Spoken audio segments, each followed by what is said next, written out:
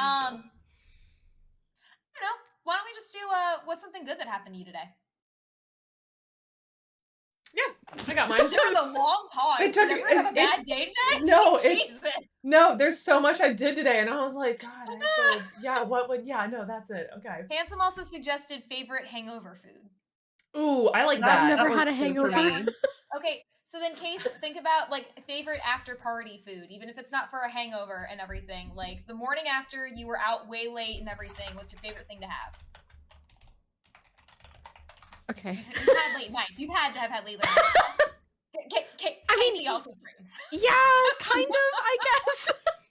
Do you go to bed before midnight every night?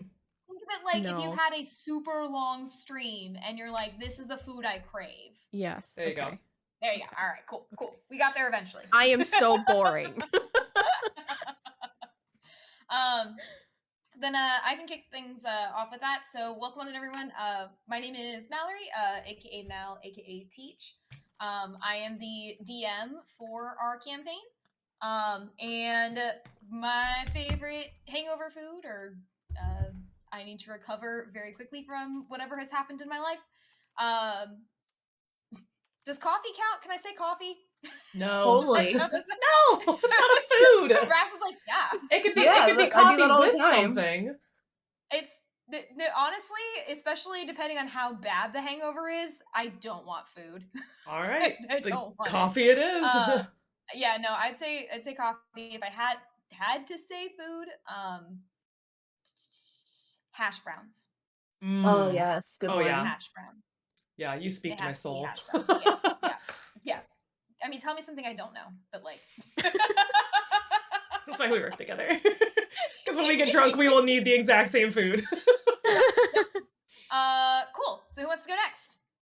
I mean, I'll go since that ties literally into mine. So hi, I'm Lil Leone. Friends call me Lil, and I play Aiko Takamaki, who is the Kitsune monk, Order of Tranquility.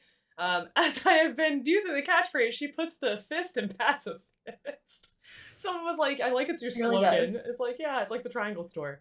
But anywho, so the drunk food, my hangover food is like tater tot like style hash browns, like the McDonald's hash browns.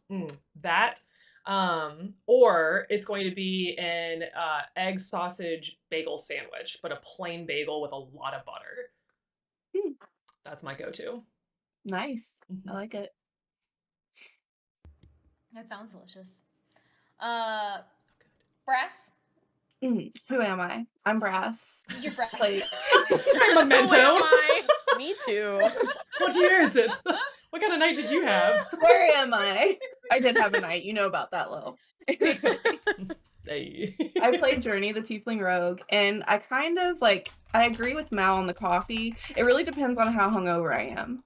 So, my other favorite thing is fast food burgers, like I had today after my hangover. I had 2 junior bacon cheddars from Wendy's. It was good. Nice. And Case. That's me. That's you. Hello. I am Case. I play Arcadia. She's an Eladrin elf druid. Literally was gonna suggest that, yeah. So I've never had a find hangover. way to make it look prettier now. But so let's go back to I will go with the late night deal because that's Goblin Army. That's a common experience for me. And I'm now learning that we all have the same brain because hash browns, McDonald's hash browns. Like if I'm waking up like really early after I'm thinking of a very specific like high school experience when I stayed like really late at a friend's house and we were like, let's just get McDonald's breakfast. Them pancakes and hash browns and that orange juice, like when you're on no sleep, it hits different. Yeah. So what I'm hearing is when we do the Disney trip all together, we're gonna have hash browns the next morning. Absolutely. Like hash browns. I love hash browns. Everybody's getting hash browns. I will never turn down hash browns. It's gonna be like everybody in the club getting hash browns. I see nothing wrong with that description. No. All right, Lil, do you want to give us our previously on D&D? Because nothing happened last session. Last session was not interesting. Yeah, that's true. Nothing happened. Have you all seen have you all seen Waiting? the movie Yes. Waiting? Okay, Oh my God. because here's how we're gonna start. Welcome to Thunderdome, bitch. That's pretty much what it was last session. But when you think Thunderdome, it wasn't fighting, it was acid trips all around. So, rewind. Let's take this hangover style. So, where the night started, we were coming back from Tokahata, and we were kind of like scheming with Arcadia and being like, okay, it's her birthday, we're all gonna plan something nice. So Leighton took one for the team and was like trying to distract her and like talking about Siren and a bunch of other stuff that she really enjoyed, while Journey and Aiko were just like, okay, what do we do about birthday parties? Fuck, I don't know. So we got into town, we got to Aramori, and we were just like, okay, like, where do you want to go? What would Arcadia do on a relaxing day off? And she's like, and we're like, let's go shopping. So we went and looked at a bunch of clothes, and we were like, we're poor as fuck. And so Leighton, luckily being, half man and half horse, was like, maybe I'll buy a nice top because you girls are talking about wearing your couture gowns out to a bar, because we fucking would. And so he bought top half of like a nice suit pretty much. So he has like a nice dress shirt. We got back and we were like, okay, we're going to bake, we're going to make some dinner, have like, a nice night in, and then we're going to go like, and so we made a cake, and Journey was like, I'm going to Pink Panther this shit over to the tavern. And was like, didn't, being super sneaky. Oh shit, it's Rin. And then it turns out that it's Shin, and she was like, don't tell anyone that you saw me, okay, bye. And he was like, wait, where are you going? And she was like, we're trying to get a cake over for Arcadia to celebrate her birthday. We really don't know how old she is, because we're not going to talk about that with girls. But anyway, if you can send a word out to her lover named Siren and the soggy stickers, that'd be great. Bye. So she bolted and dropped off the cake, came back. We all went out and we were like, yeah, let's go, like super hyped up. We show up and Rin is there, Shin is there, Aaron, who is the head of the monastery, is there, and this woman who shows up, who went by Kaya, definitely not Kaya, it was actually Reyna. And so we were like, okay, that's cool, that's fine, okay, cool. So we went and cut cake, we're about to eat cake after we already ate a bunch of sweets in the fucking room, and this little girl's like, hey, my name's Aislinn, hi, you want some pastries? And Journey was like, fuck yeah, I love pastries, they're probably better than Aiko's. And Aiko's like, the fuck are you saying? So then Aiko was like, no, I'm not gonna eat your pastries, and Journey was like, oh, you're gonna make her cry. So this girl starts fucking sobbing in this bar. And we're like, no, don't cry, it's fine. And Arcadia's like, oh, don't cry, I'll eat a pastry. And she's like, here's a free one because it's your birthday, huh? And then Leighton was like, oh, I'll eat two. And so Aiko's like, this really is not a great idea. And then there's this voice in her head. Everyone else doesn't know this. There's this voice in her head that's like, hey, you should eat those pastries. That's a really good idea. Fucking great idea. Eat those pastries. And so she's like, okay, cool, I'll eat a pastry. And all hell broke loose. So we haven't even got to the good stuff yet. So Journey pretty much dreamt that she was on a boat with Emil, and it was like many years later, and they were in love, and she knew how to swim. She didn't get seasick anymore. And we were bedazzling Leighton's hooves and braiding his tail. And Journey was like, the fuck is this? This is a dream. And Emil was like, no, it's not. If it's a dream, then like you should kiss someone to prove that like you're totally awake. And she's like, fuck it. So she grabs him, gives him this super deep, passionate kiss. And he's like, okay, cool. And she's like, great, didn't wake up, whatever. So she goes to her friends, and her friends are like, no, there is no war in Ba Sing Se. This isn't a dream. And so she's like, fuck it, okay. And so she goes out and looks at the ocean, and there's like mermaids and fucking dolphins, like, and she's just like, this is normal. So then it goes over to Aiko next, and Aiko is, fucking reeling because she shoots up and she's like, what the fuck? Like, we were in a tavern. I was freaking out. Like, what's going on? I just ate a pastry, and Rin's there with her with a baby. And she's like, holy fuck, what is that? It looks like me. And so she's like starting to cry, and he's like, no, don't cry. And her friends came out around the corner, and they're carrying their other kids. And turns out that she was having a dream that it was like way in the future, and they were having kids. It was their fourth kid. And she was like, no, this can't be real. And her dad showed up, and she's like, motherfucker. So she's like Arcadia level, like emotional. And it's not great. So they're like, hey, I think she like isn't feeling well. Like, she's like, maybe she had a nightmare. And she's like, maybe I did. I don't know. And Rin was like, it's okay. Like, it's fine. Like, this is all real. Like, this is what's been happening. And she's like, okay, like, I want this to be real. This is real. And then he's like, hey, like, it's okay, little fox. I love you. And she said, I love you too. Moving on, then we go to Arcadia, who apparently ate bad plants, or shifty, mysterious plants, which is hilarious because everyone's like, again? And so Arcadia shows up at her parents' house and sees all of her friends waiting for her. And they're like, come on, like, let's go. We're playing game night. She's like, well, no, we were just in the bar celebrating my birthday. What the fuck are you talking about? We're like, Siren's inside waiting. And she's like, I'm sorry, the fuck? And Siren comes out with like, hey, babe, you coming inside? And she's just like, ah! And so she goes running and just barrels into her. And it's just adorable. And so the group is like, okay, we're gonna give them some time together. She ate plants again. And so she goes inside and Arcadia's like, what's going on? And she's like, don't worry about it. Like, here, come on inside. Like you're fine. You're probably just having the side effects from the plants. And she sees that she has 2 kids with Siren. They got married and Siren was the officiate and we were all in the wedding and it was gorgeous. And we all come over like all the time to play game night and have a family dinner. And Arcadia's dad is definitely about to like throw down with Aiko and Journey's gonna cheat and win and I'm not okay with that. Yeah, so the kids were like, Mom, are you okay? And she's like, yeah, no, like, I'll be fine. It's just the plants. And so they came over and like her daughter was like, like, okay, like, you know, doing the Arcadia hairbrush. And then her son was, Orion was like hugging her and he was like pretending like he didn't like it, but he definitely liked it. And then we all woke up. We all of a sudden were in the middle of this bar staring at a wall, like curled up in the fetal position and hugging Reyna. So, and then Leighton was proposing to a random stranger because apparently in his dream, he dreamt that he, like, finished being an envoy and proving himself to Polymnia, who sounds like a piece of shit. And yeah. Saying. So that was great. We all realized that they were called dream pastries, and Rin definitely did not warn us to the caliber. Dream pastries. They're not called dream pastries. Just kidding. We've been calling them dream pastries. Dream pastries are specifically from Barovia. They're not dream pastries. Okay, what did we call them? They're perfect pastries. Perfect pastries. Yeah. So close. They have some different mechanics and everything from the dream pastries in Barovia. I'm just no worries because you're in my Barovia campaign. Yeah, no worries. I don't make correlations, whatever. You're good. So anywho, so these perfect pastries, Rin was like, yeah, they weren't supposed to hit you like that. And so they're like, holy shit, what happened? Turns out that Journey, when she kissed Emil, kissed a tiefling at the bar named Diego. And he is brother of Milena.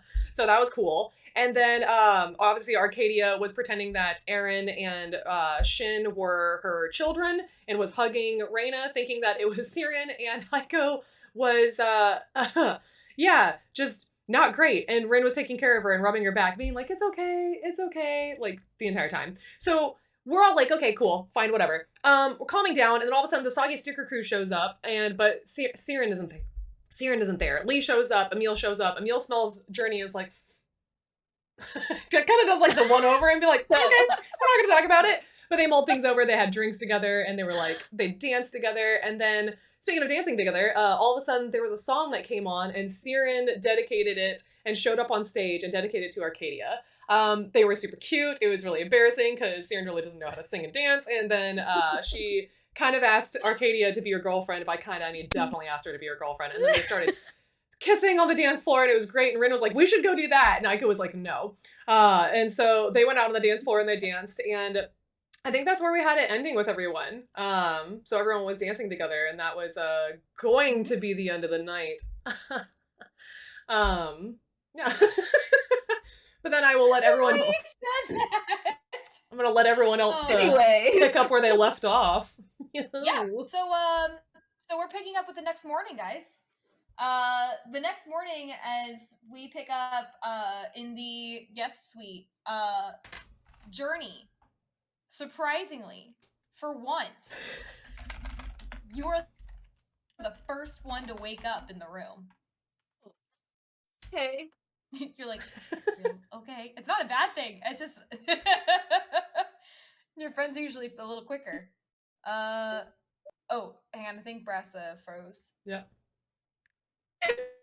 Oh no. Oh no. It's the fear of waking up first. Okay. You know, when I'm back. You're back. Am I You're back now? I don't know what happened. You kind of did Sorry. a little exorcist thing of like going all over the place and stuff, but you're good now. Okay, good. Yeah, no, you are all set. Let me also cue up heads up music. Boop. There we go. So waking up early in the morning, Brass, Journey just hears very loud snoring coming from across the room. As you see that Leighton has pulled all the pillows and blankets off of his bed and has kind of made more of like a comfy little nest for himself than anything, rather than sleeping on the bed. It's a little complicated for him. Yeah. So he's just pulled everything down, like mattress is even down, like on the ground, trying to make it a comfy spot for him to sleep. And he's just like, Oh. Sweet like boy. he's just totally snoring. Just a little guy. How could I But disturb he is, him? yeah, snoring, passed out. And as you look around the room, you see that Arcadia and Aiko are not there. Okay. I think Journey would start. I don't think she would bother Leighton because he's sleeping so peacefully. So I'm gonna have her like look around.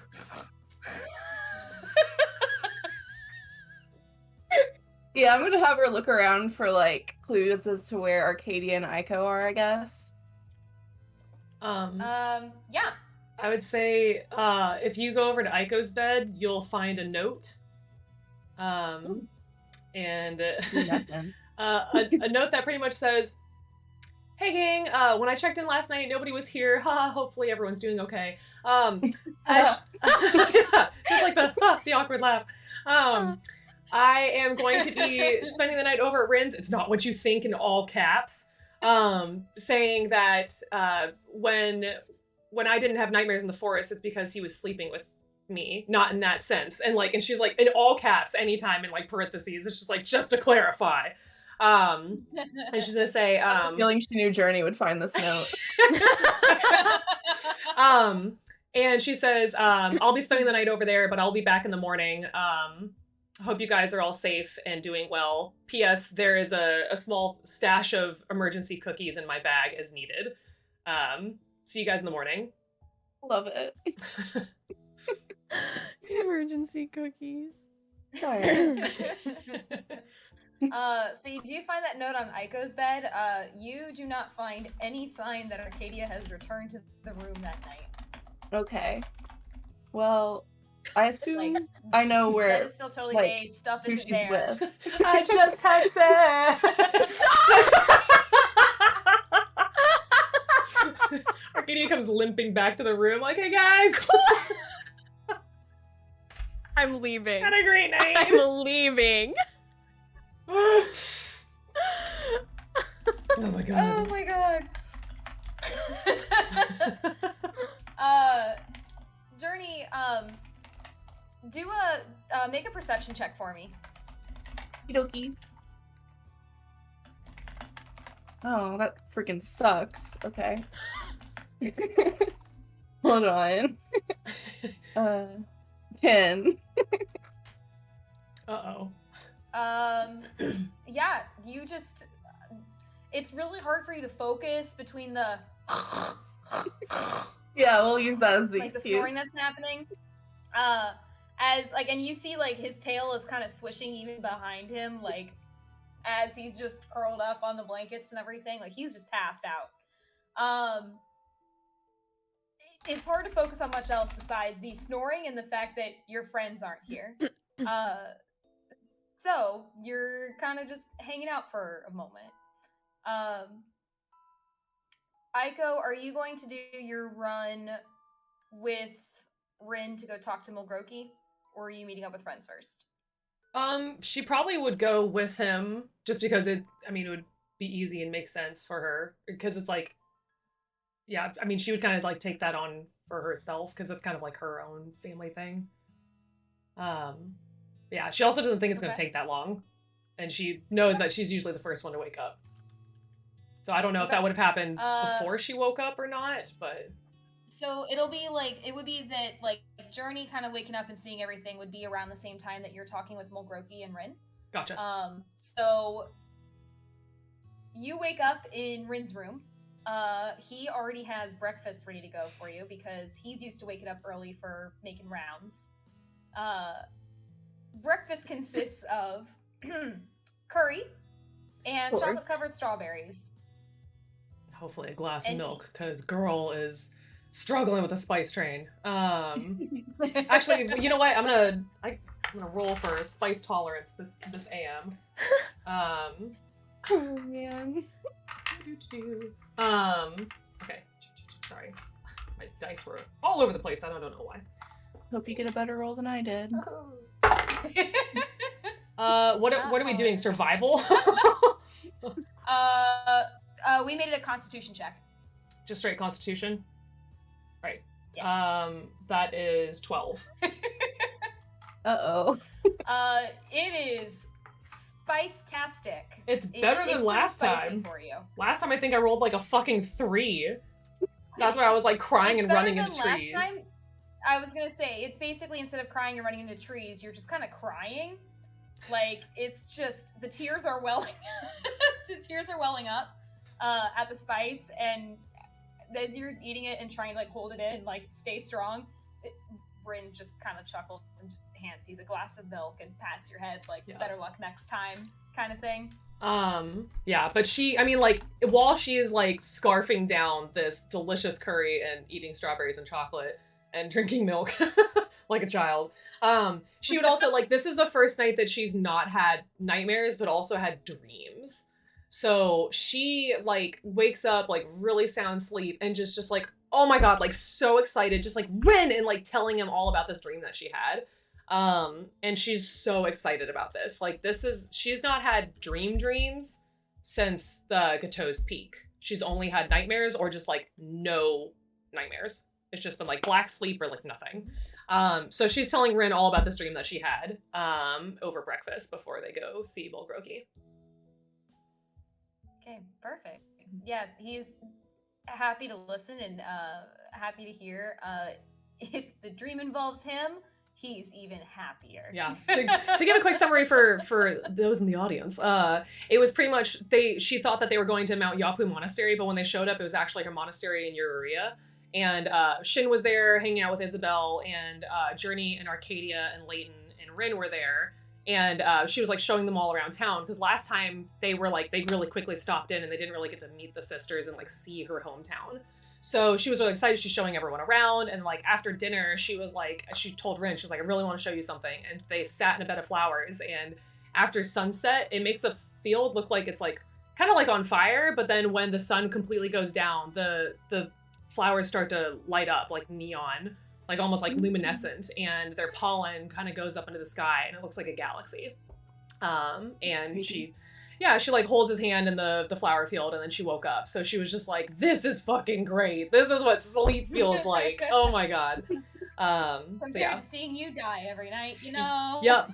She would have taken, if it was like, here's a cooking lesson, she would have been like, fucing yes. Like, whatever it is, just sleep. So, but yeah. Okay. As you're having breakfast, kind of getting ready and everything, Rin offers that if you wanted to speak with Mulgroki, he can take you over to introduce you. Probably rather than kind of like make the rounds with Rin, because if you have a specific person you want to talk to, he'll just take you straight to them. Yeah, and we've met Mulgroki before, so it's just gonna be like, gonna be easy. Yeah. So that's kind of what he would be doing is taking you over to meet with Mulgroki himself. Yeah. Rather than taking you on the rounds. Yeah, and we don't have to RP it, but it would just be her pretty much asking like what she did with Sorrel. Like, hey, do you remember a family, like a fox family, when you were Envoys? Like, do you remember helping them and pretty much saving them? Mulgroki would say that he does remember something like that. Mm-hmm. That it happened early on while they were just even training to be like, you know, or kind of like applying, I guess, to become Envoys. Mm-hmm. The Kitsune family that they essentially had to hunt down and then ultimately helped out down by Yohaizu. That the family was hiding out in a bandit cave and working with quicklings. So the quicklings would help steal things, and the Kitsune would train them to be better thieves. So the two of them were able to kind of make a deal and split whatever was stolen. But he would remember that there was a silver, like kind of a silver male fox, a silvery white female fox, and then the pink fox who was pregnant at the time, and that was a major reason why they ultimately helped the family. Yeah. So she just kind of like bookmarks that for later, but then she'd also ask, like, if anybody ever needed help like that again, like, would the capital be a place where like they could seek refuge, like no matter what kind of thing. As long as they weren't a danger to the rest of the city, yes. But if it's the few who are posing a danger for everybody else, we have to make that call. Yeah, and she'd probably ask, like, posing a danger how?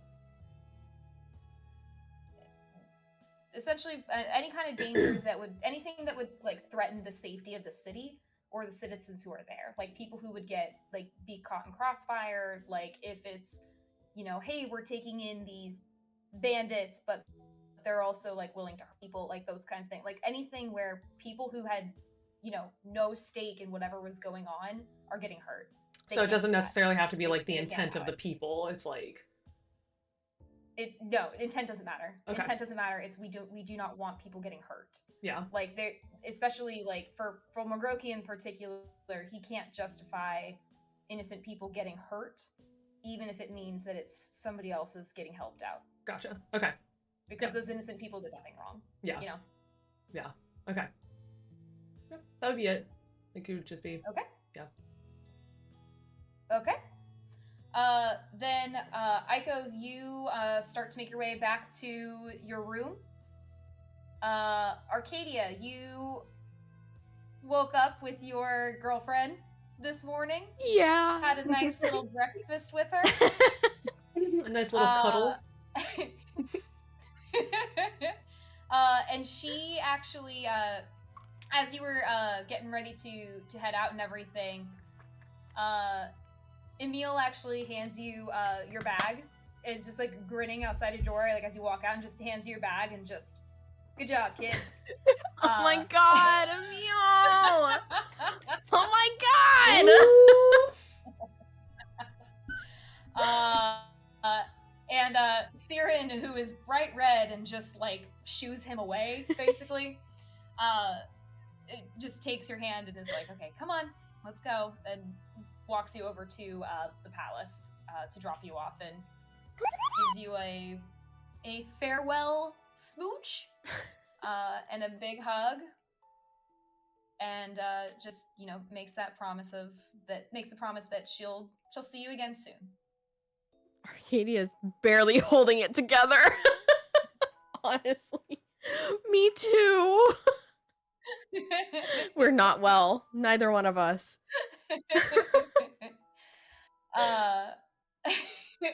So as she kind of gives you that hug goodbye and everything, she turns to head out and then just spins back quick and just gives like one final like wave and shouts, "Bye, Star Girl," and then heads out. Oh, it hurts so bad. We are not even an hour in, and I'm gonna make Case cry. Cool. That might be a record. It's been 45 minutes. Yeah, it has. No regrets. So Aiko and Arcadia, you guys actually end up walking up toward your room at the same time. So you walk up to see each other. Aiko, I don't know if you changed into something different because you did get to stop by your room, but Arcadia, you are still in yesterday's gown. Yeah, Aiko had changed into pajamas the night before, and then this morning had changed back into her normal monk robes. So she sees Not Arcadia in the gown, and she's just like, tails are just going back and forth. Like, saw you weren't home last night. Just beaming. Oh my god. Well, Arcadia's beet red because she was hoping that everybody would either be asleep or out when she got back. so she could look like a normal human being, elf, I was gonna say she's being- not a human being, but a sure. normal, Normal person. normal. So she is just kind of like, yeah, yeah. Aiko's gonna come over and like close to her and be like, do you want me to distract them so you can go inside and change?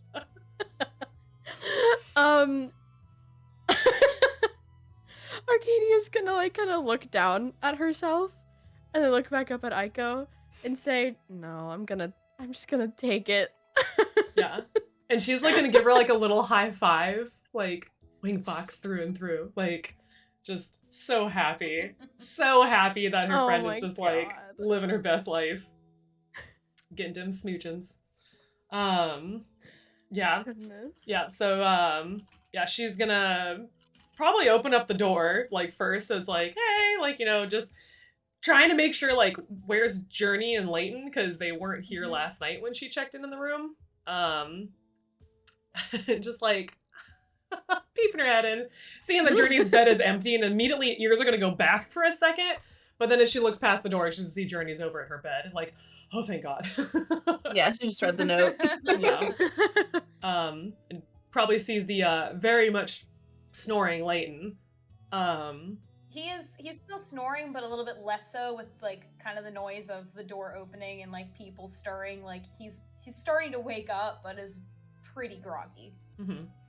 Oh. Yeah. Aiko would come She in and doesn't start wanna making go in. breakfast for people. Like, just kind of like rolling up the sleeves, being like, so, how was your night? Like, I was like, hell yeah, food. She totally notices Arcadia, but she doesn't say anything. She's happy for Arcadia's her. like, just like casually walking by, like, hey. I love it because you can hear the swish of the dress on the floor. Like, just like a... Like, as she's walking by in this couture fucking gown. Just like, mm-hmm. Yeah, No big Journey's deal. just gonna be quiet. Yeah. Yeah. Yeah, so Aiko would be asking Journey how her night was while she's making everyone pancakes and hash browns. Her night was good. Journey's telling her that her night was good and she enjoyed it. She spent some time with Emil, but then she kind of just like immediately goes to, how was your night? Because she's concerned. Like, does she look concerned when she asks Aiko? She kind of like, she was smiling at first, and then the smile kind of like, it's not like a frown or anything, but it's not as big of a smile as the first part of her sentence. Aiko's gonna have the whisk with pancake batter on it and being like, we're coming back to your night after this. I know you're holding out juicy details. And she's gonna say, mine was fine, and she's going to start detailing her night on how, while they were all at the bar, she and Rin played a game called Hot Seat. Which, and she's kind of like, ears go flat for a second and be like, we kind of decided that we're not going to talk about work, because I think he gets really upset when I accidentally ask questions that I don't realize that they're about work, but then they're about work, and it was just a lot. So he offered to walk me home and wanted me to spend the night, and it wasn't like that. No, and she's just like beet red, like like whisking faster. And she would then say that she said she was gonna leave a note here for everyone to let them know what was going on, and she came back and no one was here. So she left the note, grabbed her pajamas, and went over, and they stayed up a little bit playing Never Have I Ever, which turns out is an easy game for her because she hasn't done a whole lot. And they just went to sleep. Like, you know, she dreamt for the first time in a long time, and she like is actually really well rested, which is why she's in like such a chipper mood this morning. And she's gonna kind of blush a little bit and say, he may have asked to kiss me, and like voice kind of like squeaks a little bit, and she's like, but we didn't kiss. I told him not yet. But he did ask me on a date in Nice. And she's like pouring the batter, and then realizes she's pouring too much. It's like shit, like just like Totally distracted. yeah, not cursing, but like oh no, like lick, like, you know, kind of like Okay, no one saw her lick that part of the batter. It's fine. Oh, that's good. Yeah, then she's gonna go back to Journey and be like, what'd you get into? Journey, first of all, is like, wants to just say, I'm really glad that you actually had a normal dream for once. That's amazing. But yeah, we just kind of walked around. We talked a lot. We got to know each other a little more. And we might have kissed briefly. Tails literally smack you as she's turning around so quickly. Kind of just mutters it. Yeah, no, Tails literally smack you from turning around from pouring batter and adding blueberries to pancakes. Like just smiling. Like like the happy fox that you see, that's Aiko. She's just speechless, like just But anyways, what was your dream about? yeah, it was great. It was so good. It was not that. And she's just like panicking, but then she tells her about the dream about how they all went to the monastery and got to see the sisters again, and it was the first dream that she's ever had with Rin in it. That wasn't, him dying. So that was a nice change of pace. It made her like a little homesick, but like she was more so super jazzed that she like had a dream. So yeah, and she's like still just like tail swishing because she's just like not gonna say shit. Arcadia, as you're getting dressed and as you're changing, I'm assuming you're like pulling your fresh change of clothes like out of your bag. Right? Yeah, she's like not she's trying to not make a lot of noise because she doesn't want to wake up Layton, but she also doesn't want to bring attention to herself right now. She's like trying to process the fact that they're gonna ask her about, her night, inevitably. And then she's gonna have to like be like, yeah, so I came home in my expensive dress. But yeah, she's just getting dressed, getting like herself put together for the day. And then whenever she's done, she'll make her way over to them to kind of be like, hey, Aiko probably has the me. first round of pancakes done for her if she wants them. I will say, and with pancakes, like the smell of pancakes in the air, Layton is awake. He is like sitting up and looks very groggy, and like the hangover is hitting hard, but Aiko's gonna come feed him one, like, good morning. Just drop it on his face. Yeah. They're not gonna be as good as yours, but here you go. He's just gonna like he disappears like into his mouth as he just like eats it anyway. Stop! That's so funny. Like, I don't care. It's too early for judgment on my baking.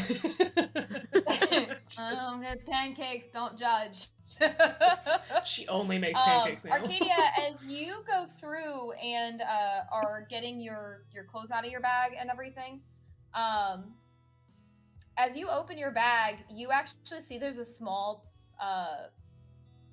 dagger in a scabbard sitting on top of your clothes that definitely doesn't belong to you. Who does it belong to? Okay. She would carefully, so that she doesn't accidentally stab herself, like take it out and like kind of look at it, see if she can figure out whose it is, because she doesn't know where this came from. She doesn't really use weapons. What are other than that body, girl. We all watched Little Mermaid. This is the last time Case ever talked to us. She's like, Disney World is out of the question. No, but as you kind of look it over and everything, you can see that kind of like printed on like the leather of that scabbard is a J.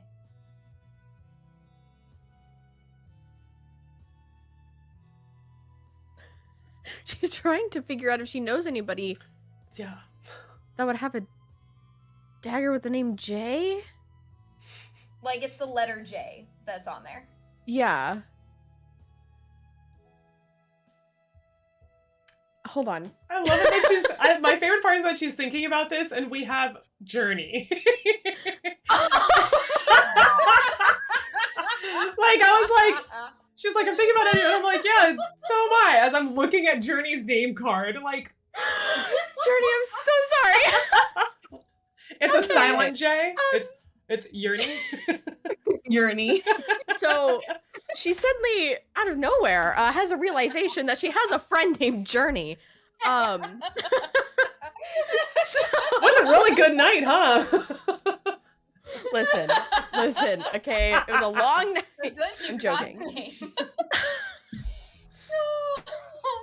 I hate it.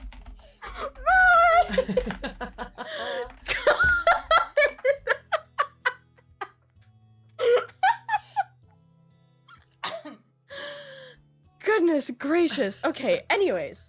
After she gets dressed, and is like, oh, this is probably Journeys or something, she'll take it and then, like, bring it kind of over here and just, like, slowly integrate into the little group and be like, hey, guys, what's Pancakes. up? Journey, is this yours?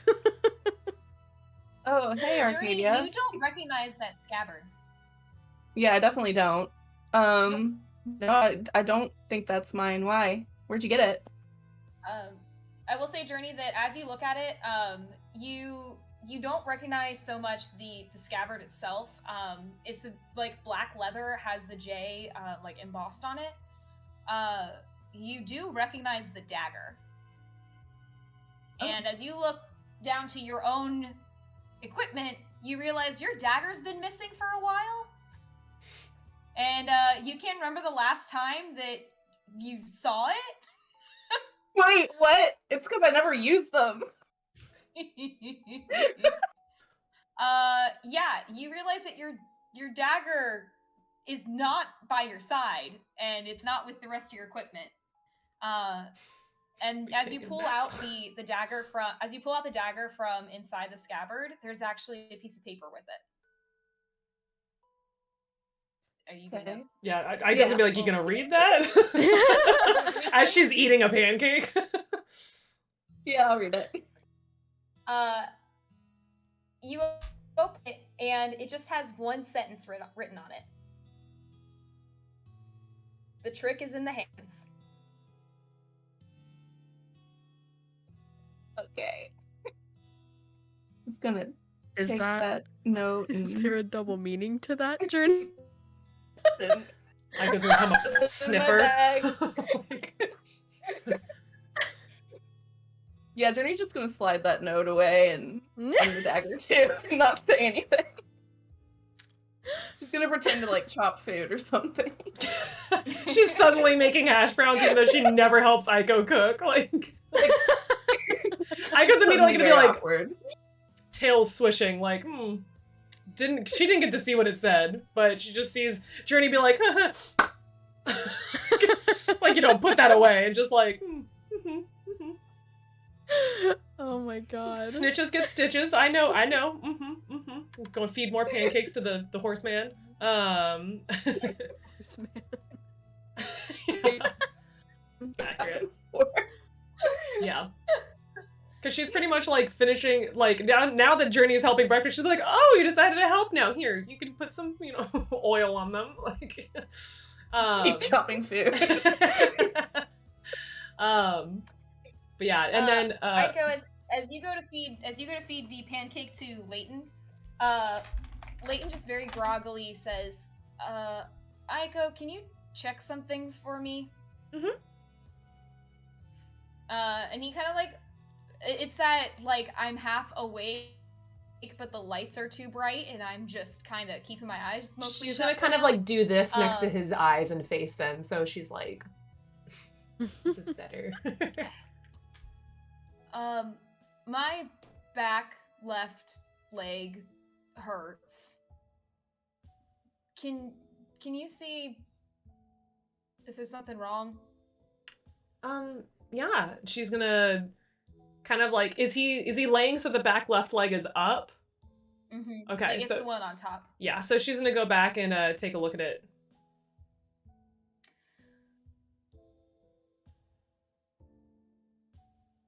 Yep.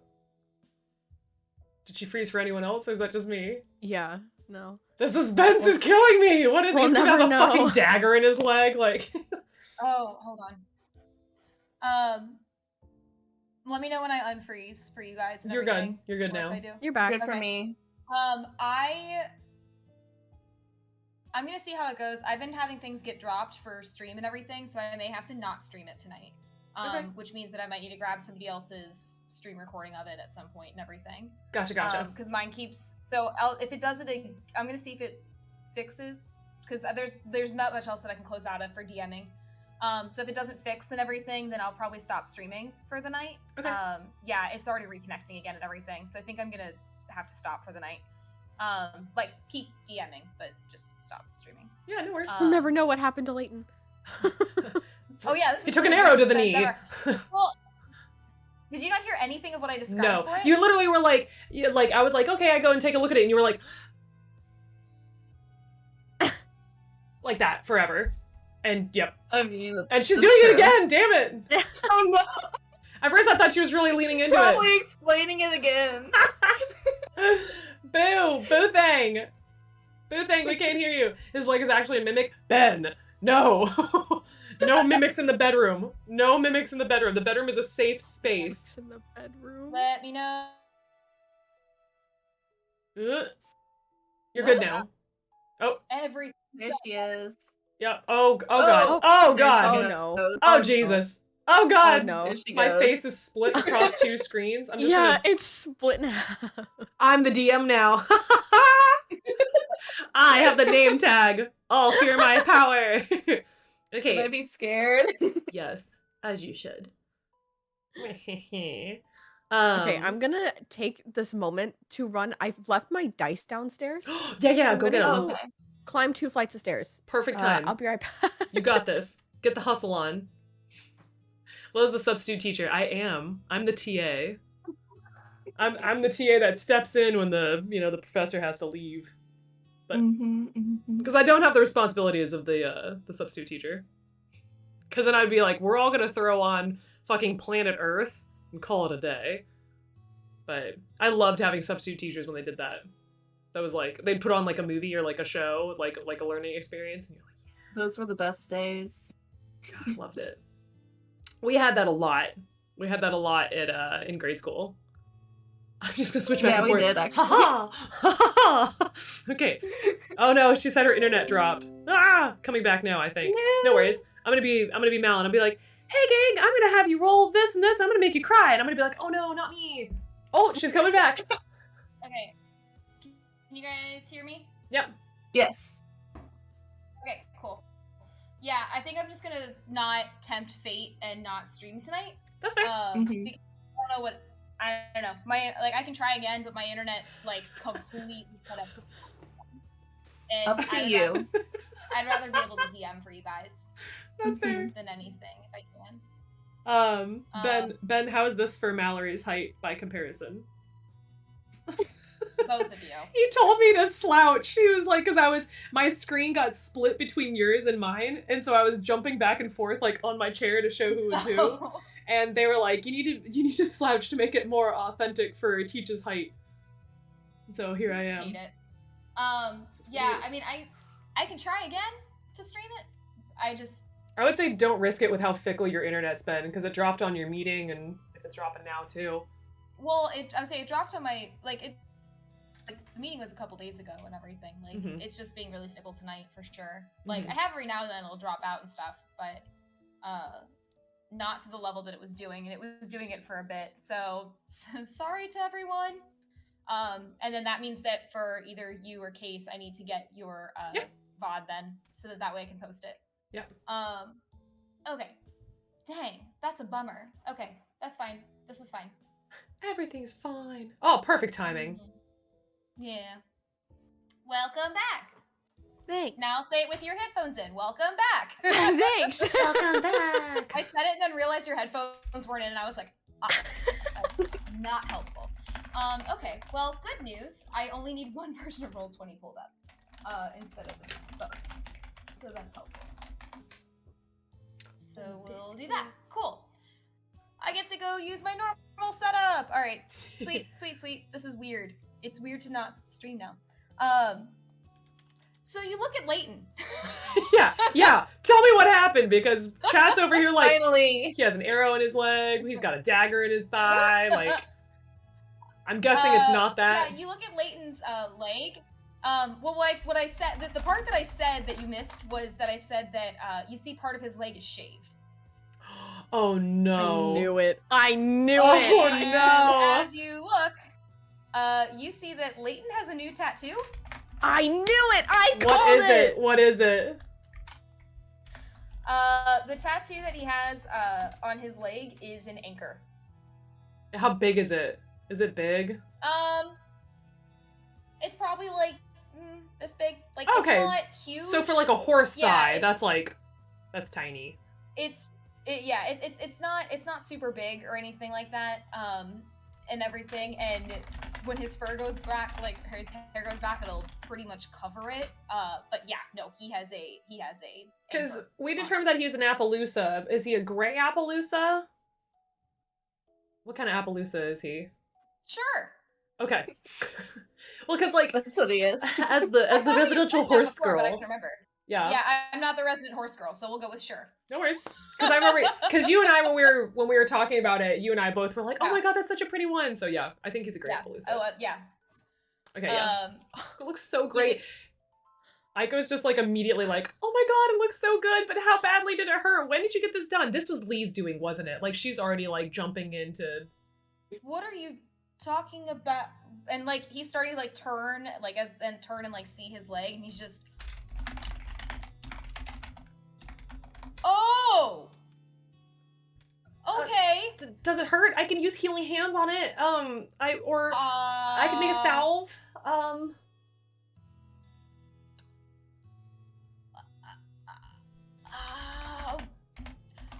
I thought that was another dream. I got Lee and I were hanging out, and he had all the tattoos, and I had my back piece. And You have a back piece? Is he shirtless right now? Yeah. Oh yeah. No, he has like a loose like shirt on right now. But he'll turn and like lift the back of his shirt up. And you because he's not gonna take his shirt off in front of you guys. Modesty. He went to girls' he night lifts with the back us. of Modesty is out the window.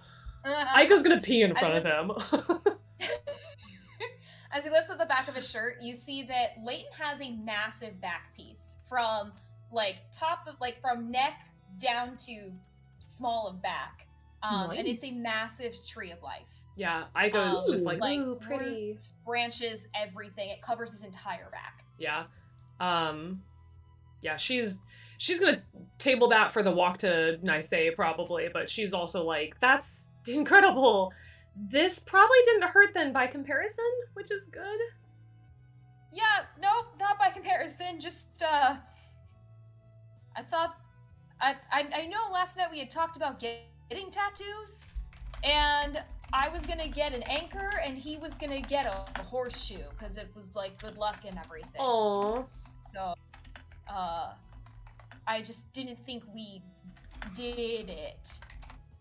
Well, does sober you like the tattoo drunk you picked out? He like looks down and then like kind of shrugs. Yeah, I like it. I would have been more upset if I had ended up with a horseshoe. Aiko's gonna giggle because she's gonna realize, and she's gonna say it out loud, she's gonna be like, depending on how things went, I might have run into you at the tattoo parlor last night. And she's gonna kind of giggle, but then she's looked at Journey and be like, but we didn't. And look back to Leighton and be like, like, it's great, pancake. Like, hurry back over to Arcadia. Yeah, so everybody is eating their breakfast. Everybody's kind of getting caught up on the evening. Yeah, Aiko would casually ask Arcadia, like, so, you don't have to talk about it, but did you have a nice night? Arcadia's like eating her pancake like really slowly, like her grip just tightens on the fork.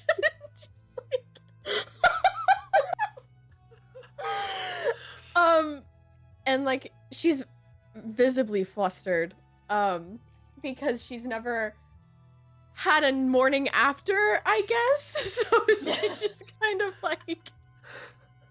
The funniest part is that like Aiko doesn't know what a morning after could entail, because it could be like hers, where it's just like they held hands and they snuggled, or it could be like possibly Journey's, where it's like they got that, or it could be like, like, but so she's just over here just like, I'm gonna use my imagination. If not, like, it's fine. Katie is gonna kind of like mentally prepare herself and like choose her words very carefully. And she's just gonna be like, it was a nice night. We caught up with our stories. She's like trying to make it not sound but yeah, and she's just gonna slowly and carefully say like, yeah, it was nice. We, just hung out and kind of caught up and made up for lost time. Not in a weird way. No, Aiko's just beaming during this. But she's very obviously embarrassed, kind of, but like just flustered, I guess is the best way to put it. Can I roll a perception check to see like how flustered she is? I'd say insight more than perception. Okay. Oh god. Oh god. Oh yes. Oh yes. Insight, that is a 24. I mean, Arcadia, are you trying to be deceptive at all? No. Do you want to try deception? No. No. There's not even a Yeah, no.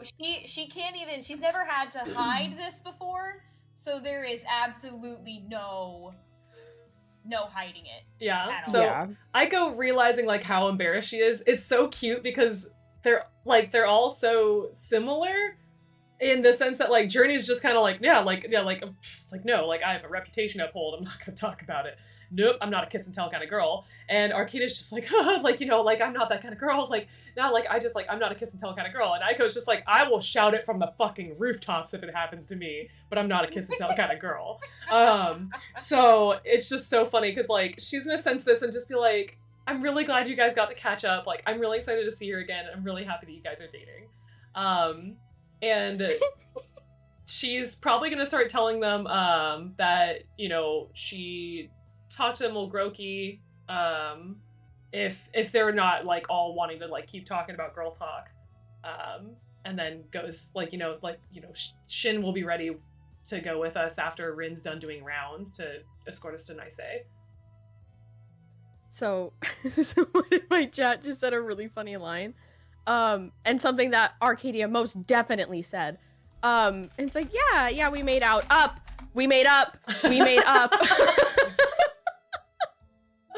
Love it. Yeah, that's kind of the vibe. Like she's most definitely not telling you things, and she's trying to not trying to allude to anything, but like she came home in her evening gown. Like If anything, that tells Aiko that like she probably kept it on. So because that's a bitch and a half to get in and out of, because she helps her put it on. So yeah. Yeah, 100%. You're the only one who knows how to put it back on. So obviously, Aiko, just innocent little Aiko, is just like, like exactly. They did what like they cuddled, like, and they got some, and that's fine. Yeah, they're boyfriend girlfriends. Sure. Like they're girlfriend. They can do that. Like. Meanwhile, Arcadia's looking at Journey like, Journey's just like, oh god.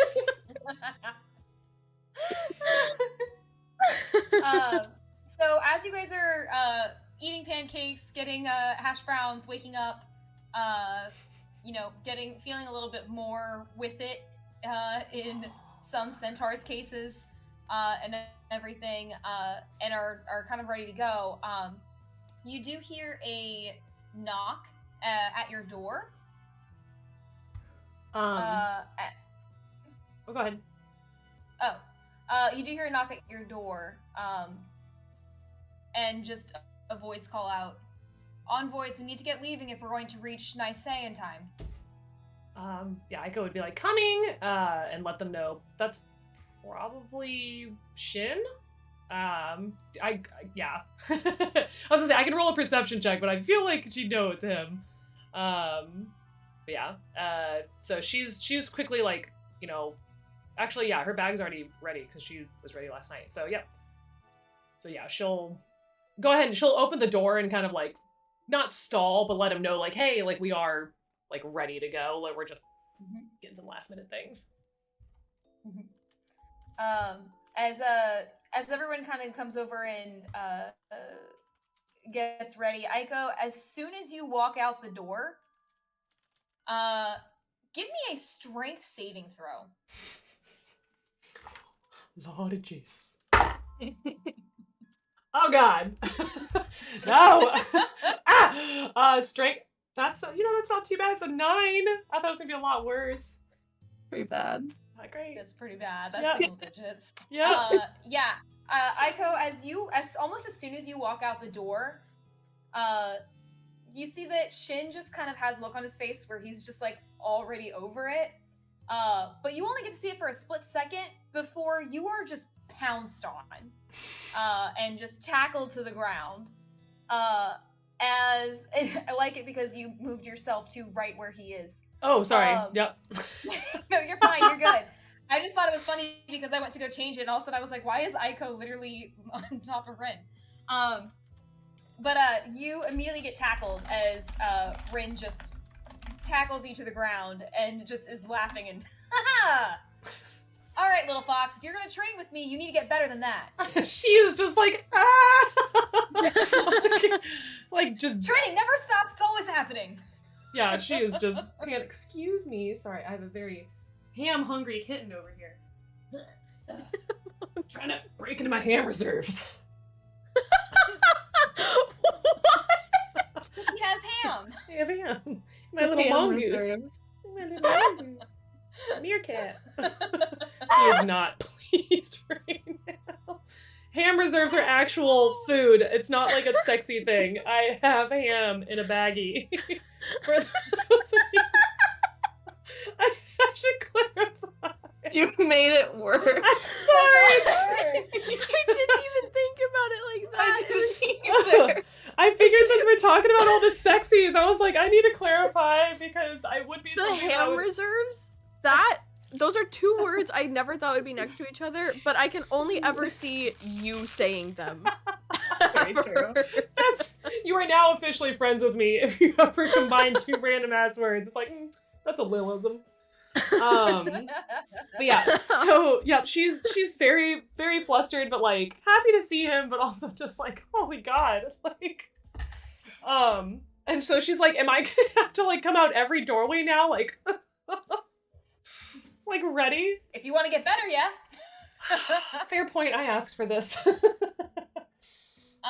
So Rin eventually lets up and hops up, and he looks just like raring for adventure. Like tails are like all 9 tails are swishing and everything. Like shit. And meanwhile, Shin is looking like he's just coffee would be great right about now, kind of a thing. But Shin just offers, well, if you all are ready, we can make the journey over to Nice and spend at least the evening there. And then be on our way to the monastery. Yeah. And let me know if we're like doing travel, because I have stuff that Aiko would want to do while she's traveling. Yeah. So as you guys are traveling, you guys are going to be traveling, and I'll show you on our map for the folks at home. I was gonna say, if not, I have my pencil drawn version of it. No, you're good. I got you. I was gonna pop you guys over to the map. God. Yeah, I popped you over to the map. Thank you. So you guys are in Irumori right now, and you are gonna be going through everybody's favorite, the Kitsune Forest. It's not bad when we have 2 other Kitsune who fucking know how to Kitsune. So that's great. Yeah. And it's actually for that exact reason why you guys don't have any random encounter rolls happening or anything like that, because Sweet. Shin and Rin are easily able to walk you through the forest. And you notice that any signs that actually point toward Nicae, you notice they're not even going in the direction of, they're going in a completely different direction from even some of the posted signs. Lots of ways to.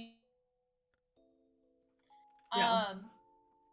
So, as you guys are traveling to Nicae, it will take about, if you're leaving early enough in the morning, it'll take a little over half your day. So that is my question for you all then. Is there anything, kind of like what you were talking about, Lil, is there anything you guys want to do ahead of, or while you are traveling with the group? It is the 4 of you, and then it is Rin and Shin, who have offered to be your, Shin was assigned to be your guide, and Rin was like, I'm going! So, he's tagging along. Aiko, after having the conversation with Rin about meeting his parents, so meeting his and Shin's parents, she's gonna be making them gifts.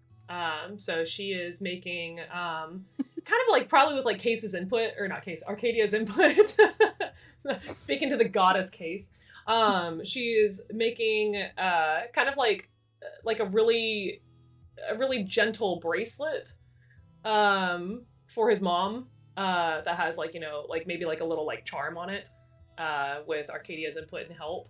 And then for his dad, she's kind of making like almost like a handkerchief, like that you would put, or not a handkerchief, I guess a big handkerchief that you would put a sword stand on. So like almost like a decorative obi to a degree. But obviously the girl's not a fucking weaver, so she's doing the best she can. But yeah, Doing the best she can with what she has. Okay. Are you like talking about meeting his parents to him or Shin, or are you more working on just making the? She'd be talking about other things with them. So she'd be like, because she can multitask with that. So she's probably like, you know, talking to Leighton about his tattoo and like how the night was with Lee. And then, you know, like kind of just like small talk with everyone, talking with Rin and Shin, getting to know them a little bit more. So yeah. What? Okay. So heads up, this is another one of our tracks from Vorpal, that's playing right now. So nice custom track and everything. So nice little shout out to Vorpal Lance Music for this one. Love it. You went quiet when I was talking, so I was like, what's wrong? Sorry, so I part like. of it, no, you're good. So part of it too was I realized as we started the stream that I hadn't uploaded it, and I was like, shit. And then I couldn't go get it because I was streaming, and then all of a sudden I was like, wait, my internet hates me. I'm not streaming right now. I can go get it. So now we have it. So, Sweet. lemonade. Yeah. So as you're kind of like, so you're kind of talking with people throughout like the journey about like how their night went. This is also a time too that if you guys do have questions for Rin or Shin, you're speaking with the Guardian and the Sage of the Court of Fall right now. As your guides through this area. So if there is anything that you want to talk to either of them about, big or small, now might be a good time to do so. Journey Arcadia, is there anything that you guys want to do as you are making your way through the forest? I just choked. Fuck. Choke. Got it. No! No! No! I would say while they're thinking, I know Aiko's gonna want to ask about the history of Nicae and like the clans of the Kitsune, because they've mentioned multiple times that's the Kitsune clan, like Kitsune village. Yeah. So as you're asking about like the history of Nicae, Shin is the one who easily jumps into the history. It's kind of like how it was in the palace. He's the one who gives the historic tour. Rin is like, here's a good spot to take a nap where no one can find you, right? It's a similar kind of thing where Rin's description of the families is, well, there's a bunch of us and everyone's old. And that's it. Like, nice. Yeah, that's his description. Shin gives a little bit more of the history of Nicae, that originally the Kitsune were wanderers. That they were known for wandering throughout the court, but they always had a calling to be together, and so they decided that instead of, you know, wandering and just feeling this calling, that the founders of Nisei were Kitsune who decided that they wanted to have a sense of community together. And so they founded Nisei. Among the founders of Nisei, he says that there were 8 founders for 8 different Kitsune clans. I can jot the names of those in the chat for you all because there are a few. Cool. Each clan is in charge of kind of their own realm or has their own specialty. So first one that he mentions is, of course, the Kazuma clan. The Kazuma clan is his and Rin's clan. It's their family. But they're known for being chefs and inn owners and kind of the hospitality side of things. And Aiko, you actually see that like Rin kind of elbows you a little bit and he's like, this is what first of all, chef extraordinaire. Don't listen to Shin. He doesn't know anything about cooking. But for myself, when you were asking me about what would I be if I wasn't, you know, yeah, probably end up being a chef or an inn owner. Yeah. Weird. And she's just gonna kind of like smile softly at that because like she remembers like, you know, that conversation from the night before, but also like it's nice to hear like, you know, knowing it's not her like asking about like his work. It's like this is literally just like curiosity about the Kitsune. They also introduced you to other clans as well. The Maki clan, M-A-K-I. The Maki clan is known for farming. So each of the clans kind of became in charge of a different area to make a pretty self-sustaining community. So the Maki clan are known for farming. My Persona fans are going to be happy. The Iwai clan is merchants. So they're in charge of trade and mercantilism, I guess, in Nisei. There's the Ito clan, who are known for being tinkerers and builders. So they build a lot of the structures in Nisei. They've created a lot of, not gadgets isn't the right word, but they've helped create a lot of the technology that like they have as well. The Hirano clan is known for religious study and for spiritualism. So they're in charge of any connection to anything spiritual. The Okazaki clan are soldiers and fighters. So Shin describes them as the best of Nisei's fighters. Rin, anytime he hears Shin describe that as the best of their fighters, immediately is like, except for me. Just saying, the Kazumas are technically, currently, the best fighters.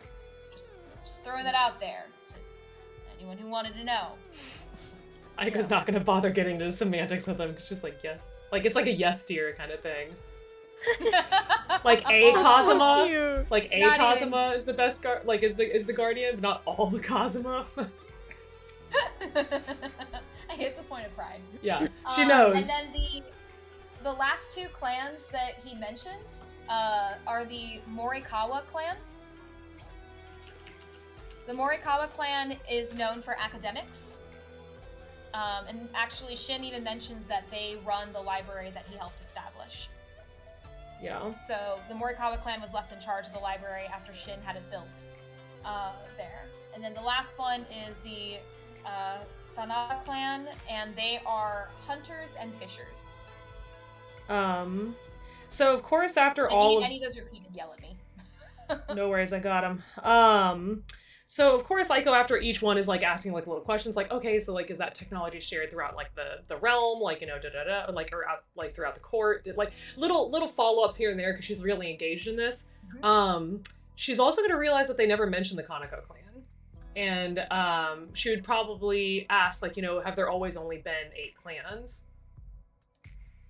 As you ask if there have only been 8 clans, Shin just nods. There's only 8 clans. But Aiko would say, but have there always only been 8 clans?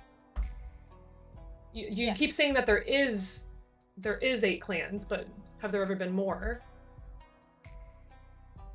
No. There have always been 8 clans. Okay. yeah, and she's gonna kind of like, okay, like, moving on, like not draw attention to it. And then, yeah, she's just kind of going back to like crafting a little bit, and then asking, well, after like hearing all that, she definitely wants to see the inn, because Rin was talking about that. She wants to go to the library, because they had they had to do that, but also because after seeing Shin's library in the capital, she wants to see their library in their hometown, and she also wants to possibly look into like her history, because she still doesn't know, is pretty much what she's gonna say. And then she's gonna kind of blush a little bit, and then mention that there are still other things that she wants to see, but those are them. Oh, and the fighting school that Rin mentioned that he founded. And Rin as Shin comes to the end of the history kind of Nisei and discussing the history, Rin just kind of, oh man, and I feel so sore. Wow, the hot springs in Nisei would be kind of a great place to go, if you wanted to relax a little bit and everything. Yeah, Aiko's very subtle. just blushing, like. Or like, I don't know, if someone was asked out on a date there or something like that just frantically like making her stuff faster, like, holy shit, you could do that quickly. Yeah, no, she's like, yeah, like that would that would sound really nice. Try to keep her cool. Shin is also gonna recommend, as you guys are walking and talking about like what there is to do in Nisei, he also offers that Nisei is the last village before you reach the monastery, and the journey to the monastery is not to be taken lightly. So I would suggest that if there's anything you need supply-wise before we head into the mountains, that you get it. Yeah, I mean, I could immediately ask like what his suggestions are. Rope. Haha, we have that. We do. Mm-hmm. Climbing gear, especially, and he like looks over to Leighton, who is a centaur. Oh. And just Yeah. you might want to find a way to see if you can help with that. I would also make sure that you have food, you have water for the journey. Mount Yapu is not meant to be easy to reach. And I have no problem assisting you on getting there. But it is a trek. So I would recommend that if you have any supplies that you're missing, that you do your best to get them while you're in Nisei. Yeah. Aika's gonna heed that warning, and make note that they need to get climbing gear and find a way to help Leighton get up there as well. It's gonna be fun figuring that Yeah. one out. If Leighton wants to go, that's the other thing too, is that this is something that Aika would relay to all of them, probably while they were having breakfast, that, that was one of the things that they were planning on doing, that Shin offered them to go through a trial at Mount Yopu, after talking with Aaron. Yeah, I mean, Leighton's on board. Like, he wants to go and he wants to be there, and he'll try to figure out something if he can, and if it means it takes him a little bit longer to climb, then everyone can feel free to go ahead without him and he'll just catch up later. Nope, we're not leaving him. You can't leave him. No. Yeah. Is there anything else that you guys wanted to do while you are making your way to Nisei? Sorry, Handsome said we're gonna need snowboards. We're gonna shred that fresh powder, bruh. For Mount Yopu. Throw that fresh pow pow. God. Okay, so here's my question for you. Mhm. Because this is something that I do want, like, I'm gonna ask you guys this as a way of kind of guiding Leighton, because he is your fourth, envoy. But he has a couple things that he can do during long rests and short rests, like making his recipes. Oh yeah. And so because honestly, Leighton would do the same thing of, he would ask you guys, hey, what do you want me to focus on? Yeah. So he'll kind of make his assortment as needed, but he has a couple directions that he can focus on in particular for what you want him to make. I will say that he will have at least one more long rest before, like, where he can cook again before you go up into the mountains. But in terms of things that he can work on making for you guys, he can make experimental elixirs. He can make recipes that give you the ability to use hit die, recover HP, recover spell slots, do bonus damage, grant resistance, or change initiative rolls. I would say anything to bolster AC, to do healing, or increase damage, or recover spells. Because I like healing and damage. yeah. So Journey Light healing damage. Case, what are you feeling? I feel like, because I still have the one thing that he gave me for the spell slot. Okay. So probably health focused. I don't know if that's still going to be good, Case, if you held on to Oh. it. Okay. I'll double check, but I don't think that it's still going to be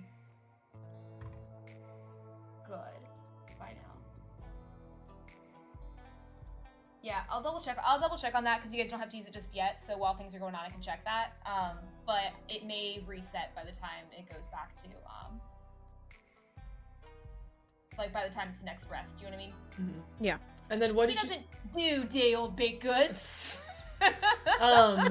And then what was the AC one that you mentioned? I'm sorry. Oh, yeah, Case, it says any unused recipes spoil when you create new ones. So, Gotcha. Okay. yeah, it's just not good. And for the sake of ease for everyone, I'm not going to make you have to say, I'm cleaning out my gross food in my bag and everything. We can just say that's part of what you do on your rest, is any recipes that are no longer keeping, they're gone. So I did not say AC as Okay. one of them. I said he has the experimental elixir, which I will say the experimental elixir, depending on what he makes, can help with healing, can help with speed, can help with resilience. So that would be AC. Yeah. Can help with adding to attack rolls and saving throws. Can help with flying. Or with transformation. So he can do that. The challenge is, it's an experimental elixir. So Yeah, I wouldn't he risk it won't then. know- Yeah, he just won't know what he's made until he's made it. Yeah. Do we want to do healing and damage then, or do we want to do two things of healing? You have 7 choices, I will say. So if you tell me healing and damage, then I'll fill out the 7 recipes to be healing and damage focused. Is that okay with Arcadia? Yeah, that's fine. Cool. Yeah. So I'd feel say like those maybe are pretty 4, important. yeah, 4 healing, 3 damage, or something like that. Okay. So 4 healing, 3 damage. So that'll be 3 skewers. And we'll do 4 healing, so we'll do 2 schnitzels and 2 orange cakes. I feel like I'm taking orders at a diner. I love it. I just have them Okay. in my inventory. I know that I don't have them. It's just so I know what they do.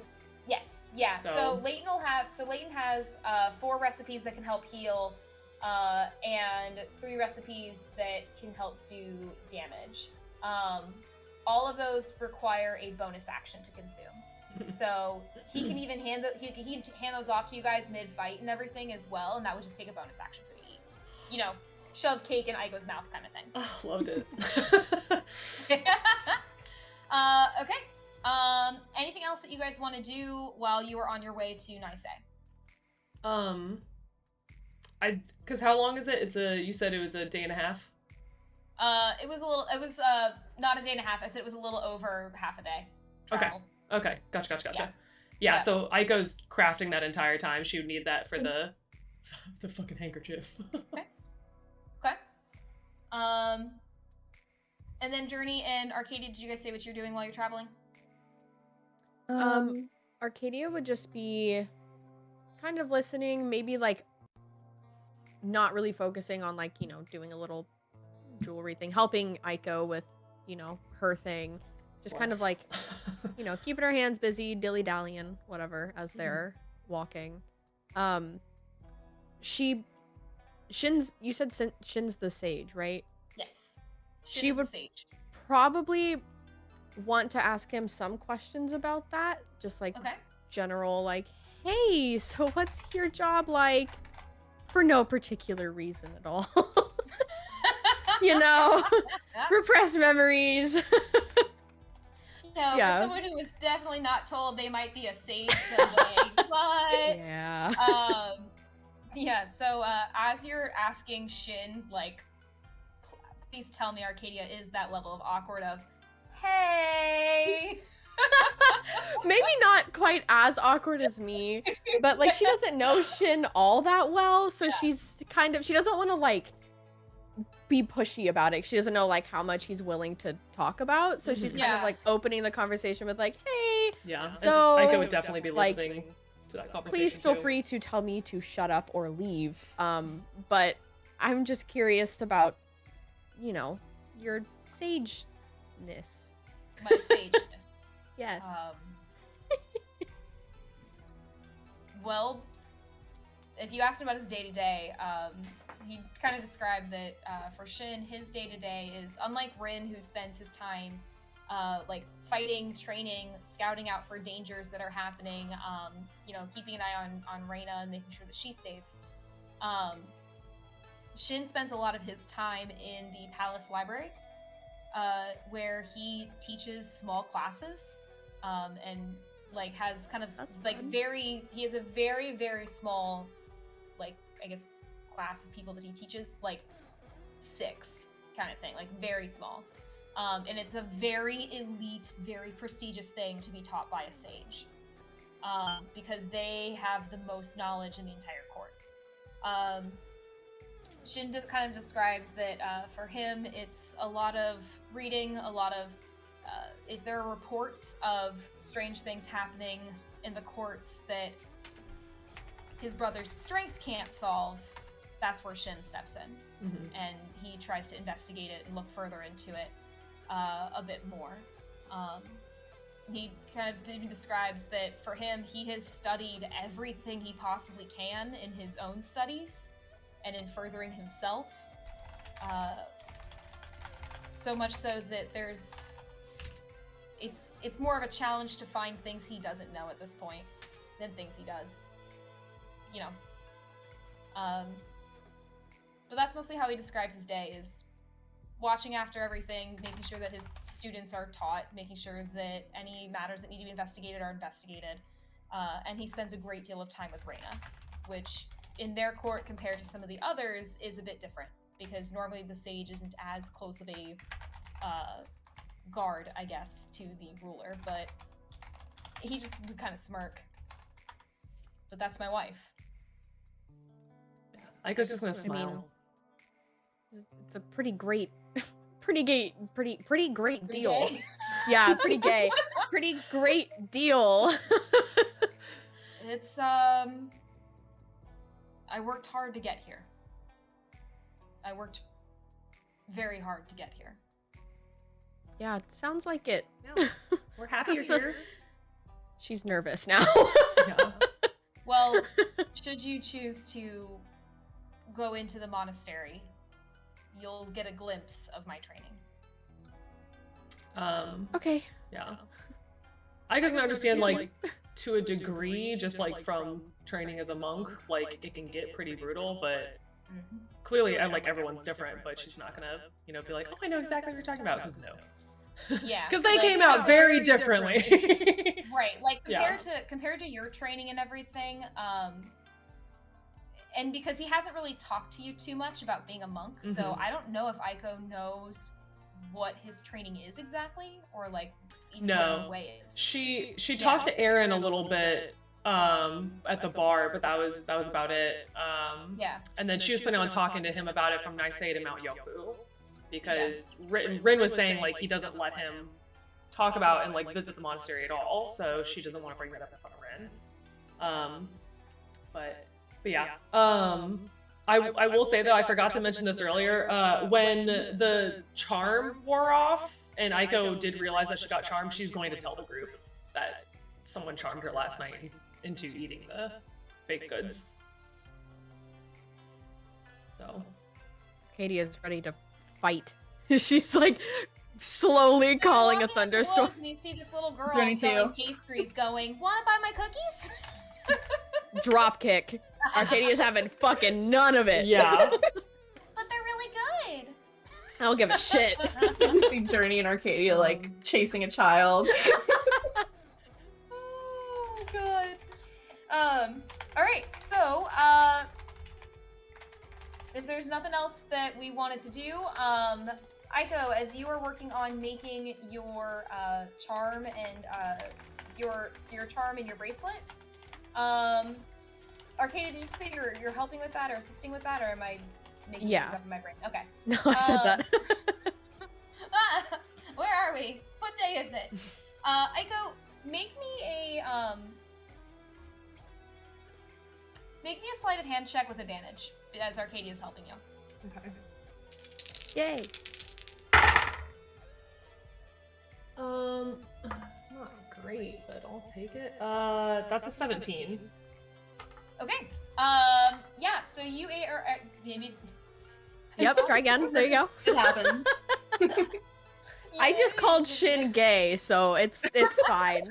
Words are hard. Shin is like the definition of not. Not anymore. His wife. I mean, she can shift technically.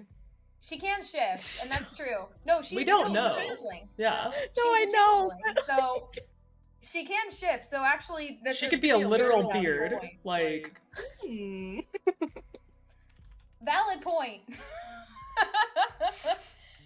In Raina's case, she's typically female presenting and everything, but it's possible. figured as much. You never know. It's a possibility. He's got options. Who knows? They've been married for a long time by now, you know? What is this conversation? Anywho, sleight of hand. Sleight of hand. Yeah, you successfully make both the charm and the bracelet. They both turn out lovely. You know, you as you look at it, you're kind of like, man, if I had more time, or if I could have like just sat down and not done this as we're walking and everything, like great, but you know, here we are. Yeah, so you are you're able to create that and everything though, just fine. Excellent. So handkerchief and charm bracelet done. Yeah. Yes. So if they had any time left, then she'd probably be just chatting with Rin and Shin, just kind of like asking little questions here and there. You say that like Rin wasn't trying to talk your ear off the whole time you were working. Oh, like she still would be talking while she's working, but like now it's like she can give like full attention. Full like focus. she's like you know, scampering around and like throwing punches, like, you know, just like playful kind of. He, every single one, like even when he's over talking to Shin and everything, is just like no problem walking and defending and everything. That was she forgot to, and she's probably gonna be like, oh yeah, by the way, and she's gonna tell Journey and Arcadia, like, Rin agreed that he would help train me, because like that's something that like, since I'm always up in combat, like I want to do this. So yeah, Journey so would just say, make sure she doesn't get hurt and look at Rin. I will make sure there are no door frames in her way. she's just gonna like look at him like, oh. She ran into a door frame because, in her defense, I need to explain this. She was brushing her teeth, and Rin was joking, being like, oh, like, you know, like, I'm gonna be taking a bath, so like I'm naked, I'm walking into the bathroom. She's like, oh god, and like she like finished brushing her teeth and like turned around to like run out, and like was like, I'm gonna close my eyes so I don't see anything, and she ran straight into a door frame because she rolled a nat fucking 1, and I was like, oh. So Yikes. Yep. Yeah. Yep. So he'll make sure there are no door frames in her way. That's a start. If only we could be fighting door frames. I don't know, man. Doors are some of the worst enemies in D&D campaigns. They're the worst. No, never know how to unlock them. Journey, is there anything that you wanted to ask them or do while we're traveling? Journey might try to see if Rin and Shin can like give any more information about Mount Yopu, if they're allowed to talk about it. Otherwise, not really. Journey, make me an insight check. Look. Okay. Let's see. Where's my insight? I swear it's... Oh, there it is. 21. You notice that as you mentioned Mount Yopu and ask them to like explain more about it, you can see like Rin just shrugs and is like, I'm not the expert here. I'm not allowed to go there, and like gives a very pointed look to Shin. Journey, you can tell that the moment you ask more about Mount Yopu, Shin just tenses. Like immediately tenses, and then just very quietly, it's the place where I trained to become a sage. It's my monastery. But that's like all he says about it right now. Okay. You get the sense that he doesn't want to talk about it in present company. Got it. All right. So as you guys travel, you eventually make your way to the small town of Naisei, home to the Kitsune. Aiko's gonna lose her goddamn mind at this place. I'm warning everyone now. As the buildings start to come into view, you can already like see as you start walking up, just the sheer number of maple trees that are planted everywhere. You can see like off in the distance, there's this like rise of steam. As Rin is just bouncing around, tails swishing like the happiest like little guy ever. As he just like, we get curry tonight, I get a sexy girl at Hot Springs tonight, we get all sorts of good food today, I'm so excited, this is gonna be great. Like, he is just like jumping around and thrilled. He's like, and we get to see the family. Who doesn't love seeing the family? Am I right? And Shin's just, this was a mistake. This was a mistake. Bringing him was a mistake. Aiko's just still like flustered, like, oh my god, he is. Woo! Okay. But yeah, she's also just like taking all of this in because the moment she sees like Kitsune running around, she's just fucking... Oh, as soon as you guys get into town, like start to get into town, you notice that you are not unnoticed. Immediately, heads are swiveling and looking at you guys and just staring, as there are Kitsune aged from toddlers to elderly who are just watching in awe as you guys walk into town. Shin kind of leans down by all of you and just very quietly, this is a very small-knit community, tight-knit community, and it's I don't know how to tell you this, Envoys, but you're a bit of celebrities around here, as are we. So, get ready.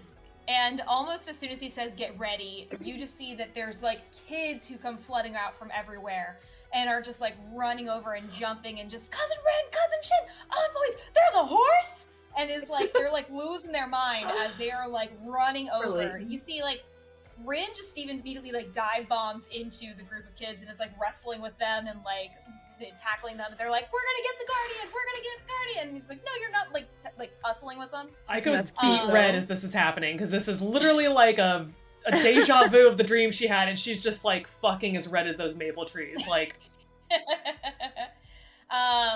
some of the kids are already climbing up on Leighton's back before he can even say anything, and he's just like, what is going on? Like, he's already finished putting away food, and he's like, there's kids on my back now. What is going, like, Aiko would probably be helping get them down, but like, she's like happily doing it. Like, oh my god, you're so tiny! Like, Aiko, as you're getting them down, one that you pick up in particular is a pink Kitsune, who just like reaches out and grabs your ears. Oh! and just like reaches out and like grabs them, is playing with them and everything, and their like 2 little tails are swishing behind them. Oh my god, yeah, Aiko is just like mirroring this child, like just like beaming, just so excited. Journey, make me a perception check. Scared. Da-da-da. 22. Okay. Journey, you feel something move at your hip, and as you look down, you can see that there's like one of the older Kitsune kids is like looking up at you, look at them, and they have your dagger in hand as they're like trying to like pull it out so they can see it, and it's just this moment of like. Do they have my dagger? Yeah, like their hands are on the dagger at your hip. Like you, Oh. like what you perceived was them starting to pull it out and away from you because they wanted to check it out. Oh, And oh there's- god. Oh, okay. Journey's gonna be like, hey there, kid, that's not a toy, and just like kind of like crouch down and try to like gently take Okay, it but, back like, from the. What if it was? What if it was? It's not. Do you want to get your eye poked out? Because that's how you get your eye poked out. Aiko is laughing when you say this because literally in her dream you were like, here, I'm gonna teach you how to throw a knife, and it's like the hypocrisy of it all. For later. Meanwhile, Arcadia, as you're walking up, and the kids come see you, they're just geeking out. They're like, "Are you a tree person?" Hold on, wait. Hold on. Oh my god. So okay. She's not okay. She's gonna kind of be a little taken aback because like, oh my god, there's suddenly a million children everywhere. She's like doesn't know how to react. But when they ask her if she's a tree person, she's gonna laugh really hard. Because that's really cute. And she's gonna be like, no, I'm not a tree person, unfortunately. That would be kind of cool though. But I can, do this, and then she's gonna use her druid craft, and make like a little puff of like snow or something that like comes down, like onto them so they can, you know, have little snowflakes. A lot of these kids have not seen snow before. Yeah. And so as you make snow, they're just like, what is that? Yeah, Aiko's fucking jazzed as well because she hasn't seen snow. And like, you know when you blow bubbles and kids chase after them and pop the bubbles? As you're making the little snowflakes appear, they're like literally trying to like paw at them and catch them, and like they're trying to catch it, and then they open their hands, they don't see it, and they're like, whoa! Arcadia is What? giggling. Like, She is they're- so pleased. yeah, How like, many- they're thrilled. How many are gathering? Like, is this like over a dozen, like 2 dozen? Oh, it's getting close to like 30 kids. Like, there's a lot of kids who are coming. Like, because especially you had some kids who saw you guys and then ran off to go tell the other kids that you were here, and then tell everybody else. And like, so word is spread. Like, almost all the village kids are like coming over to say hi because this is the coolest thing they've seen in a long time. Honestly, I think because I've had this happen before with Aiko at the monastery, like in her backstory. I think Aiko would be so excited she's going to transform into a fox. Like, she goes into her fox form. And she's just, like, figure eighting, like, running in, like, the flocks of these kids. Like, she's literally just, like, having the time of her life with other Kitsune. Like, What's happening? I'm going to burst into tears. like... Aiko, as you do that, and you shift into fox form, 10 other kids, including the little like pink fox you were holding, shift into fox form. Oh my god, we're chasing each other. We are playing tag. This is a dream come true. Like, she's legit happy crying. Like, if you picked her up in fox form, she would literally be like happy fox tears. Like, this is what she wanted as a kid. Like, she wanted to be able to play with other Kitsune and like be with other kids like her. And she never had that. And like, the other times in her life when she's gotten so excited, like, because it happens when she has like extreme emotions, because she never really like controlled it very well. So she's just like yipping, like running around and playing with these kids. So I apologize now, everyone. As you're doing that, Rin is Rin watches from where he's like Superman holding like one of the Kitsune cubs, and just looks over and is like, "I could transform," and you just immediately hear Shin, "No, don't you dare!" Just saying. And just like they immediately start bickering about how they can't afford to repair the damages again if he transforms in the middle of the village. They can't afford the repairs. So Journey, as you're talking to them about like, hey, don't throw the knives, they're just fascinated to find out like how many, like what other weapons do you have? How else can you do things? Like they're the kids that are like, we're a little concerned about how into the weapons they are. Arcadia, you're playing around making kids happy with the snow, and Aiko, you're in fox mode, shifting and running around with them. As the kids are playing, suddenly you hear a booming voice just cut through. "That's enough, kids! Give them some breathing room! Come on! You'll have plenty of time to grill them and play with them later! Let them breathe for now, for crying out loud." As you see a man you recognize approach, a pretty big Kitsune with red hair, looks similar, like familial resemblance to Rin and Shin, as Haru.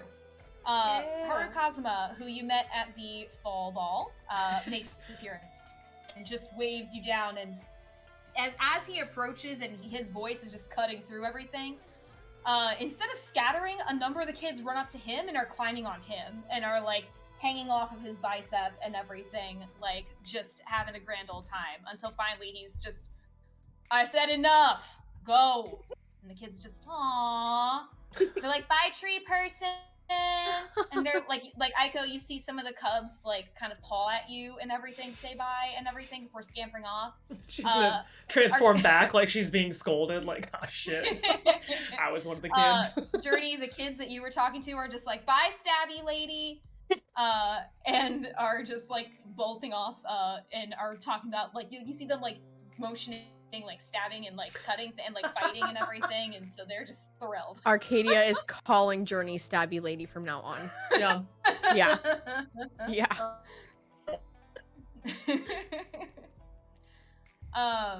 Do. All right, so as you guys, as Haru comes over, he just welcomes you and just, "Envoys, welcome on into Nisei. Good to see that my cousins were here to make sure that you got here safely." And he just gives like a big hug to Rin and a big hug to Shin. Yeah. Aiko would be comes over and gives you guys hugs as well. Yeah. Aiko would start by bowing, but if he's going for hugs, she's like excitedly hugging him, and she's like, "I'm so glad we finally got to make it," like, because they talked about that at the ball. That was like one of the first places she wanted to go to. Well, welcome on in. We have dinner getting ready for you inside, so we can go inside while we're doing dinner. Unless, of course, you want to commute. Did you want to contribute to dinner tonight? Arcadia looks at Leighton. Yeah, like... Leighton's... Yeah. Alright, well, I can give you a tour around town and have you guys stop by the market if you'd like. So that way you're able to, pick up some ingredients for the curry that we're making tonight. Yep, because Rin prepped her for this. He was like, "Oh yeah, you're gonna be eating a bunch of curry and making curry," and it's like, So, yep. So he offers that he can give you kind of like a tour around town, and essentially she kind of shows you through the key places to know. So on our super fun cool map, that is the official name of it, by the way. So he kind of walks you up through like the housing through here, points out Shin's library up in the top right, and he indicates that not only is that Shin's library, but that's also where the Elder Council has meetings. So the heads of all the clans come together and discuss business, hear out anyone in Nisei who needs assistance, and makes decisions for the best of Nisei, all from there. As you guys are walking through, you notice that Nisei is a very small town kind of feel. Like, this makes my heart happy. Think like Stardew Valley Pelican Town kind of vibes. Yeah. Like, it's pretty small town. Like, it's a little bit bigger than that in terms of number of people. But that's kind of the vibe and the feeling of it, is that even though they're part of the Court of Fall, the Kitsune have always kind of done their own thing. And so they have kind of their own little, like I said before, self-sustaining community that they've been creating. Next door to the library is actually the fighting academy that Rin founded and was part of. And so that's right next door. They walk you down near the hot springs, which are actually throughout kind of the center of the town. And their primary feature. You can tell that when Haru talks about it, he kind of bolsters a little bit. Like, the hot springs are, it's the exciting feature of the town. And it's the reason people come by. And then he also indicates that up top is actually the Kazuma estate. And that's where you guys are staying. There is no inn in Nisei. Instead, there's the Kazuma estate, and they're very big on any guest in town is family. So you're staying with family. Okay, yeah. Aiko's just Olive like... Garden. Oh, fucking God. I have a history with Olive Garden.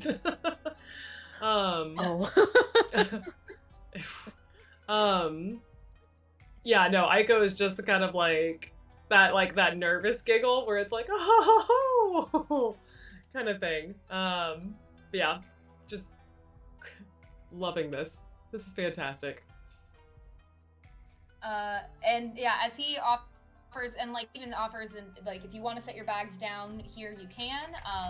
You see, Rin and Shin are already leaning into Haru, okay, but all right, you haven't touched that, and he's just, yes, your room is still here, yes. And they're immediately bickering about who kept the room cleaner and whose side was better and things like that, very much brother bickering. If they're bickering about that, Aiko's just commentating on the sideline Shin had the cleaner room. I'm going to tell you now, sure. Shin had the cleaner room. Nothing, and she's nothing against your room right now, Rin, but between the two of you and how much I know about you guys, Shin had the cleaner room. Yeah, Rin's immediately ears flat, and Shin, who is very cool, calm, and collected, pretty much anytime you talk to him, you just see his tails kind of start to go. Ooh. Yeah. Approval. And then their tour ends in the market, where Haru offers that you can, feel free to explore the market, explore the town as you would like. Dinner will be ready in about 2 hours, so if you want to make sure that you can make your version of curry, I'd be there probably in about an hour, otherwise you're not going to have enough of the base left to really make a good curry. Yeah. Aiko's immediately going to turn to Rin and being like, okay, how do you make curry? I know it's not going to be as good as yours, but I really want to try. No, it's not. Yeah. I really want to try. Yeah, he's just, I got you covered, little fox, and just kind of rubs your hair and everything. So, team, you guys have some time that you can explore the market. You have some time that you can check out a bit around town as well before you have your evening with the Kazumas. What do you want to do? Arcadia would want to go to the library. That's her thing. Yeah, she'd want to check that out and mostly just look at it, but also be like, are there any fun books to read? Because I guess I gotta learn a lot. Her training so starts Arcadia's now. Arcadia's heading over to the library. What are other envoys doing? Layton's gonna be happy hanging out in the market, checking out the local ingredients and checking things out. Aiko would probably ask for his help too. I mean, she's primarily going off of Rin's point of view, but she's also she wants to include Layton, and it could be a team curry. Only if Layton's willing to stoop down to her level, and help her up towards his, because she knows that she's not going to be as good of a cook. He's just he's he's like, you fed me pancakes this morning. I can help you with curry tonight. Yeah. Yeah, so he's cool with that. So Aiko's gonna be hanging out in the market. Journey? I think Journey's gonna head to the market too, just to kind of see. She doesn't have a lot of money, but she's gonna see if there's anything she can find that might help, like with their trial up ahead. Okay. Just Climbing in case. gear. Yeah. Yeah. Well, and So Journey's gonna be looking for things to help with the trial ahead and traveling ahead. Aiko's gonna be working on trying to get curry ingredients and everything. And honestly, Aiko, if you want, you could grab ingredients for Arcadia and for Journey as well while they're kind of doing their explorations and everything. Because Aiko plans on spending like tomorrow, like actually spending time in the town. Like she's planning on going to the library tomorrow and, you know, bringing Hibiki her letter and like, you know, checking out the training arena and things like that. So like, don't feel rushed by any means. Yeah, and then if Journey mentions she's gonna be in the market, she might be like, oh, grab climbing gear. And then she'll grab ingredients in the meantime. And just if does Arcadia and Journey have any kind of ingredients that they want to do for their curry? Aiko's gonna do a like chili pepper chocolate with her curry. So That sounds fun. it's yummy. Arcadia doesn't really have like a direction to go in. Not super hot, because we know what that does to us.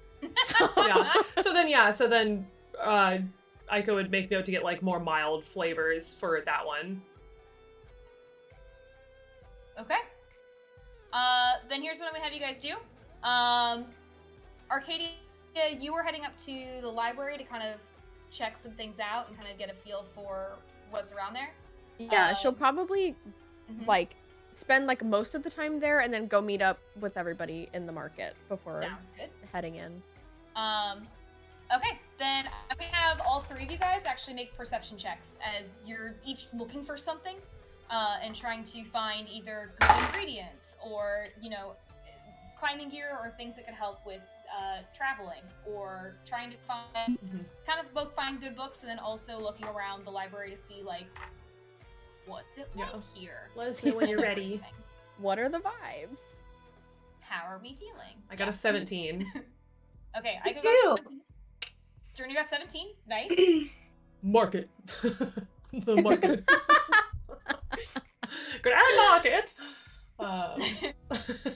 Arcadia, how'd you do? 14. Okay. So for folks in the market, you're able to find what you're looking for. So any of your ingredients that you wanted to grab, you're able to find. For any of the gear, you can find that as well. So if you have any particular adventuring equipment that you want to find, you will be able to find all of that. So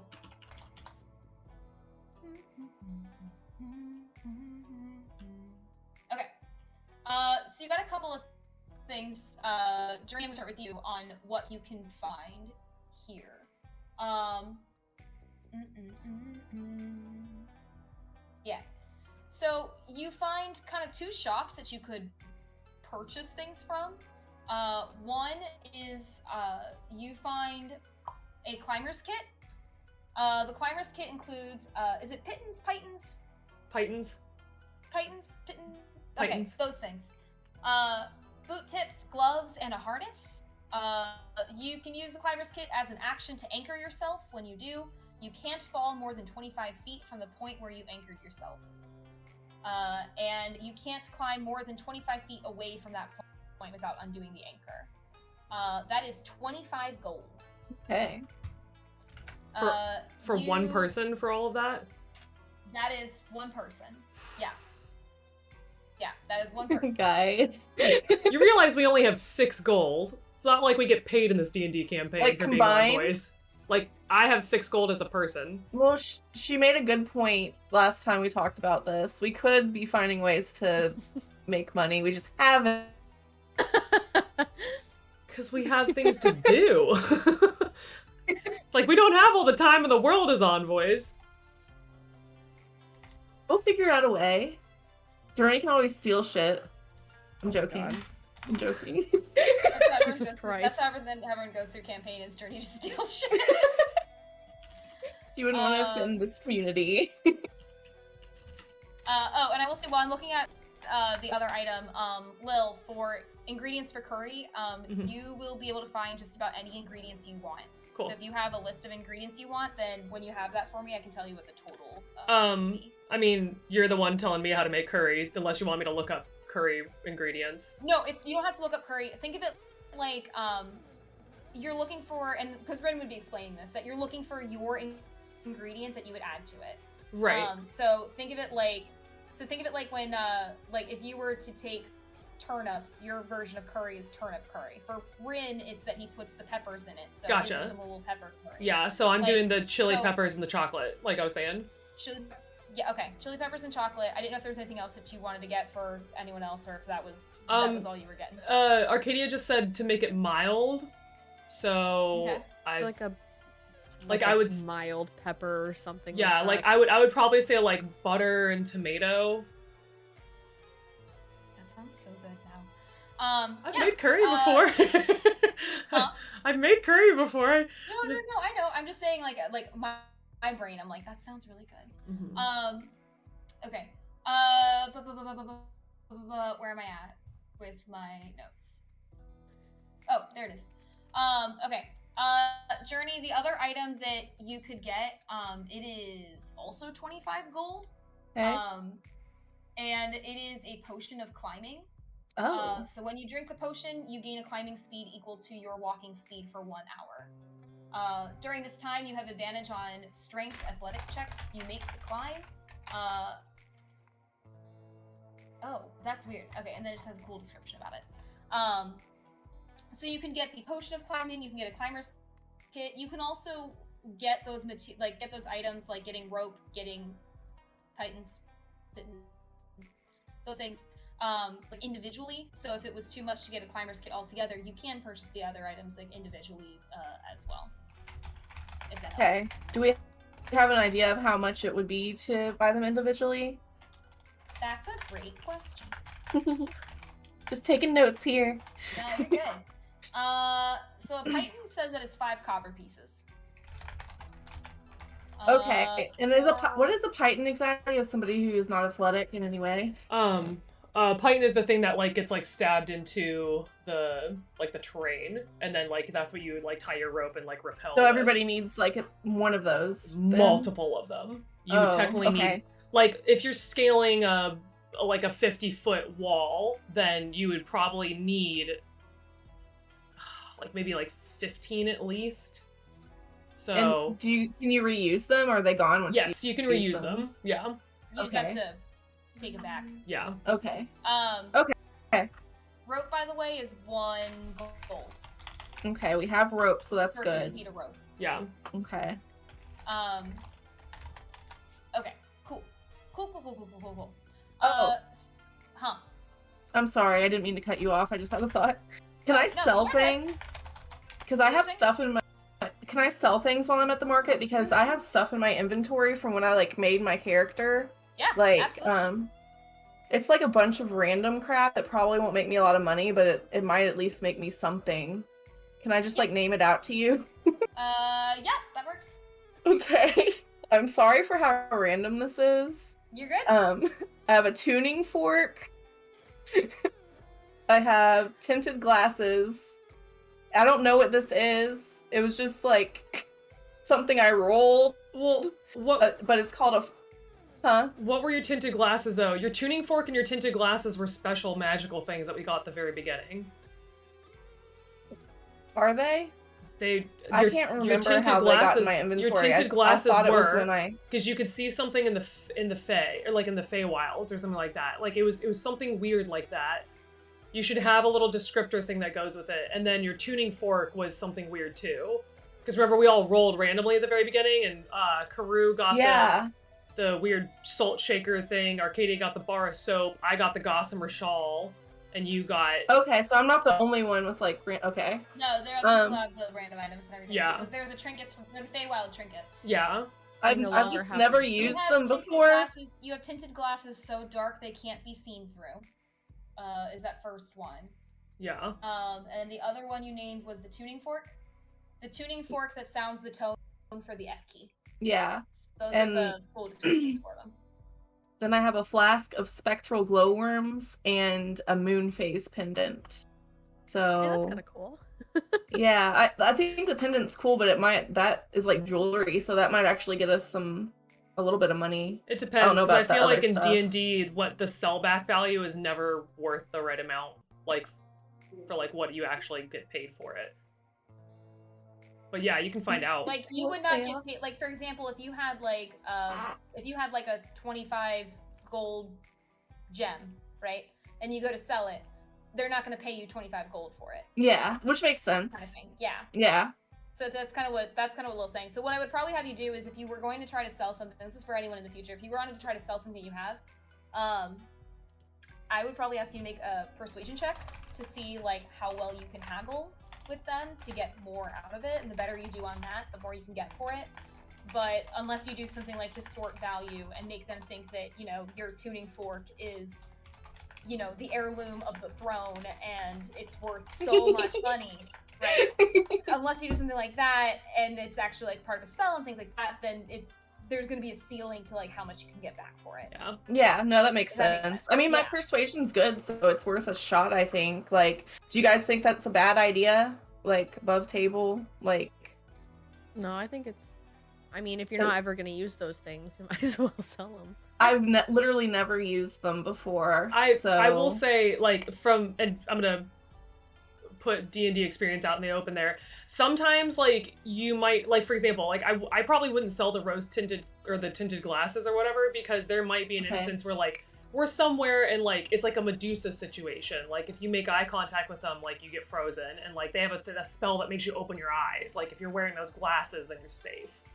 Like, so things like that, where it's just, like, think, like, stuff like that. But, like, the tuning fork and the moon pendant, like, sure, like, that's fine. But always think creatively, because DMs can get pretty cool with that. Mm-hmm. Because I'm waiting to fucking use that Bloodlock in Barovia, just... everyone else has got to use their cool shit, and I'm just like... One day.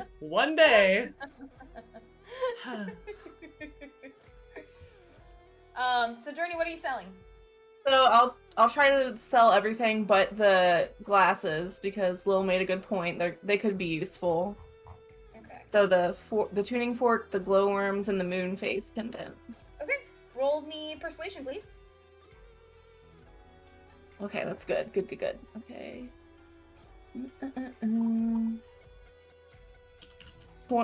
16, 26, 27.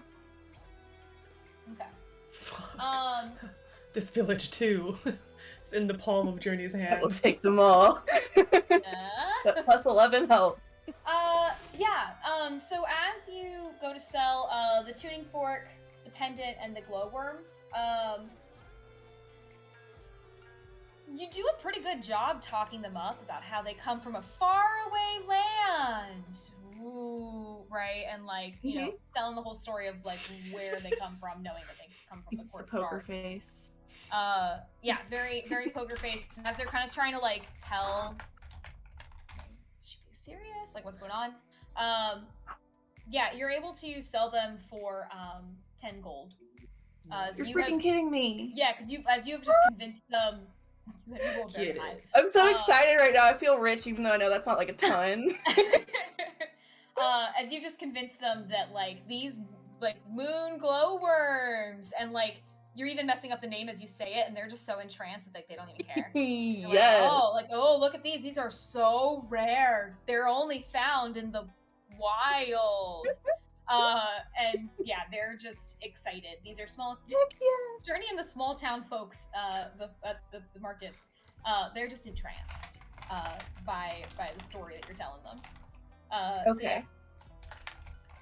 Okay, with that, instead of like going ahead and buying anything, Journey's gonna report back first to the group and let them know what she's found out and what she's got, and then we'll have time again to decide what to get from there. As you guys are also debating over selling things and trying to figure out like how to make money, Aiko, you do feel a very familiar presence suddenly lean down by your ear. Do you guys need help with money? Are you broke? Well, it's not exactly a job that pays you, and we've pretty much gotten here and then immediately tried to help people, and maybe, yes, but we might be able to figure it out. We just, like, she's trying to think of, like, possibly what could they be doing, because, like, and she's never, money's not of importance to her, so, like, she really doesn't know. He just very quietly, do you want to figure it out, or do you want some help? Define help. Do you want me to get you one of the things you guys were looking at? I don't want to have to owe you, though. This is like when you, like, if you go on a date and then they're expecting something, like, the sisters warned me about this, like, kind of, just, like, I said no funny business. I promised you that last night when you were in my bed. And, like, as he says Just that, all the hands sellers in the clamping. market, like, burn. hands clamping, like, just like, it, Oh my god. we help would be nice, but as long as there's no strings attached, I don't want you to think that I'm using you for your money or your role or anything like that. I told you that doesn't matter.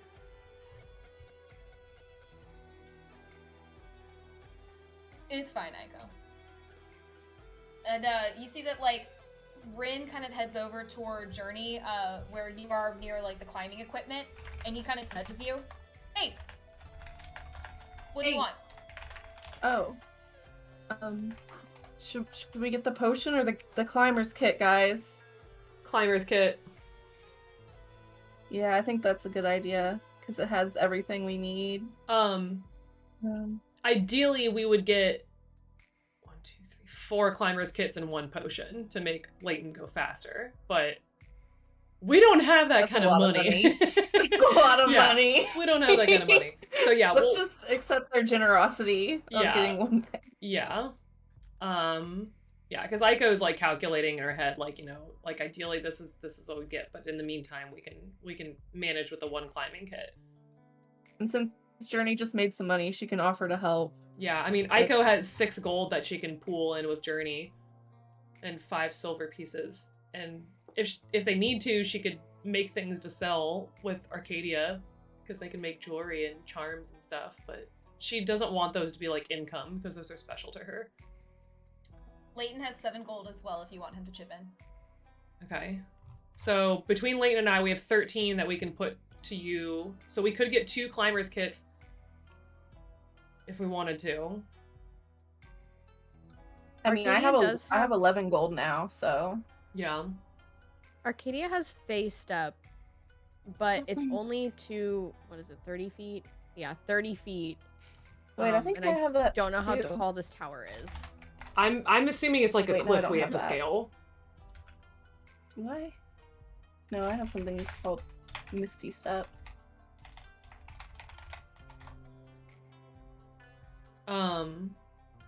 Yeah, and then Aiko would probably ask him, you know, while they're perusing, being like, so are there things that we can do around the Court of Fall to earn income? So that way we don't have to depend on you to help us. Sure. I'm sure that, you know, any town that you go to, there are plenty of people who are happy to have some helping hands, either around stores or out in the fields or performing. Do you like sing and dance and everything? Is that your jam too? Or... Aiko's gonna like playfully tease him and say, like, did you not pay attention at the fall ball? Well, there was a whole You group weren't paying that- attention at I the didn't- fall ball! I had some other things going on Called at out. the time that I had on my mind, like not getting murdered by Lord Grumpy Butt. So You did that. I did, but that also meant that I was a little distracted both by almost getting murdered by an angry, grumpy man, and also it was hard to focus on the dancing when all I could look at was you. That might work on other people, but you just asked me if I could perform when your sister-in-law put us on the spot in front of your entire court. So. I wasn't part of that. That was not my game plan. That was not my role. Trust me, I had nothing to do with that. I know. Fox's honor. I know. And she's just smiling, like, I can dish it now. I've shared a bed, not in that sense, but I am sassy now, like, just yeah, I know. So she's gonna make note to let them know later, the rest of the envoys, that they can, every time they stop into a town, maybe like picking up some odd jobs before they leave. Yes. Rin also chimes in on, I don't want to ask the obvious or anything, because, you know, you probably already did, but have you asked Ilke? At all? About money? We assumed that they would send us with whatever we needed, or that where we went we wouldn't need money. I'm the wrong person to ask because I never had money. Hold that thought. And she's gonna like take out her brooch and be like, okay. Okay. Okay. Hey, Echo, what's up? Hello. It's me. Hello. Hey. How's your day going? Are you having a good day? Yeah, she's immediately like going into like, we're in Nisei, this is the whole village of Kitsune, this is amazing. Well, that's great. That's really great. How can I help you, or is this just a say hello thing? Both, because we like touching base now and knowing that you're part of the group. But also, she's gonna mention, are we supposed to have like a stipend when we go on, hi buddy, a stipend when we go to different courts? Like, what do we do about allowance? Oh, do you guys need something? Because we can get that sent over to you. Is just the whatever you think we would need is the minimum. I don't want to ask for money. This is really uncomfortable. Okay, how's 1,000 gold? Does that work? Aiko's literally gonna like drop to all fours in the middle of this market and try not to dry heave. Like, Aiko, you can recognize that you hear a voice in the background going, Ilke! And as you just hear, what? Like, as Nicola is having a heart attack. Everybody's having a heart attack. Aiko is literally on all fours, just like, Nicola, tell Ilke ask Ilke what's a reasonable amount for envoys to be able to purchase the bare necessities. And you can hear like, it's like when someone's like on the phone with you and like you can hear a conversation go on off to the side for a second as like there's quick discussion. And then Ilke comes back on and okay, so Nicholas says I'm not allowed to offer 1,000 because that's a lot. Yeah. Are you sure you don't need 1,000? I'll send it. As the monk, she's like trying to be cool about this. As the monk of the group, I think that'd be very generous, okay? And you're so sweet. But thanks. we maybe and she's like looking back to Rin and Journey like, help. like 400? We like, just 100 per person, like to make sure like that holds us out for a while. That should cover us for a while, right? Like, oh god. Like again, you hold on real quick, and you just hear again the like back and forth. Yeah, we can do that. We can get that sent over to you. Is that gonna hurt the court? People are still gonna be able to work, right? No. Like, no one's getting laid off or anything. Oh gosh, no. God, I hope not. I don't know how this... and you just all suddenly get okay going, is anyone getting laid off? And Nicholas just, no one's getting... Like, they put the two worst people on the conference call for this. Like, I'm sweating. I don't even know if we can see it through the bathroom, thank God. But like, I'm just like, fucking Aiko doesn't get paid as a courtier, and then she was in a fucking monastery where we literally like, we had a soup kitchen. You hear Ilke go, okay, well, it may take a couple days for it to get there, but we'll get 600 sent over to you, okay? You know what? Nicola was the one that was giving input, so she's gonna trust it, and she's gonna say, that's more than enough. Thank you so much. Do you know how many days? We can always stay where we are until it comes. We're about to scale a mountain to get to a monastery. We can have it there maybe in, we can have it to the capital in 2 days. We just gotta pull a favor. Is it a safe favor? Oh. Sorry, I just heard... Is it a safe everything froze favor? for a second. Yeah, we just have to talk to Milena about it, but she's been fine with us using her shop before. Okay. Yeah, that would be great. And then she's gonna turn back to Rin and like, she's like covering her boob because that's where this brooch is. Like, would we be able to get someone to go back and forth to the capital to get it?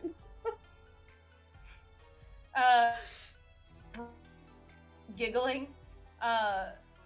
He's... If you all head up to the monastery, I can make sure that I go get the money for you and I hand it off to you all after you've headed out. Okay, because we just need to get That'd be all right? Yeah, we just have to get the climbing gear before we go, so... And you see that he just, like, looks over his shoulder, he looks over his, shoulder and he just kind of waves. Hey cousin, 2 kits, 1 potion. Thank you. And they're just already wrapping it up and everything for Rin, like gift wrap, bow, everything, because, you know, the celebrities in town. Well, if they're getting 600 gold, Aiko would probably, and she could say that we can buy the rest later, but she would mention that they would have to get 2 more. I was gonna say, Rin does kind of indicate, like, as you're talking about, like, timing and everything, that if you wait too much longer, Shin's not gonna be able to be going with you guys. Gotcha. Because, like, he can only take so much time away from the capital and everything. So then are they gonna go up in waves, then, of people to the monastery? Like a first wave and a second wave? I would not recommend it. Just because, like, with, like, what you would have heard a little bit about with the monastery, like, it's up in the mountains. Like, to send one wave and then send another, there are gonna be, like, a couple days difference between them. Yeah. So your money's not gonna get to you in time probably for, like, this shopping trip and everything, or for this round, but you'll have it for afterward. Right, so then what I'm getting at, though, is that 2 people then are gonna have to climb without climbing gear, correct? Yep. Okay, Aiko's gonna be one of the people that climbs without climbing gear. We have enough gold to buy 1 more, don't we? We could do that. Right, but only if all of us... I would say Rin went ahead and ordered 2, and then the potion. Yeah, and then, so he ordered that, and then with our money pooled together, we could get a 3rd climbing kit, and then Aiko would just not use a climbing kit. Is Aiko good at climbing? Is she the best climber? Aiko's got +7 for dex, +5 for strength for saving throws. And then she's got feather fall, or slow fall. So if she does fall, she can,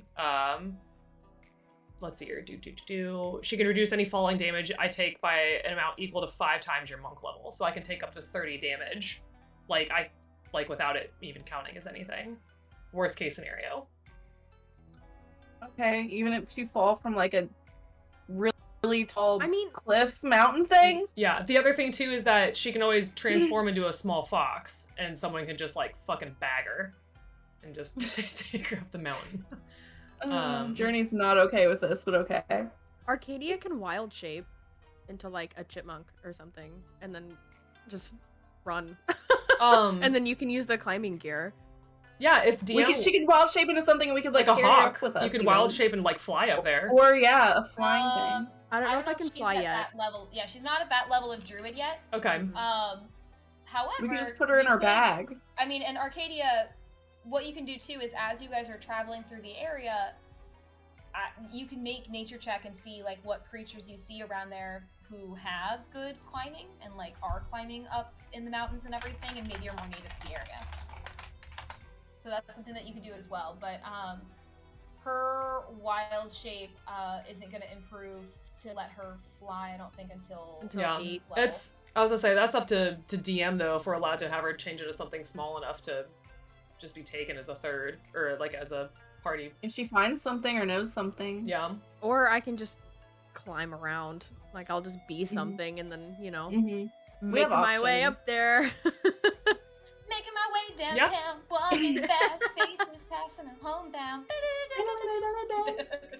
Yeah. All right, so what is the game plan? So Ilke promises that he's gonna send, or they're gonna send 600 gold with a courier as soon as they can. Yeah, and Aiko, you can just hear as that last bit, Ilke is just saying like, "It was so great to hear from you. I really want to hear more about how everything's going sometime. It'd be really nice. I missed you guys a lot." I like to think that Aiko, when she found out, because like we made it canon earlier when Karoo left that they would check in with Karoo. I like the idea of doing that with Ilke like every few days too. Yeah, let's not do it just when we want to ask for money. Yeah, no. That's a dangerous precedent. Okay. Hi, Ilke. How much do you need now? Okay. So you know that that's going to be on its way. Rin has gotten here says she's gonna pee her pants. Rin has gotten the 2 climbers kit and the potion of climbing. Aiko, he's just gonna hand it off to you and just say, kind of like looks a little like, as he's a little proud of himself. As he's handing it off, Aiko's just gonna like not to this level of like strength saving throw, but just like tackle hug him. Like, I am so sorry, but thank you so much. Not a problem. You can just make sure to pay me back double. That sounds We'll so pay so back wrong. how much you spent. No, really, you don't need to pay me back. This making sure that and he kind of stops and then like gets quieter. If you did want to pay me back, make sure my brother comes back all right. Of course, that's a given. But I have a feeling he'll be okay. But yeah, we'll always look out for him. Can you tell me what it's like up there? Aiko's gonna pause for a second and say, if it's okay with you, I might ask Shin first if I'm allowed to. If there's a reason he hasn't told you about it, he might have good reason, and I don't want to break that trust between siblings. Yep. But if I get the go-ahead, then I probably won't shut up about it. I love monasteries. Yeah. Yeah, no worries. Then, just, I don't know, I guess make sure that my twin lives? That's all I need for repayment. Okay. Yeah. Gotcha. Yeah. Alright. Arcadia, you went to go check out the library. I did. Meow, meow, meow. Want to. The super cool library. Okay, let me adjust real quick. Boop, boop, boop. Oh gosh. Oh, there we go. Yay! Go team, everything works. It's a miraculous thing. So you make your way over to the library. And it's a pretty nice building. Overall. As you walk in, it's just a lot of very like warm woods, books everywhere. You see that it's a pretty quiet place. Like, despite it being so large, it's still a pretty quiet and calm kind of place to be, as, wait for it, a library should be. But it's kind of like in the excitement of, you know, Rin and Shin being in town, the excitement of Envoys are in town, that people have been, you know, clearing out a bit so they can go get glimpses of you all, not necessarily hanging out down here and everything. And so as you come into the library, you can see that there are 2 Kitsune who are sitting at the desk. And as soon as you walk in, you see that one is silver male and the other is a kind of has like a light pink with a bit of silver like in her hair and everything as she looks up. And as soon as you walk in, like she looks up and sees you and just goes and starts like quickly hitting like the guy next to her and everything, and is just like, oh, Kato, what? Yes, Hibiki, what? And she's just, and he just looks up to you and, hi, yes, and is like quickly clearing up papers that are on their desk and like closing like the books they were in the middle of, and just standing and like straightening his kimono and just, can I help you? Arcadia's kind of like, also kind of like not starstruck in the way that they are, I assume, but she's like, kind of like she's not used to people freaking out about her yet still. And so she's like kind of like smoothing her, her like outfit. She's like trying to make herself look, like an envoy, I guess. And she's just gonna say kind of like quietly, like, you don't have to, like worry or anything. Like, I'm just here to check out, what the library looks like. I'm a little bit of a bookworm, so. Excellent. Envoy, if there's anything you need, we are here. Thank you. My name's Arcadia, by the way. Kato Morikawa. And he holds out his hand and just to, shake hands and everything. And she'll shake his hand. She won't just leave them, hanging there, her arms out. The other girl immediately comes over and just like pulls you into a hug, and she's like, hi, I'm Hibiki Morikawa. Oh, sorry, and just jumps back and also just tries to hand you. I'm Hibiki Morikawa. It is a pleasure to meet you. It's been really exciting to hear that we're having envoys come to town. Arcadia would hug her again. That's so cute. It's really nice to have you here. It's nice to be here. This is a beautiful court. I'm really happy to be here. And her tails are just swishing. Like, she's so cute. Thank you. If there's anything we can do for you, we're more than happy to help. Or are you looking for anything in particular here? Oh my god, do you need space? To I get really excited about books. I'm sorry. No, you're totally fine. Please, I love the excitement. Do you have any books on plants? Books on plants? Yeah, just in general, particularly plants that may have, side effects if you eat them. Oh. I'm just curious. Of like what to stay away from. What to stay away from, just in the future. Those books and those plants. I mean, I don't judge an envoy who would judge an envoy. No, I swear it's I've just had weird dreams about my future and eating weird plants, and I want to make sure that I don't actually eat weird plants. I spend a lot of time outside. About weird plants. I know it sounds weird. Just forget I said anything You're about really it. I don't selling eat it to weird her. plants. I think so she sorry I believes, did I this think to she you. believes you.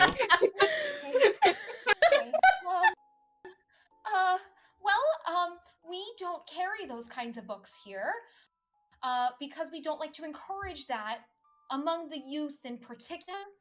Gotcha. That makes sense. Yeah. That makes The sense. Kitsune are a fine, upstanding race. We don't partake in the devil's lettuce. Oh man. But I can find you some nice books about flowers. Arcadia's like, she's like, oh god, embarrassed because she should not be allowed to go into places by herself. She's like embarrassed and like flustered, and she's like, yeah, yeah, that Flowers? You Yeah, want flowers are good. flowers? Okay. Sure. Okay.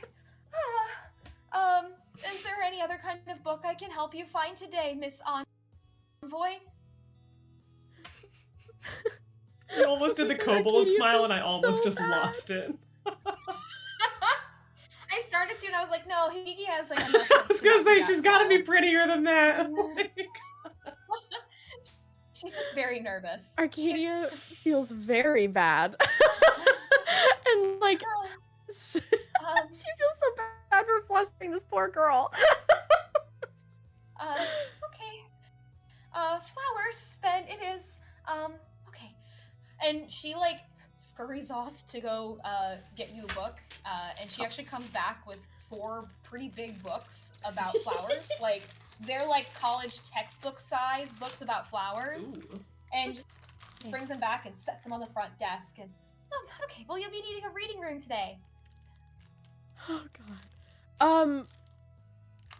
Maybe for like a little bit. I probably won't be able to get through all these in the time that I have, but I'd love to come back and be able to read them again. But yeah, a reading room would be kind of nice. We would love to have you back. Absolutely would love to have you back. And especially your other envoy friends are in town too and everything. And they're just let them know they're more than welcome to come to our library. And you can also let Shin know that we are taking very, very, very, very good care of the library. I will 100% let him know. Arcadia, make me a perception check. Oh, good. Oh, great.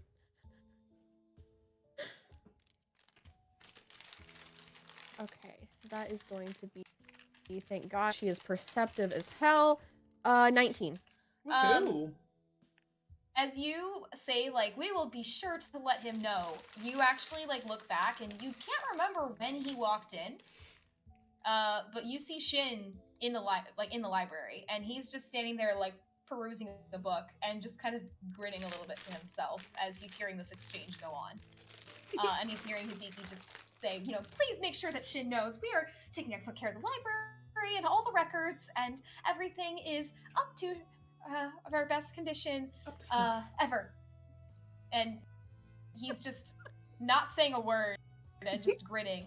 And Arcadia, you swear that, like, you see him there reading, and then a moment later, he seems to step to the side and he's gone again. I love it. Oh my god. Okay, well, Arcadia will not be saying that to this poor girl, because this girl already probably thinks that Arcadia is a drug addict. Oh, you're a tree person. The children. No! The children.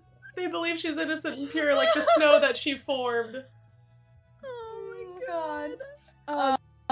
Yeah, Alright. so Arcadia would reassure her, not let her know that Shin was, in fact, 2 feet away from her, but just let her know, like, yeah, I'll definitely let him know, and I'll make sure the other envoys also know that they're welcome here, and hopefully we can all come in and not freak you guys out, and also not make you think we all eat weird plants.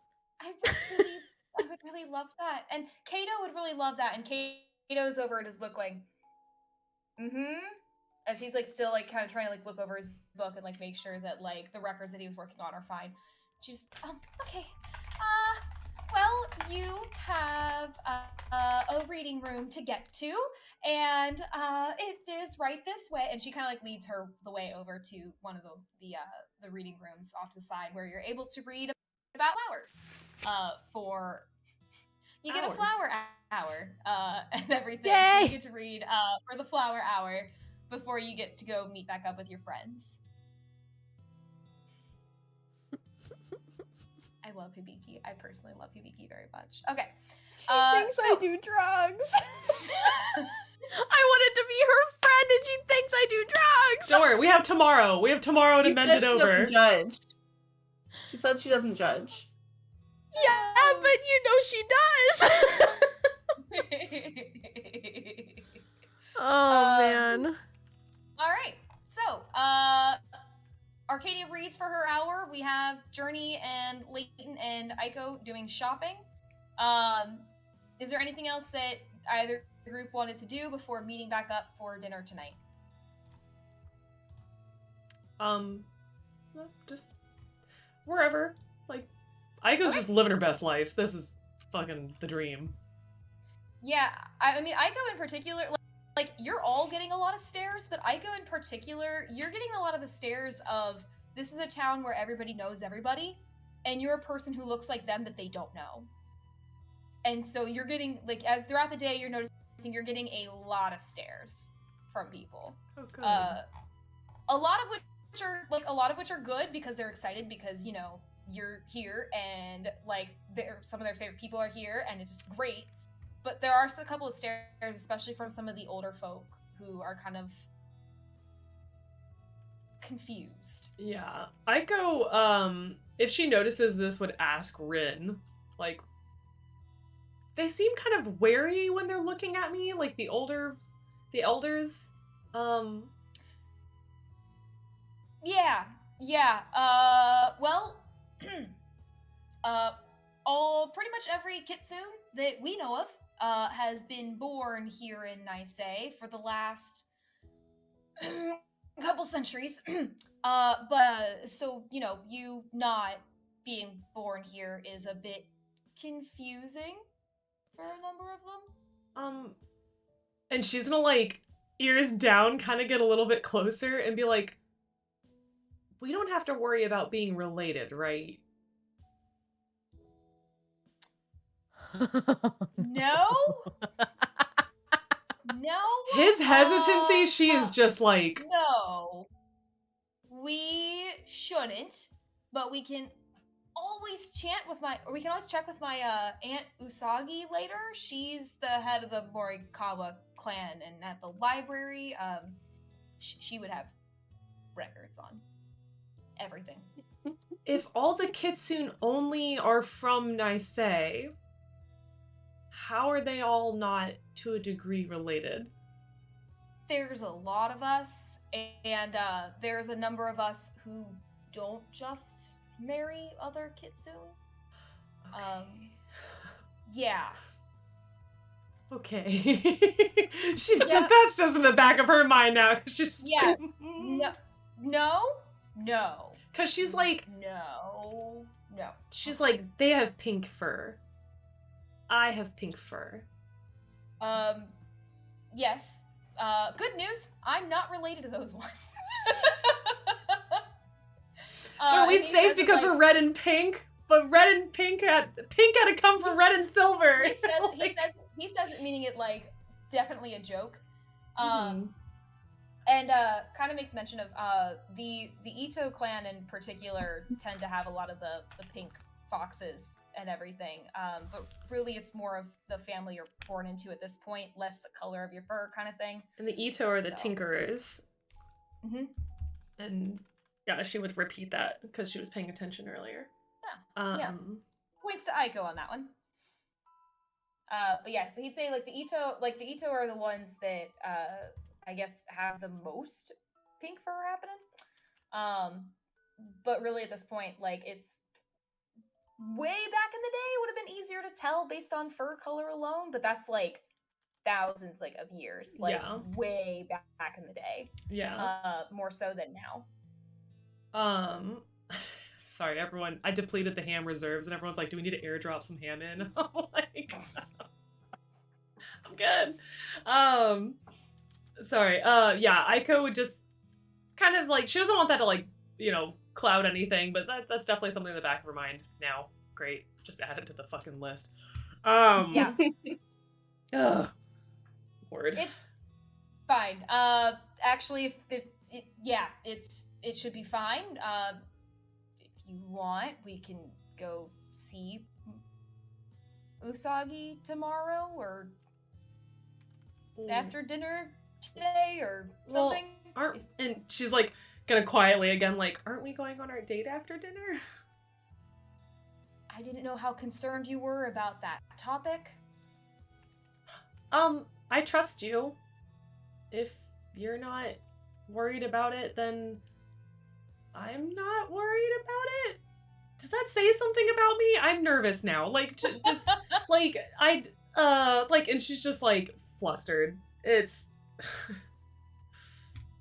because he knows more about Kitsune than she does. She literally was like, I might be the only Kitsune in the world until like a couple days ago. Let me put it this way. No one's gone missing in our clan for centuries. It's not like you'd be out of nowhere or anything like that and be one of us. You know? So if you want, we can check with Usagi tomorrow, and maybe that might be a lead on who you do belong with. If there was anyone who had young Kitsune women vanish from Nisei, Usagi should have records on it. Would she know... Do you think she'd know more about it than Shin? Potentially. It's more her area of expertise is the history of Nisei. It's kind of like having a historian and then having someone who focuses specifically on like maritime history. They're going to know a lot more about that subject. The historian person will know a lot. The maritime historian will know more in-depth nitty-gritty details. Yeah. And like Rin perks up for a second like, I'm very proud of myself for that comparison. Just like clapping for him. Yeah, I mean, she would say then that she has to, where is Aunt Usagi? She would be at the library. Okay, then she's the head of the Morikawa clan, and so she's in charge of all that book stuff. Aika would perk up and say, you know, well, I was planning on going there anyway tomorrow. And who knows, maybe Arcadia met her tonight because she was going over there. It would be worth a shot. Could be worth a shot. We good? Yeah. Am I giving off the impression that we're not? Like, and she's... The asking, do we have to be worried about being related was a little bit weird, but I just want to make sure that we're good. Yeah, I just don't know a lot about Kitsune. This is overwhelming in the best way, and I the way my luck has been going isn't really my favor, and I don't want it to take away something this great. Okay. I'm not gonna ask questions about that. She's gonna kind of like look at him like, what? When I start asking questions, that's when things seem to go bad. So I'm just gonna take that as I have a very pretty girl who's happy to be spending time with me, and Yep, and like he's actually turning red now. Like, she's gonna tease him. She's like, "Who are you? Where's Rin?" Like lifting up his tails, looking for him. Like, yeah. So as you guys are kind of playing around and talking about it and everything, Arcadia, you finished reading your flower power book. Yay! As you head out of the library, you hear Hibiki just have a really nice day. It was a pleasure to meet you. Like, Aw, Sweet. Arcadia would not the Debbie Ryan. Arcadia would she would wave to them and like give them like a bye like as she's leaving, and then when she hears that she would turn around and then like give like another like a wave like bye, it was nice to meet you. Sorry I came off as weird. it's okay, I'm sure I did too. I'll see you later. Okay, bye. my chat is wheezing right now because I said life hack incest is how you get the ninth tail. Oh my god. Oh. I'm sorry, I put it in the universe. Help me. We're safe, guys. Aika only has 8, but Rin has 9. We have questions. Oh no! No, that's not why you're safe. Oh my god. Ooh, sorry, continue. So you're gonna go have dinner with Rin's family. Oh god. God love you all. Okay, let me set up one thing real quick. as you guys are getting ready to, and it's gonna look weird because I have to use the little commoner tokens just to indicate sheer number of people, kind of thing. Fair. So That's just fair. bear with me that some of them look, shady. Okay, good. I actually, because Mal knows this, because playing multiple D&D things, it's really weird when you play D&D campaigns and they use, like, character tokens that are hella suspicious looking, and everyone's immediately like, who the fuck is that? And you're like, no, I just ran out of tokens. Like, that's 100% they're a normal what it is. person. It's just like, I just need to use this right now. That is all I need. Ben said, case, awkward library interaction, Lil, hold my beer. Oh, you eat plants? Don't worry. Incest, question mark? I quit, guys. God damn it. See, this is why it would have been great if we went to the library together, because at least it would pale in comparison. But no, you'll do great tomorrow. PBQ will remember you. All right, so as you guys are, there you go. As you guys are heading over to the Cosma Estate, it's getting to be about like evening time, dinner time, and the closer you get, you can just hear like bustling movement, excitement. You can see kids running back and forth. You can see that there are a number of the like adults who are outside and talking and drinking. Like, it looks like it's like big family reunion, except that for them, this is just a typical day.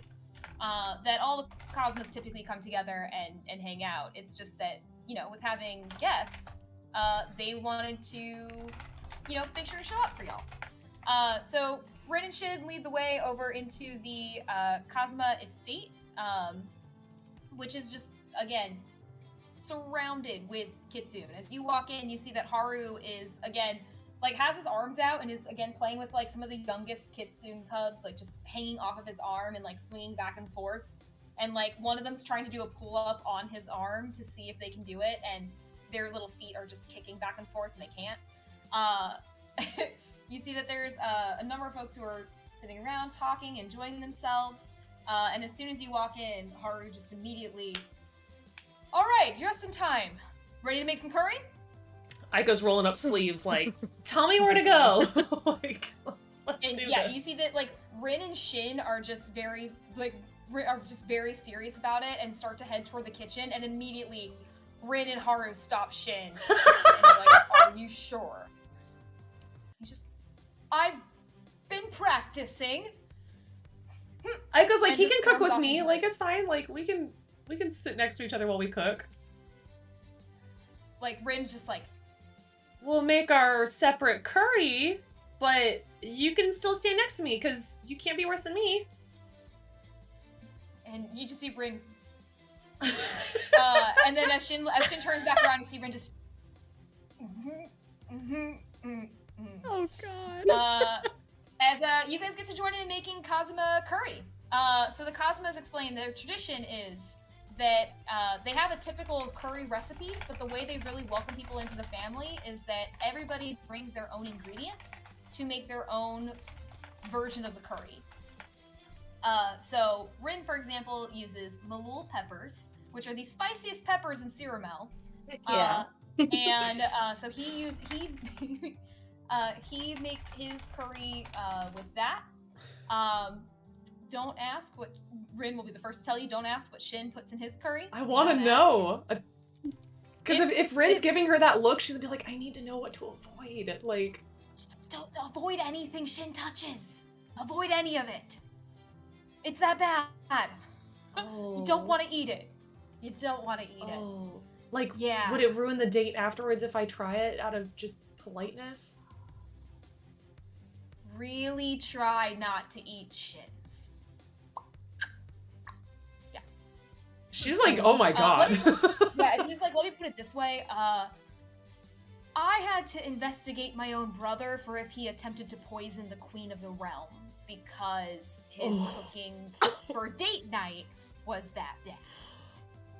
Dang. So we should have Journey try it. Journey has Journey, like, and Aiko is immediately like, because she's a spy master. She's probably, and she turns to Journey like, you've had to like build up an immunity to toxins and stuff. Like you like, right?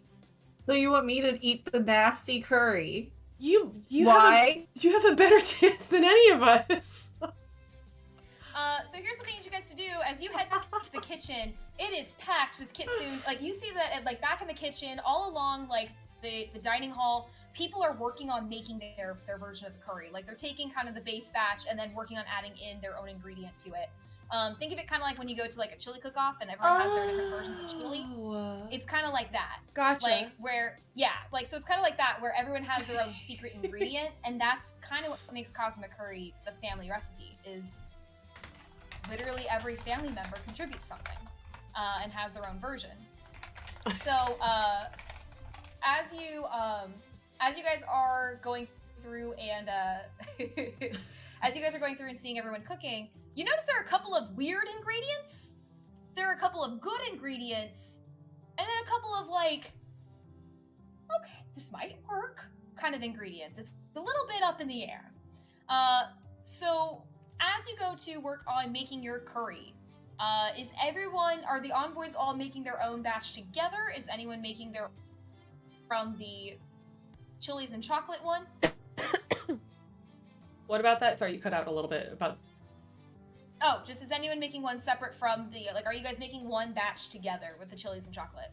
I mean, Aiko would say if everyone doesn't want to make their own curry, then if they want to help her with hers, they can. Otherwise, get creative with it, because this is gonna be fun. Yeah, like, I mean, as you walk in, like, you guys see, like, even if there were ingredients you didn't pick up in the market, there's a number of pretty basic ingredients here, so you can make your own. Okay. So I know Aiko's making chilies and chocolate. Leighton loves you very much, Aiko, but he's gonna try his hand at making his own. Yeah, that's fine. Version. She wants him to. This is a good time for him to show off. Yeah. Oh, his own tail is swishing.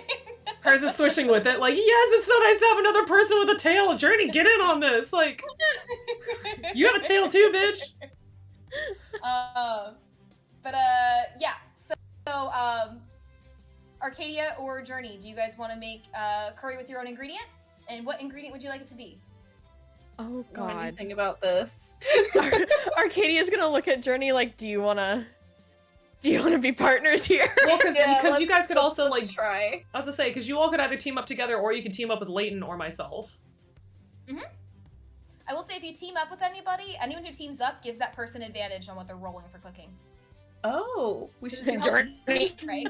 It's like, you know how like Mal, I don't know if you've seen this in your own experience, but like in a classroom when the teacher's like, okay, partner up, and then like you look immediately to like the person next to you. That's Arcadia and Journey right now. Let's do it. Love it. We might not be able to cook, but we can try. So then, what are you guys putting in your curry? Aiko had mentioned that she picked up the butter and the tomatoes if you wanted it. But Yeah, Arcadia would probably take that and use it with whatever else we got, I guess. You butter after I got it for you. Hey, so what else goes in curry? I love you. This is why you're my wifey. I've never had curry. I've had curry, but I don't know what's in it. Oh my god. Oh, there's so many different recipes. So we'll yeah, just there's keep a lot. Like keep it anything simple. you can think of, you can probably put it in there. All right, so here's what I'd like you to do. Between Arcadia and Journey, who is our primary chef? So who's gonna be doing the rolling? I mean, What are we I don't rolling? know. It depends on what we're rolling. Are we rolling survival, sleight of hand, nature, medicine? Oh, true. Yeah. I would honestly have you guys do it as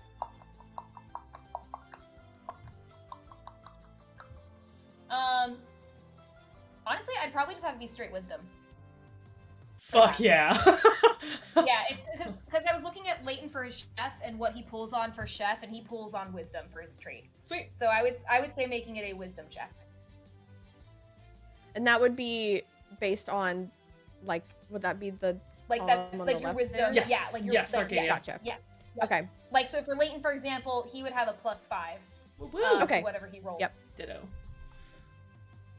Hey, So mine's not who's- good. Mine's fairly good. So I can do Mine's the 3, rolling. so Mine's 5. Gang. Oh, good. Good. Okay. Wise, Arcadia. So then Arcadia is gonna roll. You're gonna have advantage on the roll because Journey's helping you. Aiko, you're gonna go ahead and roll, and Leighton is gonna go ahead and roll for his to see how well your guys' curry turns out. Oh, that's not bad. Okay, that's decent. First time making curry. Let me just know when we're ready. Yep. Is that a yep? Yeah. That's Okay, yes. sorry. I was like, okay, 14. Okay. Arcadia. Let me. Oh, best curry ever. That's gonna be 23. Yes! Woo, get it! We got this. Alright. We got this. Okay. And Leighton is apparently struggling the day after his night out with Lee. Hangover. That was a 13. Aiko cooked better than Leighton! Arcadia cooked better than Leighton. Oh, yeah. Whoa, y'all. So you guys get to have a night of kind of just hanging out with the family. Aiko, for you, this is the closest you've ever had to just, because really this is what it is, a family night with people like you. The Kazuma clan is known for their hospitality, and they take all of you in, arms wide open and everything, are like pulling you in and talking to you as if you've lived there all your life and you've been a part of the family all your life. Mm-hmm. And are not, the Kazumas themselves actually are not fazed by the fact that you guys are envoys, the way that some of the other Kitsune are. They're not nearly as fazed, and in part because with Rin and Shin in the family, they're kind of used to having the big guys on campus around and everything. Yeah. You notice that everyone is giving Shin a pretty wide berth as he cooks. Oh. Can and Aiko go he is help just, like, him? He is focused on Yeah. it. Aiko, as you walk over to go help him, you don't even recognize the ingredients he's using. Like, they are strange colors, strange textures, and as you're talking to him, he's just explaining, like, I think I finally got the formula right on this one. I think I got it. I think I can do this. Okay, if you need help, let me know. You'll try it later, right? Yeah, I'm gonna try everyone's curry. Good, perfect. That sounds good. Okay. Where are the fish heads? Scared. No. Where are the Walking what? away. Aiko's just going to like turn around like white as a sheet, like, oh my god. I'm saving his for last. Yeah, Rin's looking over at you and he just bites the pepper and just like that he has in his hand and just shakes his head at you, and then goes back to cooking. All right, so guys, as you guys finish cooking, everyone starts lining up their different bowls of curry for everyone to be able to. So you guys are going to be tasting some curry in a couple different rounds. First up, you can try each other's, and as you try each other's, everyone did really well. Like, Leighton, you see, is staring at his own and, like, has that look on his face of, I want to throw it out. I want to throw it out. No! It's not perfect. I want to throw it. Like you can see that it's, like, the it's the Gordon Ramsay in him that's, like... No, Aiko's grabbing that cauldron, like, body blocking it, like, no! Like, this is your baby! Like, you will not throw this out. And she's gonna immediately take a It's an ugly spoonful. baby right now, Aiko. She's immediately takes a spoonful, like, it's good. You can't throw this out. I like it. You can't throw it out. It's a waste of food. You can perfect it next time. We're gonna start working on making curry together, okay? Yes? Yes? Yes, chef. Okay. Oh! How the tables have tabled. As you guys try each other's, Aiko's, yours is really good too. And as Rin is trying out the different curries as well. And you see Shin comes over and tries them out, and Shin has a look on his face of just like everything's amazing. Rin's kind of looking and like not bad. And even as other family members are coming in and trying out what you guys have made, and Arcadia and Journey, where you guys are like, please don't hate it. People come back for seconds. Yeah. Yes. They come back for seconds. They're so excited. And they're like, this is delicious. They're It's like, got "What the was special your plants in ingredient?" Stop. The special plant is tomato. um, but they come back, like, everyone loves it. And as you guys look around, you notice that someone's gone missing. Who's gone missing? Rin reappears and just sets down 2 bowls in front of you guys. Tails going. You guys wanted to try my brother's food, right? Have we tried And mine? Yeah. I figured we'd have some fun with it. No, One of these Rin. bowls is mine. One of these bowls is his. We already and know you what see Shin just yours tastes Look like. for the though. fish heads. oh, they look identical. His tails are just swishing. Trust me. And Aiko's, you say, but I've had yours. He just leans in. You're gonna want to try to find mine again. Trust me on this one. Well, I'm gonna try everyone else's first, though, like the other family members, because I want to save the best for last. And by best, I mean Arcadia and Journeys, because did you fucking try that curry? No. I did try that. Try that cruise. She's not gonna say, did you fucking try that curry? But she'll say, did you try their curry? And then she's be like, but really though, I am gonna come back and I want to try my favorites all back to back to find out which one is my favorite. And then yeah, so she's trying everyone's curry. She is trying everyone's curry. She's gonna try Shin's curry. Journey and Arcadia, Rin just looks over to you guys. Take me up on the game? You only have to try one. It's either spicy or it's Shin's. No. Not a challenge. My issue is that Casey would never do this. Arcadia is too curious. She wants to know. Oh no. Okay. Yeah. Arcadia would probably do it. All right. Oh no. There are 2 bowls in front of you. Who's going first? Aiko would Wow, suggest that they you're rock. all ones. Aiko's, well, first of all, has Aiko tried all the other family members' curries? I was gonna have you guys try family member curries after this. But I Oh, can do family member curries first because I had something in mind for what you guys were gonna do for seeing which ones you tried. Because there's a lot of people here. You are going to fill up very fast if you try everybody's. that's fair. Because that's fine. Yeah, I mean, like, because so if Aiko you really would want have- to.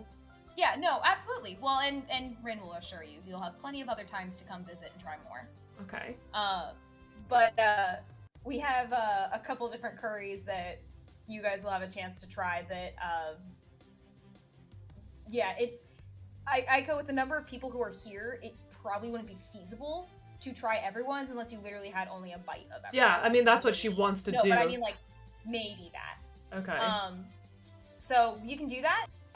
If you can do that if you want, and I can tell you all the ones that you tasted tonight. And then it's up to you if you want Aiko to join in on this game, because then I'll go through and do the other curries after that. I mean, Aiko in character, which is why I'm so adamant about it, would No, you're fine. yeah, would want to try even a small bite of every single person's, because that's you worked hard on this. I want to recognize that, and then play the roulette game at the very end. Okay. Then here's what we'll do is we'll say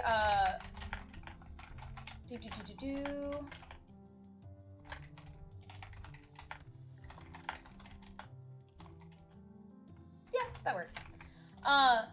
Then what we'll do is we'll say that we can do that first.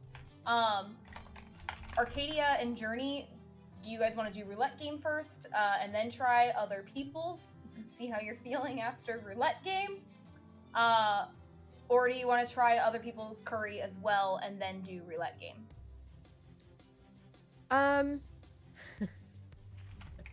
I'm too nosy. I want to do the roulette first. Yeah, I do too. And then hopefully she won't be vomiting everywhere and she can try other people's curry. Yeah, perfectly fine. So Aiko, as you venture off to go do this, they're gonna play their roulette game on this. That's fine. We'll meet up with you, Aiko. Hopefully. No worries. She can also Hopefully. she can also come back too and like give like almost like a panel. Like, okay, here's what it is. Like, Well, and I will say too that Aiko, Leighton's gonna go with you because he sees this roulette game and goes, absolutely not. No. No. He's got brains. I will go Arcadia I will doesn't. go see what other people have come up with for their curries. So he's gonna go with you on that. yeah. Right, so Arcadia, you alphabetically come first, so you're gonna go first. Great. I'm used to this. Suck. Dodged a bullet. So Arcadia, you have 2 bowls of curry in front of you. One of them is Rin's, one of them is Shin's. Are you picking the one on your right or your left? And there's no way I can tell them apart at all. Like if I give them a sniff, can I smell the spiciness? Make me a perception check. Fuck. Okay. Be nice to me. Okay. 17. They look the same, and they smell pretty similar. I mean, there's a lot of really strong smells in this room, so it's hard to tell what smells really coming from where. Right or left? Look, buddy. Right. I need you to make me a Constitution saving throw, please. I'm so scared. I'm so scared. Please just be hot. Please just be hot. Please just be hot. That's how I feel about most men in my life.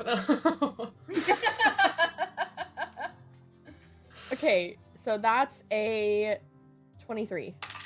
Ooh. Okay. You bite into the curry. Oh god. Okay. The heat kicks in. Oh god. And Okay. builds and builds and builds, but you are like braced for it and you're like hoping that it's heat, so you're just so relieved that when you see heat, or when you like taste heat and everything, you're just so thrilled that you're like, oh, I got this, I can do this. And like you look Rin dead in his eyes and are just This is for the forest, you asshole. right, like you're just able to like you're like, I'm not even crying. I've got this. Yeah, so you're good. You withstand the heat very well. I almost went left and then I was like, no, my first guess is never right.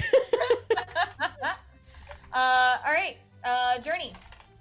You see that Rin takes the bowls back and like shuffles them behind, like kind of turns and shuffles them, and then puts the bowls Dang. back out. Fine.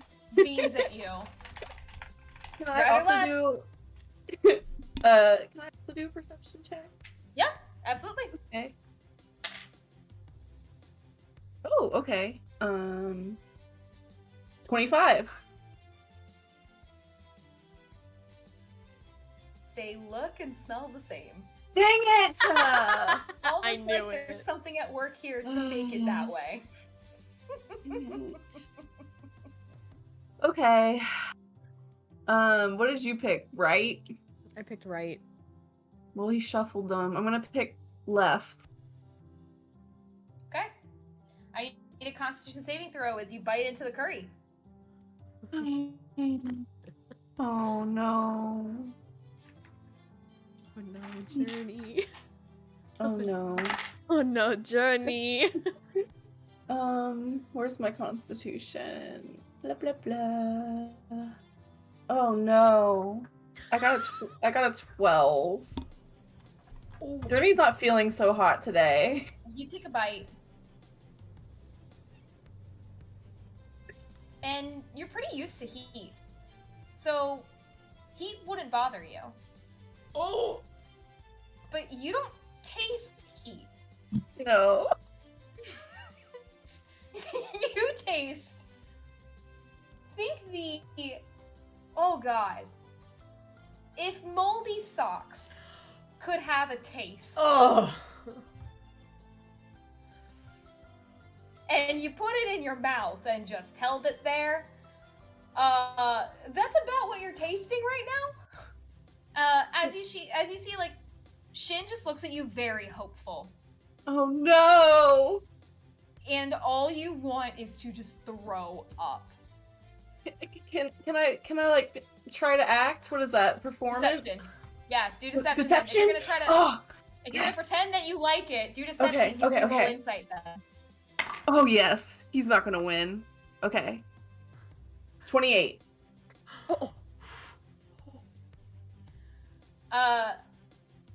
You see he's like really hopeful and he's like watching your face very closely.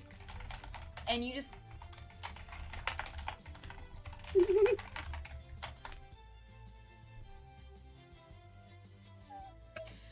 and you see Shin watches you and just beams.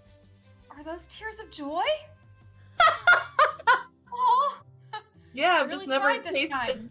I've never tasted anything like this before. Oh, thanks. I really tried to get the best ingredients that I could this time. Last time I tried fresh fish heads and those didn't work. So this time I tried fish heads that had been fermenting for a little bit. Oh. And I hope that would maybe work. I try to try a different ingredient each time, so that maybe it gets better. And Rin just leans in. It never gets better. It never gets Oh. Journey, you're gonna take 6 points of damage. Can't even be mad. Yeah, you take 6 points of damage, and you, my friend, I am so What'd I sorry get? to tell you. You're poisoned. You're currently poisoned. So you have disadvantage on attack rolls and ability checks until further notice. Wait. Oh my goodness. Hold on. Don't worry. When I see you, I can help if you tell me that you're poisoned. Yeah, Damn you it, just I wanted know, to like, tell you it was have, really like, good the curry to worst try feeling it. Ever. Like, Journey, you're not feeling great. Not feeling great as you took one bite of that curry. You're going back for seconds, right? Sit down somewhere and not eat anymore. Fair. You're going around sampling everything? Mm-hmm. Okay. As you go around and you sample the different types of curry, if you're gonna try everything, I'm not gonna have you roll on the table then for what you eat. You're just gonna eat it all. Yeah, I mean, so you she's ready? just taking a small spoonful of everything to literally, No, that's like, perfectly- taste test. Yeah, no, that's perfectly fine, because originally I was gonna have you guys roll to see which one you ate. Because Oh, there are yeah. some that are great and there are some that are not. Yeah, no, she's... So, Aiko, you take a bite of the following. Strawberry jam curry. She'd like it. Jello powder curry. She'd probably like that too. So the curry actually solidifies on the rice, so it's like solid. Yeah. I've actually had I don't know if it was a curry, but I've actually had something like that, and it was like a mint. You have salmon curry. What curry? Salmon, Oh. like fish. Yeah, interesting. Uh, Okay. Unsweetened cocoa powder curry. That she probably would still like. It's a rich flavor. Octopus curry. I feel like that just sounds dirty. So she... I You don't try know. that one and you just hear Rin from like you look over to Ah! Rin from across the room. Beef puff curry. She loves that one. Yeah. Shrimp curry. Okay. Milk curry. I think she would like that. Plantain curry. Love that. Stag beetle curry. I think she could get into it. Okay. That's the one that you and Leighton try together, and Leighton's like, you guys are being like the, well, it has Food like a critics. certain note of like, yeah, like they're Crunch. being like super nerdy about She it. likes the crunch to it. You have venison curry. Okay. Sweet corn curry. Okay, love that. Good berry curry. Great. Fucking Coconut curry. love all of these. Edible glitter curry. Whoa. Yes! She's actually gonna be like, if I rub this on my skin, like, Pine curry. would really like that. Wine curry. Yes, she counts this. She will eat this, yes. Lemon curry. Would like that too. Sounds good. Mystery mushroom curry. I think she'd go in hesitant, but after all the sweet tones, she might like this one. I could roll for it if you need me to. So I'm far okay on this one for now because you're only taking a bite of each, and they're Okay. not as potent as the spiciest spice to ever spice and Shin. So yeah. And then the last one, and by the way, all of these flavors were nominated by the community. I love including it. Case said lemon curry. Love it. This one comes from our daughter. Cobweb curry is the last one. I remember hearing about that. Since Yeah. Bree's in chat, Bree, what does that taste like? Because I'm imagining it's like a sticky texture, but it really is kind of bland. That sounds Like it's gonna taste like rice, but like just. So far, she hasn't liked. The only one she hasn't liked is the salmon curry. So cobweb curry might be up there, and she's gonna look at who made it. He's just like, I'm sorry. Yeah. The person who made it is actually one of the teenagers, like one of the kind of the teenage age, like one of the older kids who was bugging Journey about her knife. Of course. And he just like waves at you as you eat it. She said it's assumed kind of dusty and a bit sour and earthy. So she's kind of like, this is a little weird. I don't hate it, but I don't like it.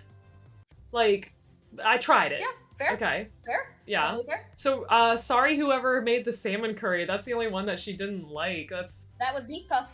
Oh, sorry, Beef Puff. But I did like the Beef Aw. Puff curry. Beef Puff, if you were curry, I would like you. Yeah. It's like how Handsome Zorch is a drink at the bar. I would order Yep. that. And Purple Insomniac is as well. Yep. Yeah. Okay, so she finishes all those. They're doing their food critique, and then she gets back and sees, what, Journey, like, dying? Like... Yeah, I'd imagine Journey's sort of like sitting in a chair like this. Yeah, Aiko's probably gonna Katie come is over and, like... next to her. Yeah, like, rubbing her back. Yeah, Yeah. Aiko's gonna kind of, like, kneel down in front of her, like, are you okay? What happened? Can you help me? Please? I ate Shin's curry. She's That's gonna... so funny. She's gonna use 5 points of healing hands to get rid of your poison, then. And she doesn't know if that's gonna work, but she's gonna hope that works, and she's really nervous. To get rid of poison. Okay. Yeah. Don't tell him that it almost killed me. But he needs to know if he feeds everyone his curry. It was literally the worst thing I've ever tasted in my life. He's gotta know. He'll never get better unless people tell him that his curry's not good. Aiko, what did you use to heal her? Healing hands. Healing hands would not fix it, but it will give her her points back that she. You Unless it can says that it cure gets rid multiple of, like- diseases and neutralize multiple poisons with a single use of Oh, healing hands. Yep, cool. You're good. Okay, I thought you were saying that it healed her because it gave her HP back. No. That's why I had to use Okay, 5, because yeah. 5 and 1 cures it. Got it. Got it. I gotcha. Yeah. Then you are Thanks, friend. cured, my friend. Yeah. Aiko's just like, Yay. oh my god, like bewildered. Okay. As you are healing her, you Aiko then again, you don't really know when he popped up, but Shin is right by you and just Aiko, you said you were gonna try my curry? Yeah. And she's gonna, Aiko. yeah. Yeah, Rin's just sitting at the table like, yeah, Aiko, you said you wanted to try everyone's. And I do. And it's family. So I'm going to try everyone's curry because I said I would. And she's gonna be like, I'm going to have some of Shin's curry. And she looks to Rin and she's gonna say, and I'm going to end on yours. He just And gives you a wink. she's gonna like almost like she's walking to the fucking guillotine, like holds her head high, like walks over and just Alright. like takes the spoonful that she's been doing and just like and she's gonna ask him, I've been asking everyone while going through, but do you like people going in with a surprise, or do you like telling us what the name of your curry is? I like people to be surprised by mine. It's the work of many experiments. And I'm really more going for the experience of eating curry rather than a particular, like, flavor. Okay. Oh my God. when Like he's the very theoretical kind of person and very theoretical cook, Mhm. and he doesn't have the skills to back it up. And you try your own curry every time too? Why would I do that? Well, as a baker and as Lane as a chef, you always have to try your own food. It's how you know how to make it better. But then there's not enough. But then there's less for everyone else. Not if you only take a little bite. Do you want to take a bite with me? But I want to see you take a bite. I will. It's your first time having my curry. Let's do it together. And she's gonna grab 2 spoons, and she's gonna hand him one, and she's gonna take one and like loop their elbows in. All right.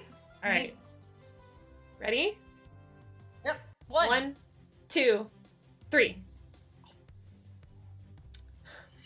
She's just fucking... Make me a Constitution saving throw.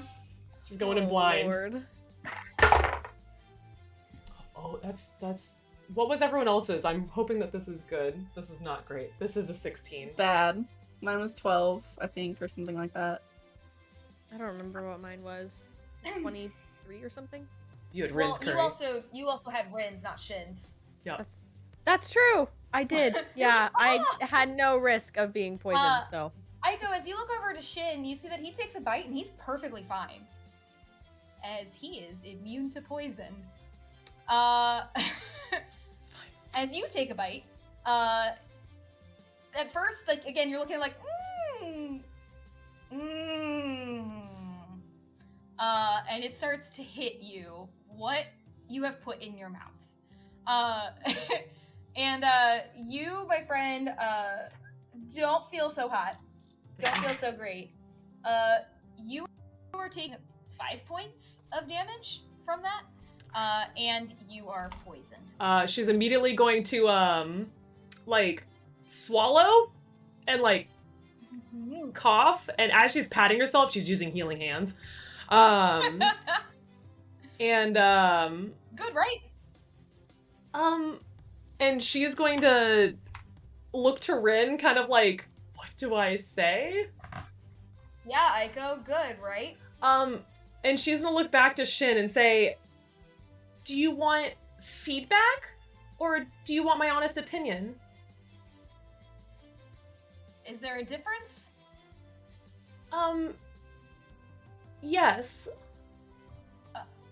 Well, I would hope you would be honest with me. Okay. Shin, this is inedible. What? But you and Journey both just ate it. I know, and I don't know what Journey told you, but I am not. I am not going to lie to you. She said it was good. And Aiko's just gonna look to Journey. Journey, was it not good? It was unique. And Aiko would say, and I agree, it is very unique. I like that you try to go for what you were saying with how you make your curry, how you go for the idea of the curry. But Yeah. I'm He's sorry. sad. I'm He's still happy that I tried sad. your curry though. I would not change my mind. I will still try your curry every time you make it.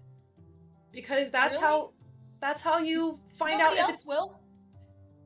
that's how you find out if it's gonna get better. You need someone to Yeah, try it. Aiko can be your taste tester from now on. Mm-hmm. Okay. Every time. Just Every time. every time. Yeah. Every I time. would love to be able to get good enough to make it for my wife and not have my Yeah. mother investigate me. And she's like gonna like cup his hand that had the spoon, like, and I support that. But you have to be open to feedback, okay? It's as chefs and bakers, sometimes we're blind to our own cooking. I would expect the same thing from you if I bake for you. I'd want you to tell me what to do to make it better. Of course. I just never had issues with my food like you all seem to have had. or my wife has had, or my brother, or our parents. Have Or- you had anyone who's not had issues with your cooking before, other than you?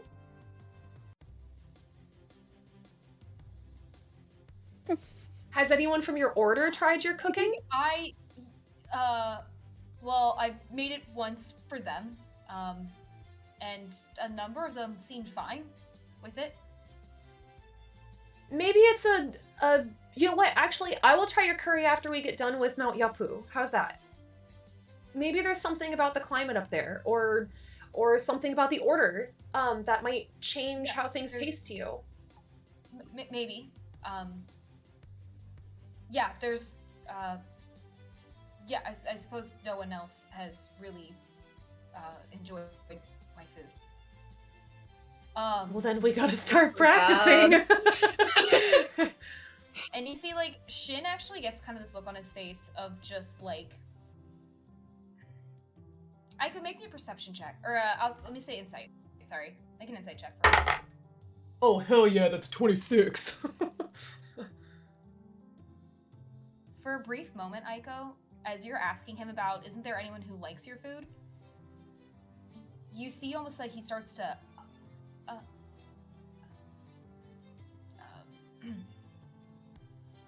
yeah, no one. And he almost seems to kind of withdraw more into himself. If she notices that, she's going to try to cheer him up and say, well, I'm bound to like your cooking if you're cooking for me a lot, but I hope that Reina won't get upset. But we'll find something that she'll be bound to like. And maybe it's an acquired taste. Right. If you'll excuse me, I think I'm gonna turn in early for the night. It's been a long day with being on the road, and I'm not usually this much of a people person. I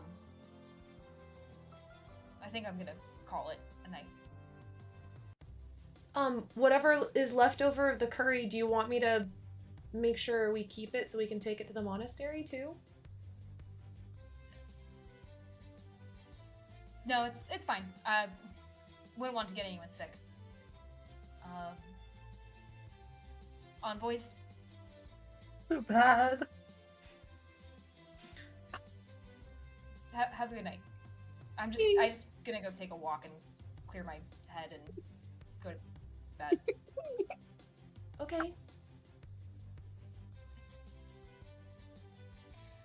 Right, okay. This is awkward now. And he just, like, gets up from the table and, again, you notice that, like, as he starts walking through the crowd, doesn't even reach the doorway. Like, you just see that it's one of those things where you just see somebody walk by and then he's gone when that person walks by. Yeah. Like, just gone. I'm gonna make note that Aiko is definitely going to, pack up some of that curry and take it to the monastery. Because if they don't have a problem with it, then she's gonna prove the point that they enjoy his cooking. So. Okay. Alright. Aiko, are you also trying spicy curry? Yes. She needs it. She, like, is just spoonful going in and being like, oh my god. And Journey and Arcadia, did you want to try any other curries to... I think Journey's done. That's a dirty 20. I didn't even hear that. I didn't what? scream. I just kept it Oh. quiet. That's a dirty 20. She handled the Oh my God. spice. Scream. Let's Love go. Aiko, after relatively successfully handling Shin's curry, literally anything could have come next and you would have been fine. Yeah, you take a bite of Rin's curry, and you are perfectly fine. You even go back for seconds, because you're just like, I've got this. This spice is nothing. Her tails are just waving, like looking at him like, look me now, dad, kind of thing. Like, oh, so excited. That, you know what I mean. Like, Oh, but, yeah. Oh no. yeah, you noticed that Rin had been watching like where Shin left, but did turn back like in time to see you with the curry and just, well, look at you, Envoys. Everyone learned how to handle their spice a bit better.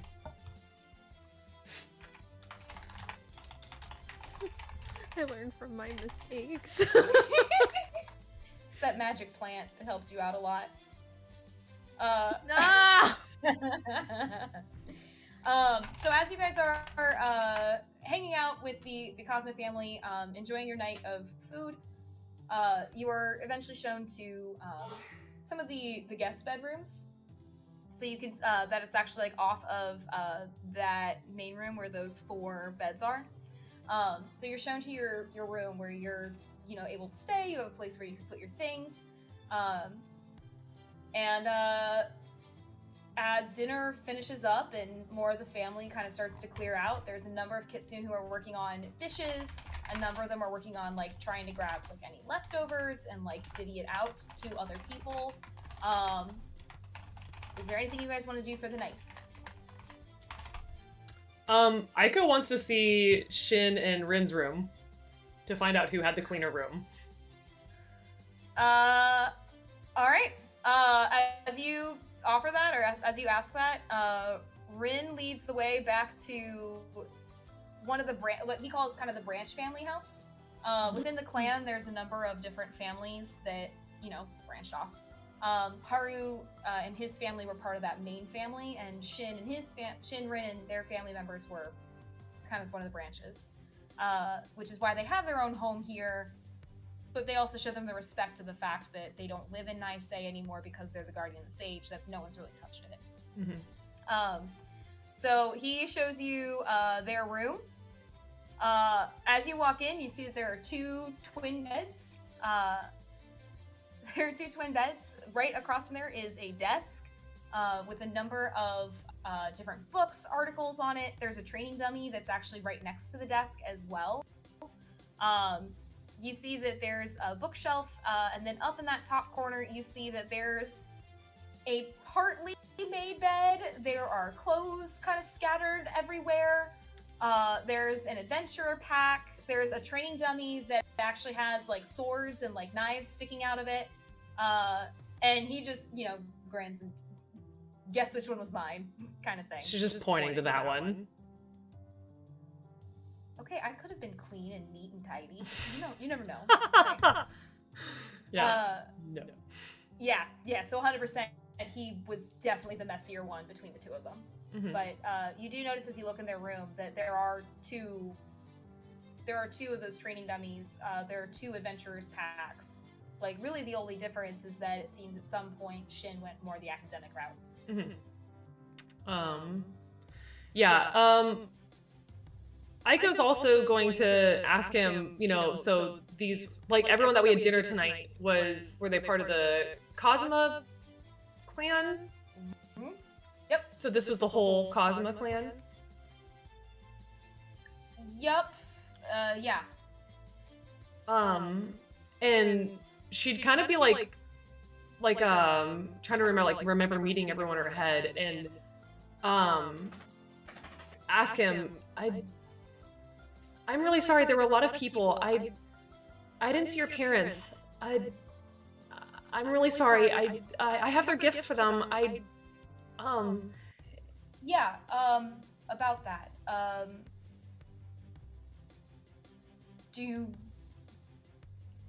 It's a bit complicated. Not my favorite thing to talk about. Do you want to do that tonight? And her ears are kind of go back a little bit, like, I'm sorry if it's work related. Aiko, it's not work. If you don't want to talk about it, we don't have to. I don't want to press you. It's fine. I understand with complicated family stuff. It's fine. I do want to take you to see them. It's, I'm probably not going to be in the best headspace for a date afterwards. she's probably gonna take his hand and say, "This is not me pressuring you in any way. Which would you rather do tonight? We're taking things slow. We don't have to rush to anything."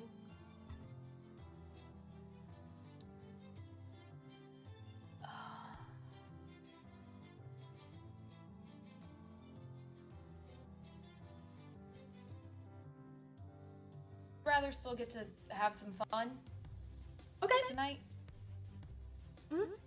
That's fine. Like, yeah, she's Great. yeah. But I can show you where they are tomorrow. Yeah. I'll meet them tomorrow. And she's gonna be like, "Are you going to try Shin's cooking?" As she's like, as she's walking back out, like, Absolutely not. "Oh, come on, Court of Fall, courage and mist and blah blah blah blah blah." blah. Yeah, no, I had enough years of my mom forcing me to eat his curry that no, and I don't care what my mom would say, but So that's how you're the strongest in the realm. If I eat enough of his curry. Aiko, please don't eat more of his curry. I am begging you. I am begging you as somebody who Someone's gotta help him to out. trick you at some point. Please do not eat more of that. I will avoid, and she's like blushing. She's like, "I will plan when I eat it, not around kisses." And she's like, like trying to like just go. Like, okay, she can find her way back out. Like she's just, and then she comes back to make sure he's still coming. Like, like hello. Yep. Happily making his way down. Yeah. Okay, so you guys have the evening in Nisei. Aiko and Rin, I think we're gonna head to Hot Springs. Is everybody checking out Hot Springs tonight? Yeah. Hell yeah. Freaking hot springs. Yeah. Okay. Aiko's so fucking jazzed. Layton's gonna go ahead and stay here with all the food. And is kind of checking things out and just Understandable. comparing recipes. Yeah. Like, he's fascinated right now. So I- that is his goal. Aiko's gonna ask him, you know, if he can pack up Shin's leftovers and make sure that it's kept okay. And she's gonna say, "I just trust me on this one. I'm gonna take it to the monastery."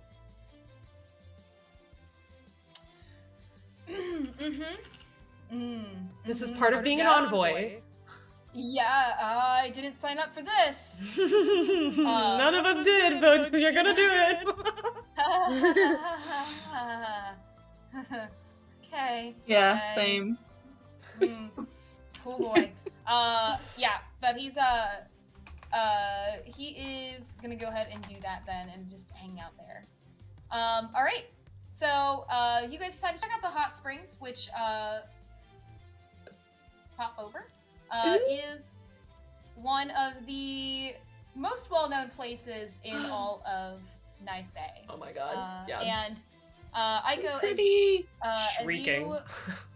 as you walk in, or kind of like walk over to it, Rin actually takes your hand and just gives it a kind of soft squeeze.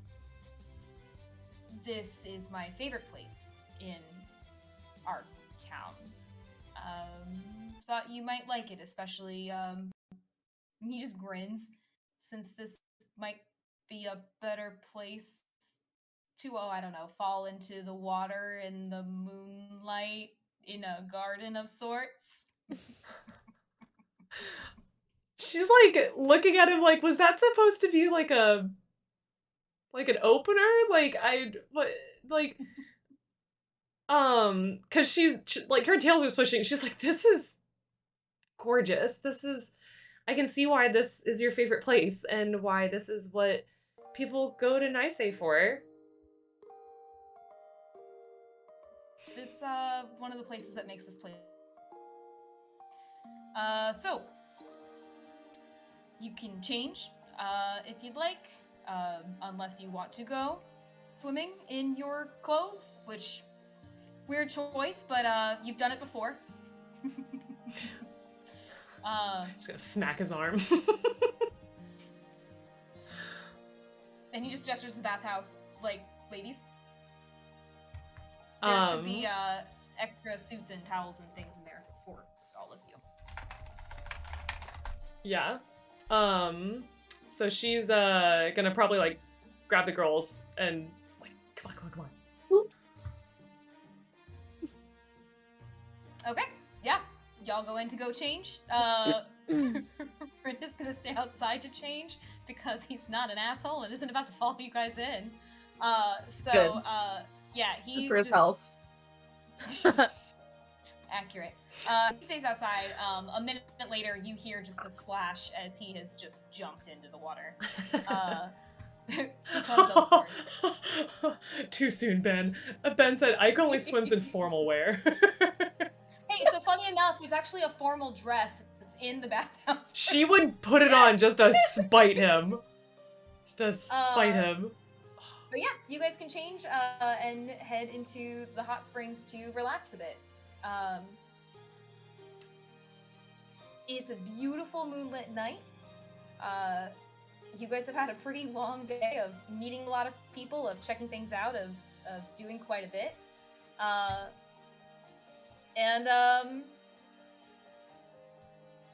what would you guys like to do?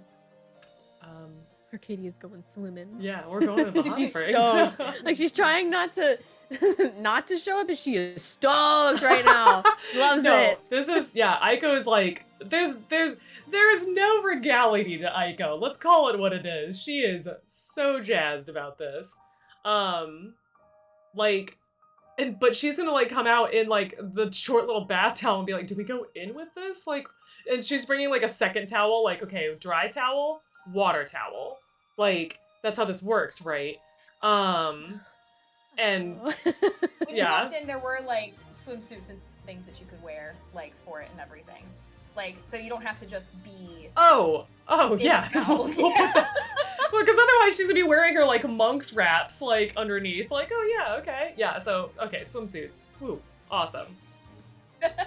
Yeah, she's gonna like go back in and change. Like, fuck, she missed And this. it's just like, holy shit. Ah. Yeah. That's it. That's the look. Yeah, we're toe dipping, and then like, okay, and kind of like walking in. Okay, this is nice. Yeah, just she's torn because she wants to like spend time with her friends, but also like spend time with Rin. Your friends are like, Yeah, Arcadia's like, get out of here. Go. She's like, over there. we're heading the other way for a reason. I start swimming towards you guys, and you are like kicking water at me, like fucking go. Like splashing me. Like, get out. Okay, yeah, she takes the hint after she gets splashed by Arcadia, like, okay, I'm going. She's just like, oh, this music. I'm like sweating, I need to take the bathrobe off. Hey, perfect timing.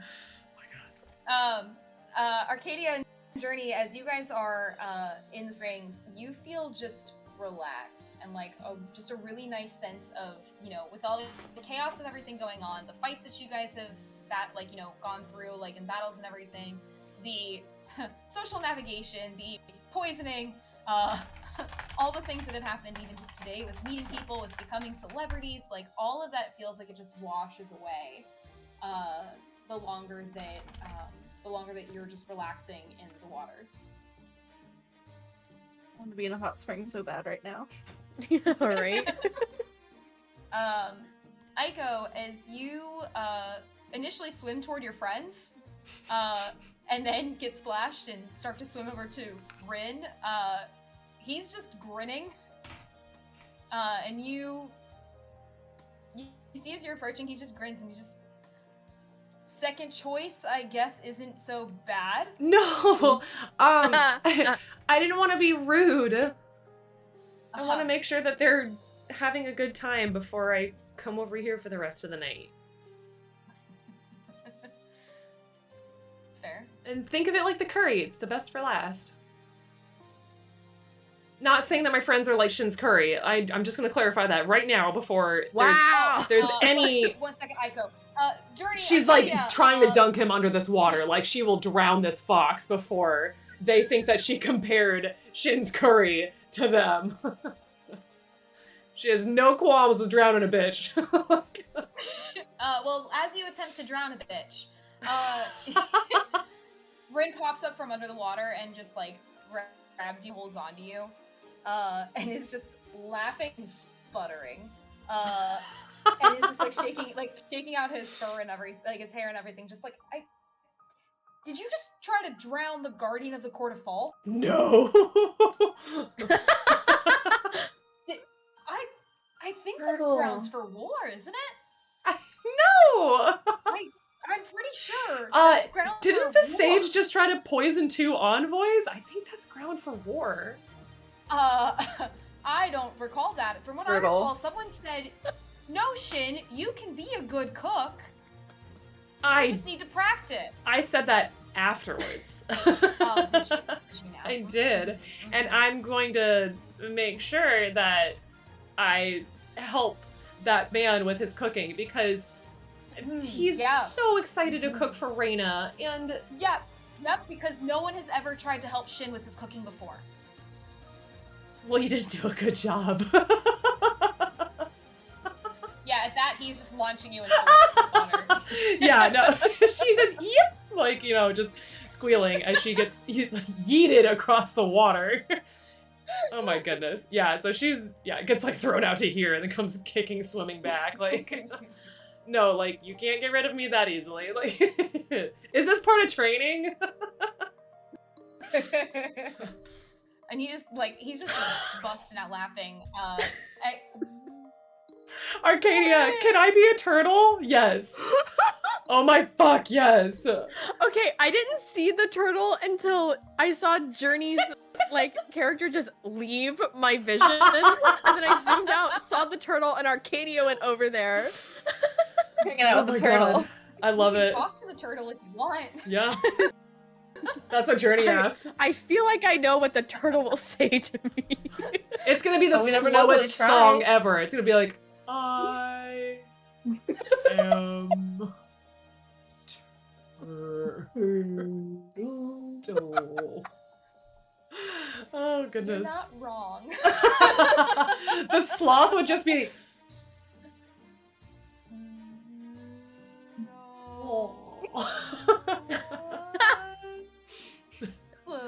Oh god. Yeah, it'd be bad. It'd be bad. Oh my gosh, I'm dead.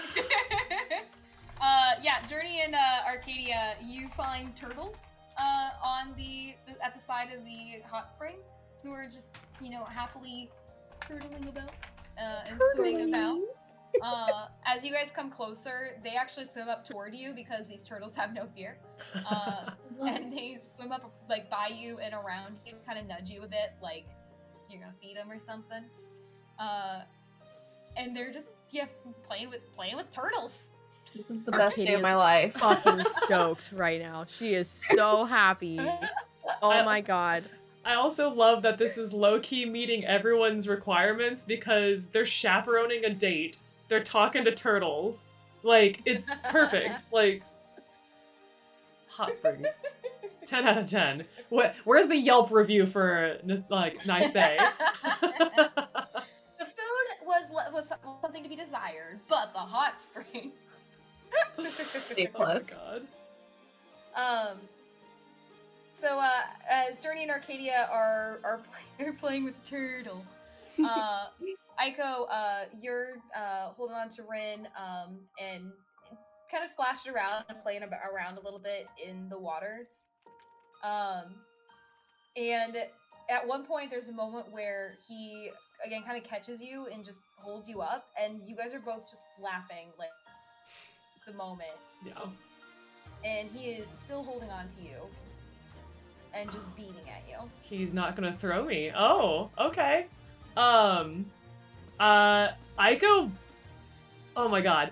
If this is the feeling like last night, where, you know what I'm talking about. There was that one moment where she was like, this is it. This is the moment.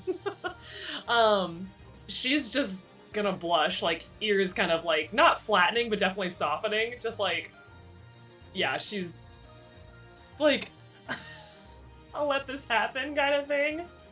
Like she's like in the Princess Diaries, she's waiting for the foot pop. Yeah. Yeah, she's just gonna give like a subtle nod. As soon as he sees that nod, because for him, he was just waiting to make sure it was okay,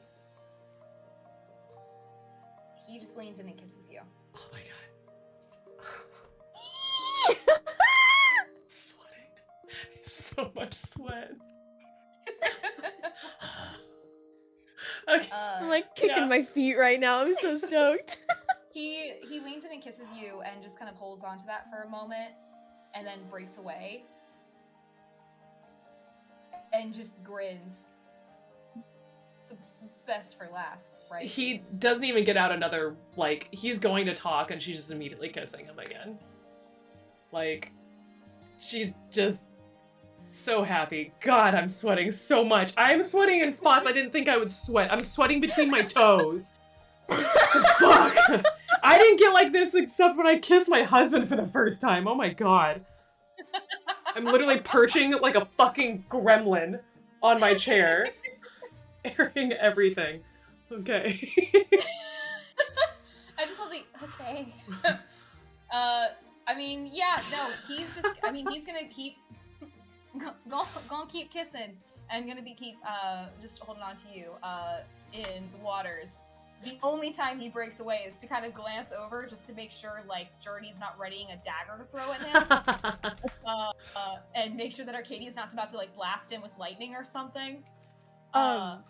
So, I feel like, like Arcadia would turn to be like, oh my god, Aiko, there's fucking turtles! But then she's gonna see that Aiko and Rin are smooching, and she's just gonna go...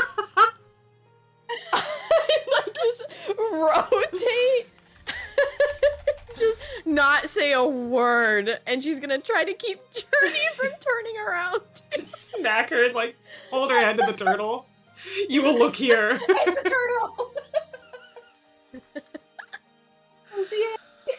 Oh my god. The best part is I feel like if Arcadia shouted to her like, Aiko, there's a turtle, she's gonna hear it and just giggle like while kissing. Like just ah God, she loves her friends. She loves this moment. Like this is just everything for her. This is great. This is like that moment where everything else in the world is like shit, but you have that one blissful getaway. That's what this is. Oh my god. My butt is sweating. This is uncomfortable. But it's great. Yeah. As you guys are kissing, enjoying the moonlight, Arcadia and Journey are enjoying turtles and making friends with turtles. Who, if you speak to this turtle, does in fact go, I am. Arcadia would totally try to speak to the turtles. Yeah, 100%. that's like the kind of song that you hear. Thank God. But you guys get to enjoy a pretty nice, beautiful, peaceful night. Enjoying yourselves and enjoying your time as envoys where you're not in the spotlight of everything. You're not, you know, worried about everything that's going on. It's just turtles and smooches. Hell yeah. Knocking shit over. Yeah. Just God, this is literally dripping. Like, this is, God. it's not dripping, but it's damp. Is there anything else that you guys want to do tonight before heading to your last full day in Nice? Arcadia's happy just swimming with the turtles. Yeah. Aiko just getting kisses and playing around in the water with him, like, just like being normal. This is, Aiko, given that you guys have had like a lot of stress over one, very different styles of communication, two, work, and the fact that work for the two of you seems to be the thing that kind of keeps putting you at odds. This is weirdly one of the nicest moments that you've had, and it really is just a boy who likes a girl and a girl who likes a boy. And that's something they kept repeating to each other, like on the last night, like it's the thing. Like they kept repeating to each other last night when they would have miscommunication. They were like, "Can I just be a girl that likes a guy?" And like, or like, "Can I just be a guy that likes a girl?" So this is huge. And justice for the dress has been achieved. Chat has been satisfied. Finally.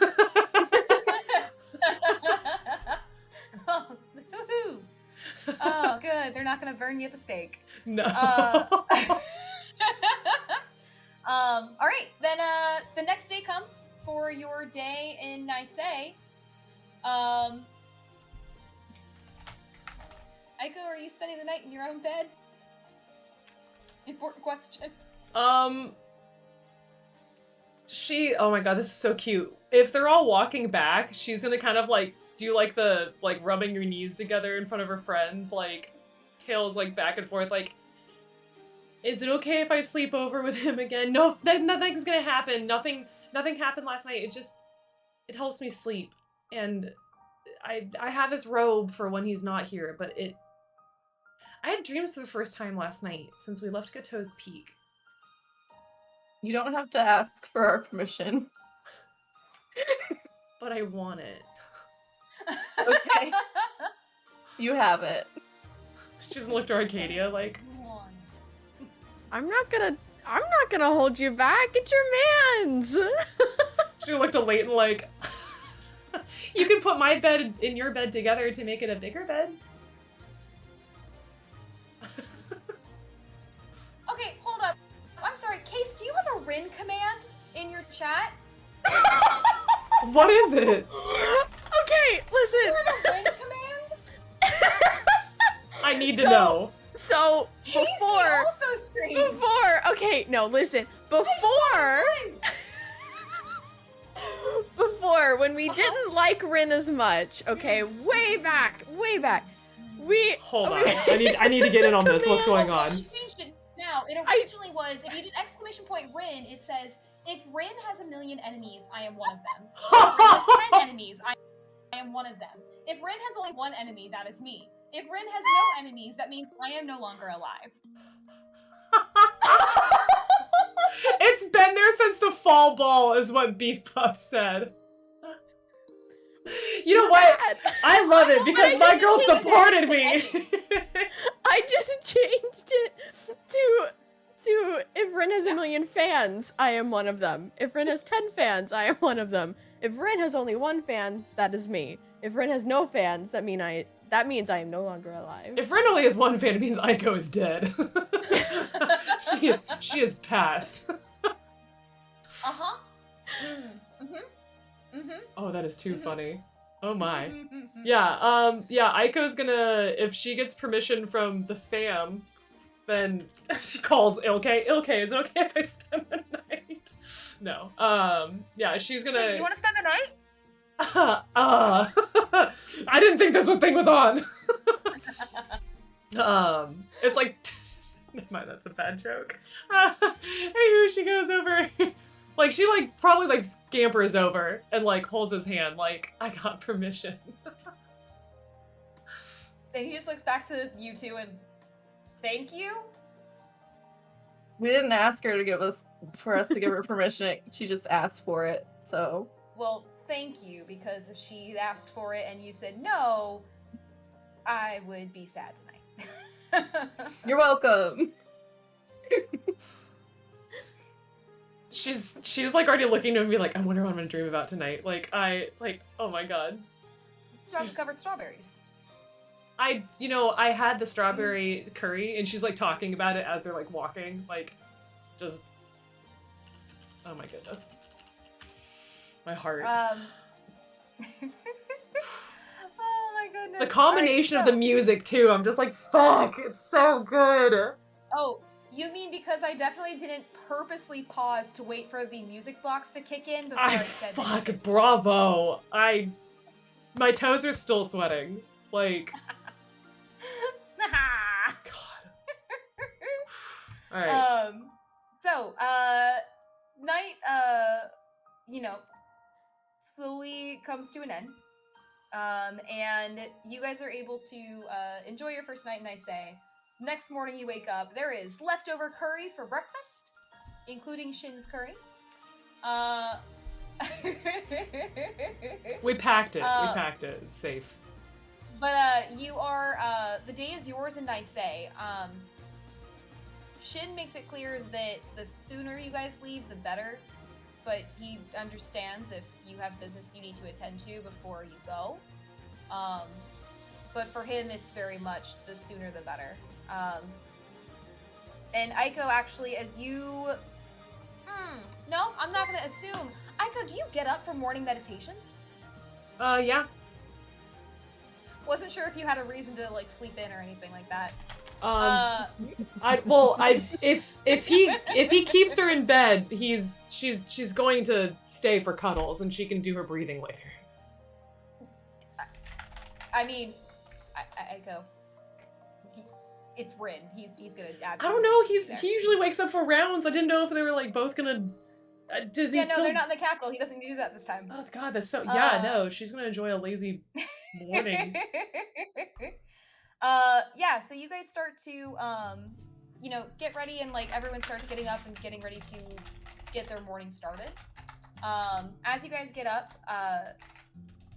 you do get a chance to talk to Shin, who just again says, you know, hey, it kind of says that if we can go sooner than later, it's better. You will be making your way back through Nice after the monastery because it's the only town that's nearby the monastery. Okay. So if there is anything that can wait, you can let it wait. That's perfectly fine.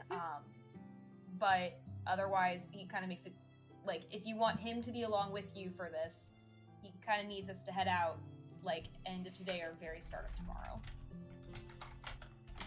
At the latest. I would say, yeah, Aiko's. It's up to you to do what you want to do. Yeah, Aiko would probably tell Rin, like, you know, if it's okay, like, can she meet his parents when they get back? And then she's gonna tell the group, you know, we can always go to the library on the way back. Who knows, we might actually learn a lot at Mount Yopu that we can then look up at the library. Good idea. Yeah. And Rin, 100% just, yeah, sure. Just be safe up there. It's, you know, I'll be here. Is he acting any different now? Like after the He's kiss? a little bit, like giddy teenager, like first crush kind of thing. Like it's like, not a bad different. Okay. Okay. Yeah. Cool. Yeah. Yeah, it's not a bad different. It's a different. Yeah. Different. Yeah. Aiko would probably, like, as they're getting ready to go, like, initially give him, like, a kiss on the cheek, and then she's, like, getting ready to go, and then be like, oh, like, okay, like, and coming back, and she's gonna give him a kiss. Like, she can do this now. Like, and she's still, like, blushing bright red, like, I just did that, and just, like, scampers out. Yeah, I mean, he would have caught you around the waist and just, like, kissed you back and everything, and then carry on. And she's, See you get home. you see she, like, avoids the door frame and then keeps going. Oh my god. Oh god, yeah, she's just, yep, bobbing and weaving through door frames. It's her job. All right. So are you guys getting ready to, do you want to head out to Mount Yopu today then, instead of waiting and doing a day in Nice? Yeah. Okay. As you guys get ready to go, and I'll bring Shin back in because he would be here. Boop. As you guys get ready to go, you see Shin has his own adventuring pack, and is packing like climbing gear, packing rope, and he just looks over to all of you, and kind of like take stock of like, do you have your do you have your adventuring gear? Do you have your armor on? And is like kind of taking stock of, is everybody set and ready to go? And then kind of takes a moment. I do want to warn you all a little bit about the monastery. It is not to be taken lightly. The trek there is very dangerous. And the monastery itself is not for the faint of heart. He just looks to all four of you. Are you sure you want to do this? Absolutely. All right. Very well. Let's set out. And he starts to lead the way out of Nice, as you on foot start to make your way up out of the village and kind of up like a winding road. And you notice that it gets more, so I can drop it over to kind of give you an idea real quick. You can see that like it starts to get to be more like mountainous. Things start getting to be a lot more steep. You start to reach a section where I think this is what I want. You start to see that things start to get more steep, that things are definitely hugging the cliff sides a bit more. There's a couple times where you have to kind of like pull yourself up a little bit to get up onto like the next area of the path. Leighton, it takes them maybe another like a little bit of extra time to do it, but he can eventually get up there and do it. But you start making your way further up through the mountains. Shin is just very quiet as he's walking. I just also want to point out, since we bought the third climber's gear, I'm going to take out my gold if people haven't done that already. Yeah, same. I have 11, so... I have 6, and Leighton had 7, so Case, do you have 1? Yes. Okay. Okay. Yeah. Aiko has no gold. she's a pobrecita. But she's rich in love. That's all that matters. She is a new woman. She has a new... I'm gonna add like a +10 to my strength modifier.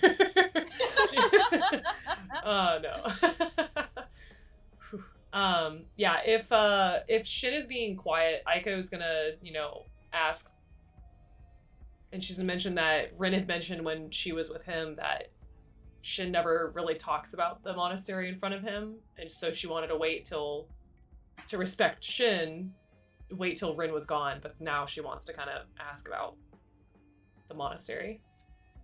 Aiko, make a persuasion check for me, please. That's a natural 20! The power of love! Good job! Yeah! Oh, fox face. Oh my god. So, that's 20 plus persuasion. 25. As you guys are walking, he's still quiet for a while after you ask that. Oh, shit. And then he asks you a question. Can you tell me what your nightmares are? Her ear's gonna kind of go back for a second, and she's just gonna nod. And she's gonna start telling him about her nightmares since Gato's Peak. And it's gonna start with the vision first that she had, and then how she just began having nightmares like over and over and over of it, and how like the different variations of how she's tried running the opposite direction, tried like climbing the tree to see the forest, like, tried stopping it, tried like sprinting, tried not chasing him, like all these different things. But he ends up dead every time. Yeah. And she's just like quietly nodding. As you watch Shin, you see there's no change in his expression as he's talking about his brother dying in your dreams. Like, there's no shock, there's no horror, there's no nothing. Just very straight-faced. And he again goes quiet for a long time.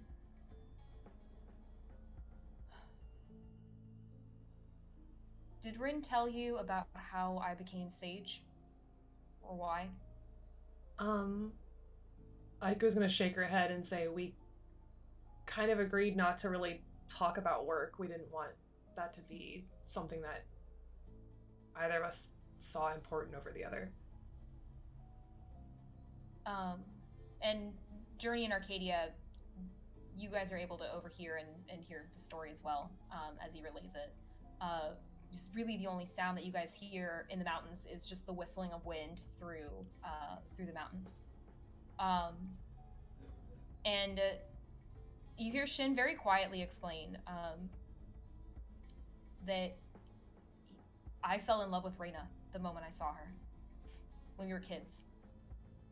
And I knew I always wanted to protect her. And so I dedicated my whole life training to become the Guardian. Rin was my sparring partner. He was my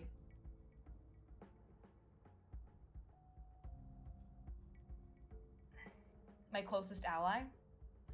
And do not ever let him hear that I said this.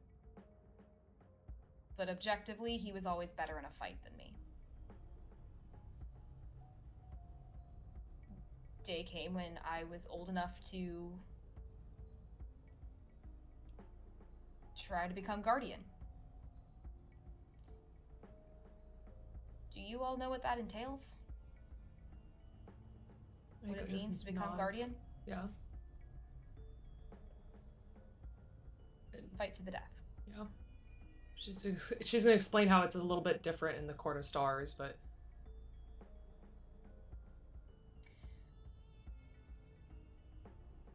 Rin, idiot that he is, decided that the best way to keep me safe was to take the position instead. So he did. And I felt there was no place for me anymore, and I went to Mount Yopu.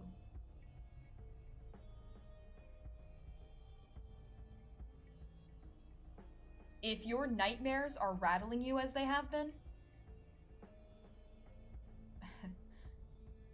try seeing what I saw for the last 5 years. I took 5 years of training and running through the Trial of Shadows daily until I felt I was worthy enough to come back and try to be the sage. Aiko would just kind of like whisper, like, what did you see? Like, and she has a feeling she already knows, like, what he's going to say.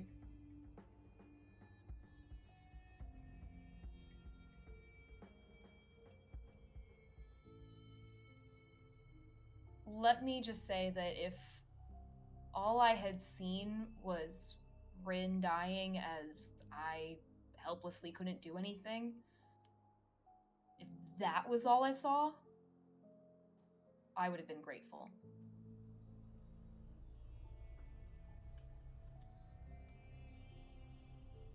Yeah, Aiko would just be like kind of like quietly nodding. I think that once you run the trial, you'll have an understanding of why I don't let Rin come here. And you'll have an understanding of why my family is everything to me.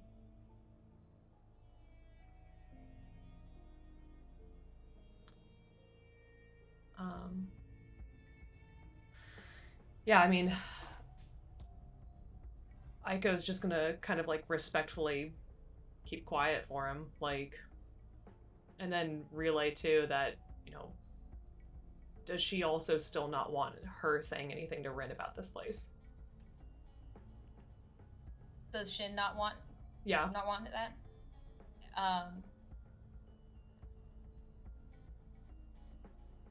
Yeah, Shin kind of smirks and just, I think you'll understand why I don't tell him anything about this place. If his death is haunting your nightmares, And he looks over to Arcadia and Journey and just says, if you all have fears that you haven't faced, you'll understand why it's hard to want anyone to know what happens here.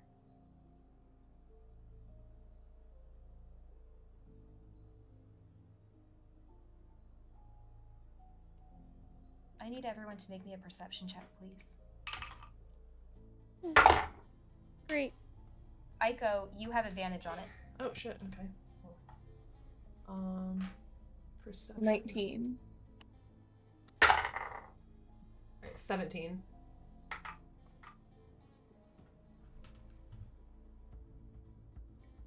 Arcadia, what was yours? Math. 20. Math is Ooh, important. Math nice. is a very important piece of this game. As you guys are talking,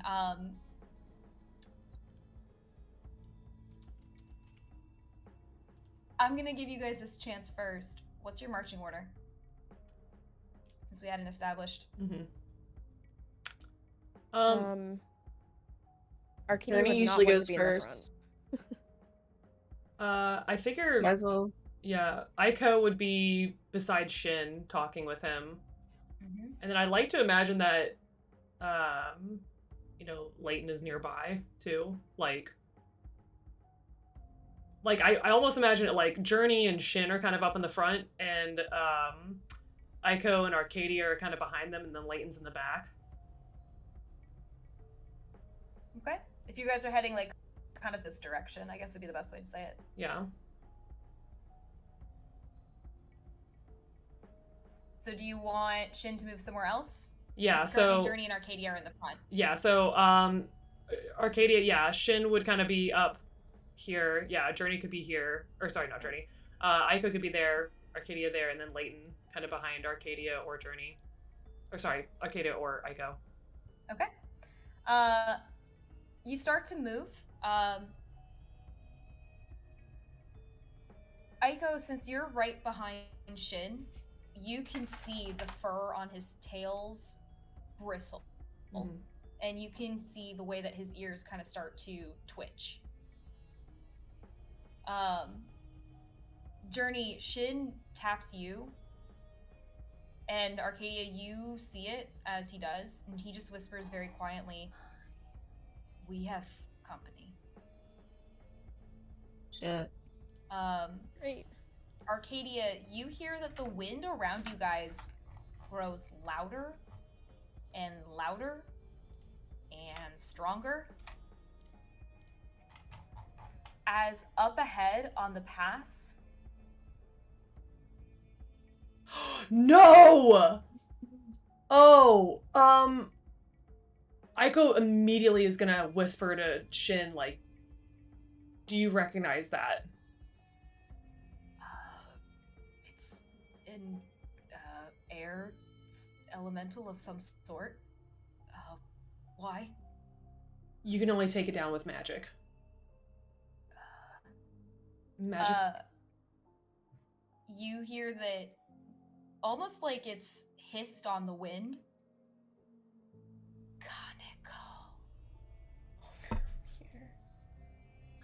As a soldier stands ahead of you all, weapon drawn, and that whisper, like the whisper of the name Kaneko, just grows louder and louder in a swirl around you all. As he just starts to honestly look past Journey, look past Shin, and seems to be staring straight at Aiko. Oh, fuck. We're gonna end here! Fuck! I knew it. Fuck! I knew you were gonna do that. I was like, maybe we could whip out some combat in 15 minutes. We could do it. Like, no. Yeah, Nope. no. Oh my fuck! Oh my god. So when are we playing again? Tomorrow? I actually have to check. I forgot our schedule. Our next time that we said we're playing, we should be back on track. August 7th. So August 7th should be our next time that we are playing. So not this weekend, but the following? No, that is this weekend, isn't it? Is it the 7th? No. No, it's the not. following. Yeah, it's definitely the following weekend. Oh my fuck. No. Oh. I'm looking at my calendar. I was like, oh yeah, and I just saw like 31 and I immediately went to like 7. Yeah, so we are gonna end it with you all climbing up into some pretty treacherous mountains with some pretty steep drops and an air elemental. I am so sorry. ahead of Like, you. This oh is my fine. god. Oh. But I'm happy everyone got to get kissed. Yeah, we've all been Yeah. kissed. That's all that matters. Hey, is it worth it? Was it worth it? But thank you everybody for hanging out with us tonight and for joining in for the ups, the downs, the all curry, rounds. the kisses, the the Kanekos, all the good things. As y'all are gonna be in for a treat next session and then headed to Mount Yopu Monastery for the Trial of Shadows to see if you can face your fears and face your nightmares.